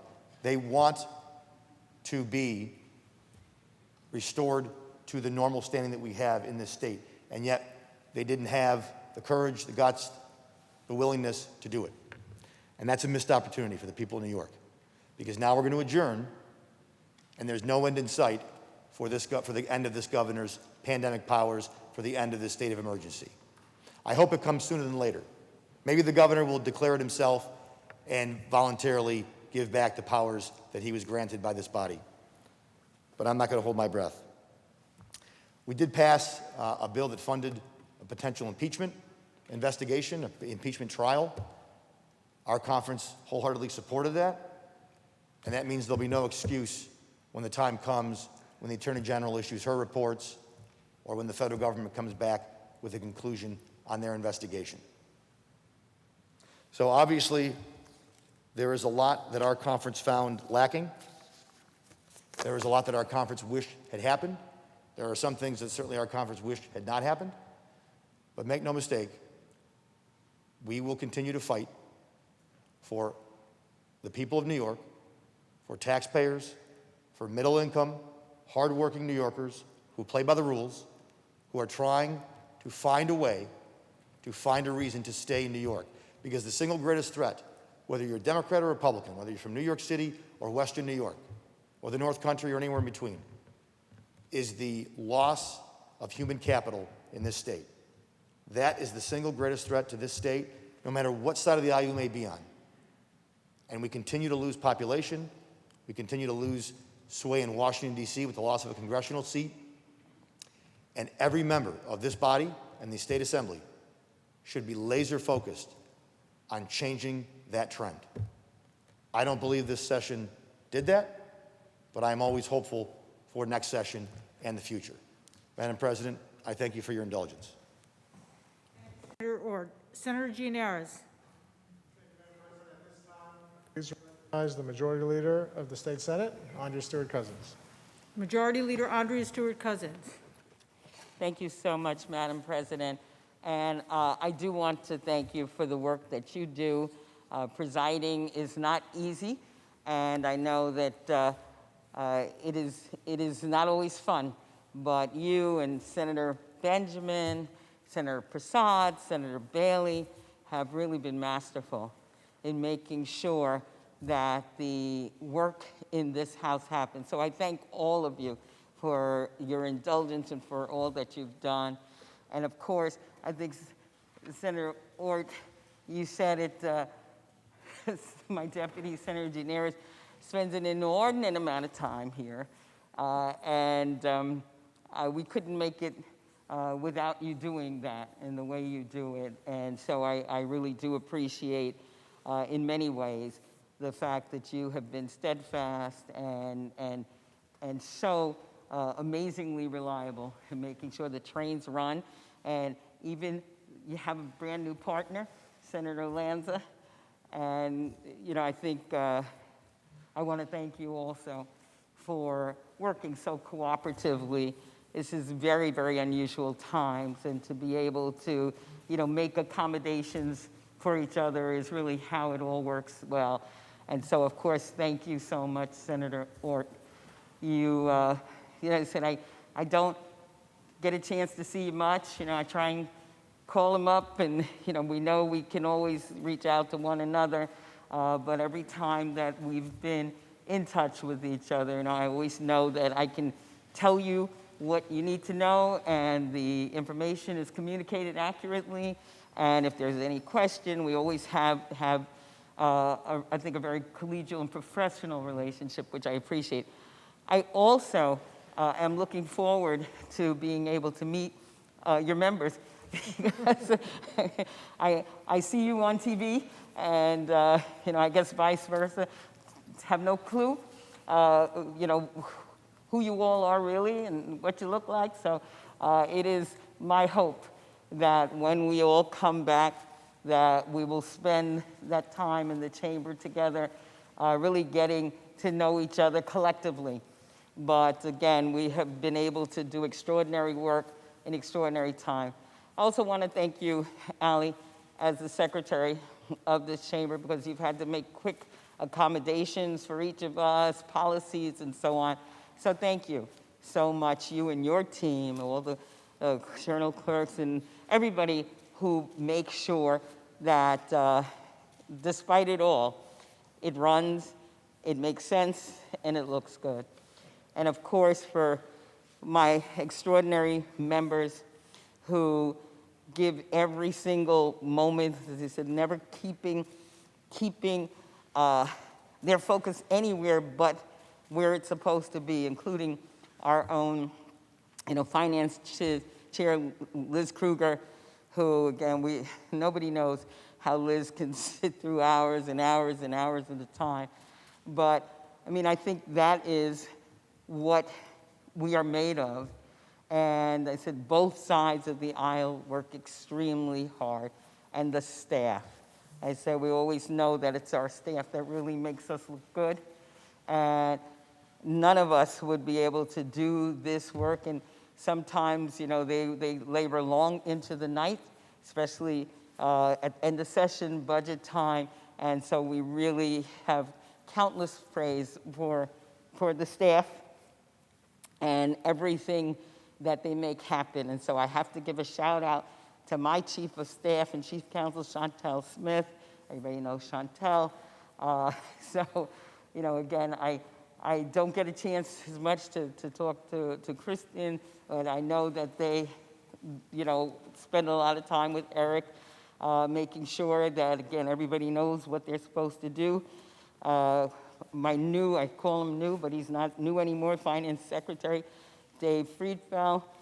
Incredible work that has been done by Dave and his team, and of course my communications director, Mike Murphy, who again makes sure the message about what we're doing is out there so that people understand that we are working every day on behalf of the people. My director of intergovernmental affairs, Loren Amor, who's been invaluable in the work that we've done, and also Tess, who's my director of operations, and all my staff in Capitol and 907, keeping the trains running. I really thank you all very, very much. I really could not be more proud of the Democratic Majority Conference and all of your efforts for yet another historic year that delivered results for New Yorkers. When I spoke after the budget in April, I talked about the state budget that we passed represented a light at the end of the tunnel, a path forward after COVID-19 and this pandemic. And again, I can't say enough, and sorry for loss on your staff, and certainly many of us in our lives suffered losses, and so again, our deepest condolences. And we said at that time that budget, first and foremost, was there to respond to the crisis at hand. And we took bold action to jumpstart New York, to jumpstart the economic recovery from COVID. We secured billions of dollars in emergency relief, and certainly with the help of our congressional representatives. We were able to help struggling tenants and homeowners. We were able to help unemployed workers. We were able to help small businesses on the verge of closing. But we didn't stop there. We looked at the budget as an opportunity not just for recovery, but for renewal. We began the hard work of unraveling the structural inequities that made the pandemic even worse for some New Yorkers. And in that understanding, we delivered record funding for schools, including upping the amount of available slots for universal pre-K, really starting to make it truly universal. We did tax relief for working and middle-class residents, and we did historic investments in healthcare and in our environment. Since then, with each vaccination, with each restaurant reopening, with each playoff game in front of packed arenas, and I'm talking about the Islanders, go Islanders. Sorry about the Yankees, I am too. But the light at the end of the tunnel has grown brighter and brighter. This has allowed us to see more clearly our accomplishments, but it's also exposed the immense challenges that we still face. So while we achieved so much through the budget process, we've also continued to pass groundbreaking legislation at an unprecedented pace. With voting rights under assault throughout our country, we passed new election reforms to make early and absentee voting more accessible to all New Yorkers. We repealed the walking while trans ban, and of course, this is Pride Month, and I think Senator Horman recapped so much that we've done. So we made sure to repeal that walking while trans ban, and we addressed disparities in health care in minorities. We legalized recreational marijuana to begin undoing the damage done in so many of our communities by this prohibition, and opened a new $4.2 billion industry for our state. We continue to improve our justice system. We passed HALT, a law to end prolonged segregated confinement, and just today, we passed groundbreaking less is more legislation to improve outcomes for individuals reintegrating back into society. With gun violence on the rise, we banned ghost guns, declared gun violence a public health crisis, and gave victims of gun violence recourse in the courts against companies that irresponsibly distribute deadly weapons. We brought stakeholders of all sides together to produce landmark bills on hospital and nursing home staffing standards. And speaking of nursing homes, after the devastation we saw in senior residences during the pandemic, the Senate took action to improve oversight, care, and accountability in these facilities. That's what the Senate majority does. We identify problems, and then we work to do something about them. So in the spirit following news reports of a widespread housing discrimination in suburban communities, we issue subpoenas, held hearings, passed laws to ensure that everyone has an opportunity to buy their dream home. We also continue to make workplaces safer and more equitable for everyone, but particularly women, by passing legislation to strengthen New York State's sexual harassment laws. And while the state budget provided record investments in protections for tenants and homeowners, our work on making housing more affordable and combating homelessness is far from over. During this final week of session, we passed the Housing Our Neighbors with Dignity Act that will help create new affordable housing for vulnerable New Yorkers in cities across the state. And we're continuing to seek out the problems that face our state and figure out the best ways to approach them, holding hearings on issues ranging from health services to food insecurity to event ticket marketplaces. Since becoming majority leader, I've talked about our conference's guiding principle. If given the chance, we will always look to create opportunities rather than build barriers. The people of New York have agreed with this approach, putting 43 members of our conference in this chamber. And so we've taken that mandate and continue to open up pathways, tear down obstacles for as many New Yorkers as we can. We've made progress in building a more equitable and prosperous New York. However, we know that there's still a great deal of work to be done, and the reality is that our work is truly never done. So now we have time to go back to our districts, listening and working with those we serve. We'll be back in this chamber in January, hopefully all together, unmasked, ready to continue tackling the issues of our time.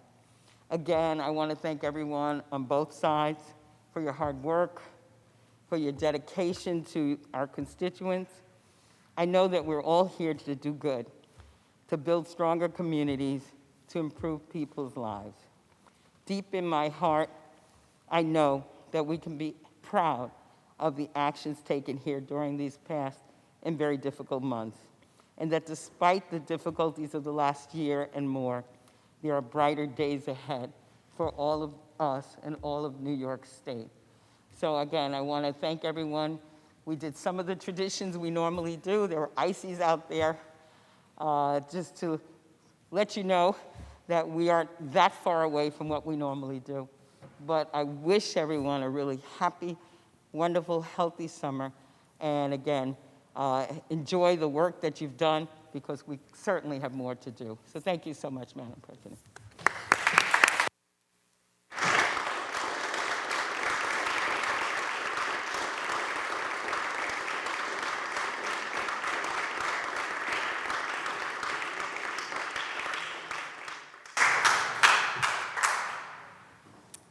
Senator Gianaris.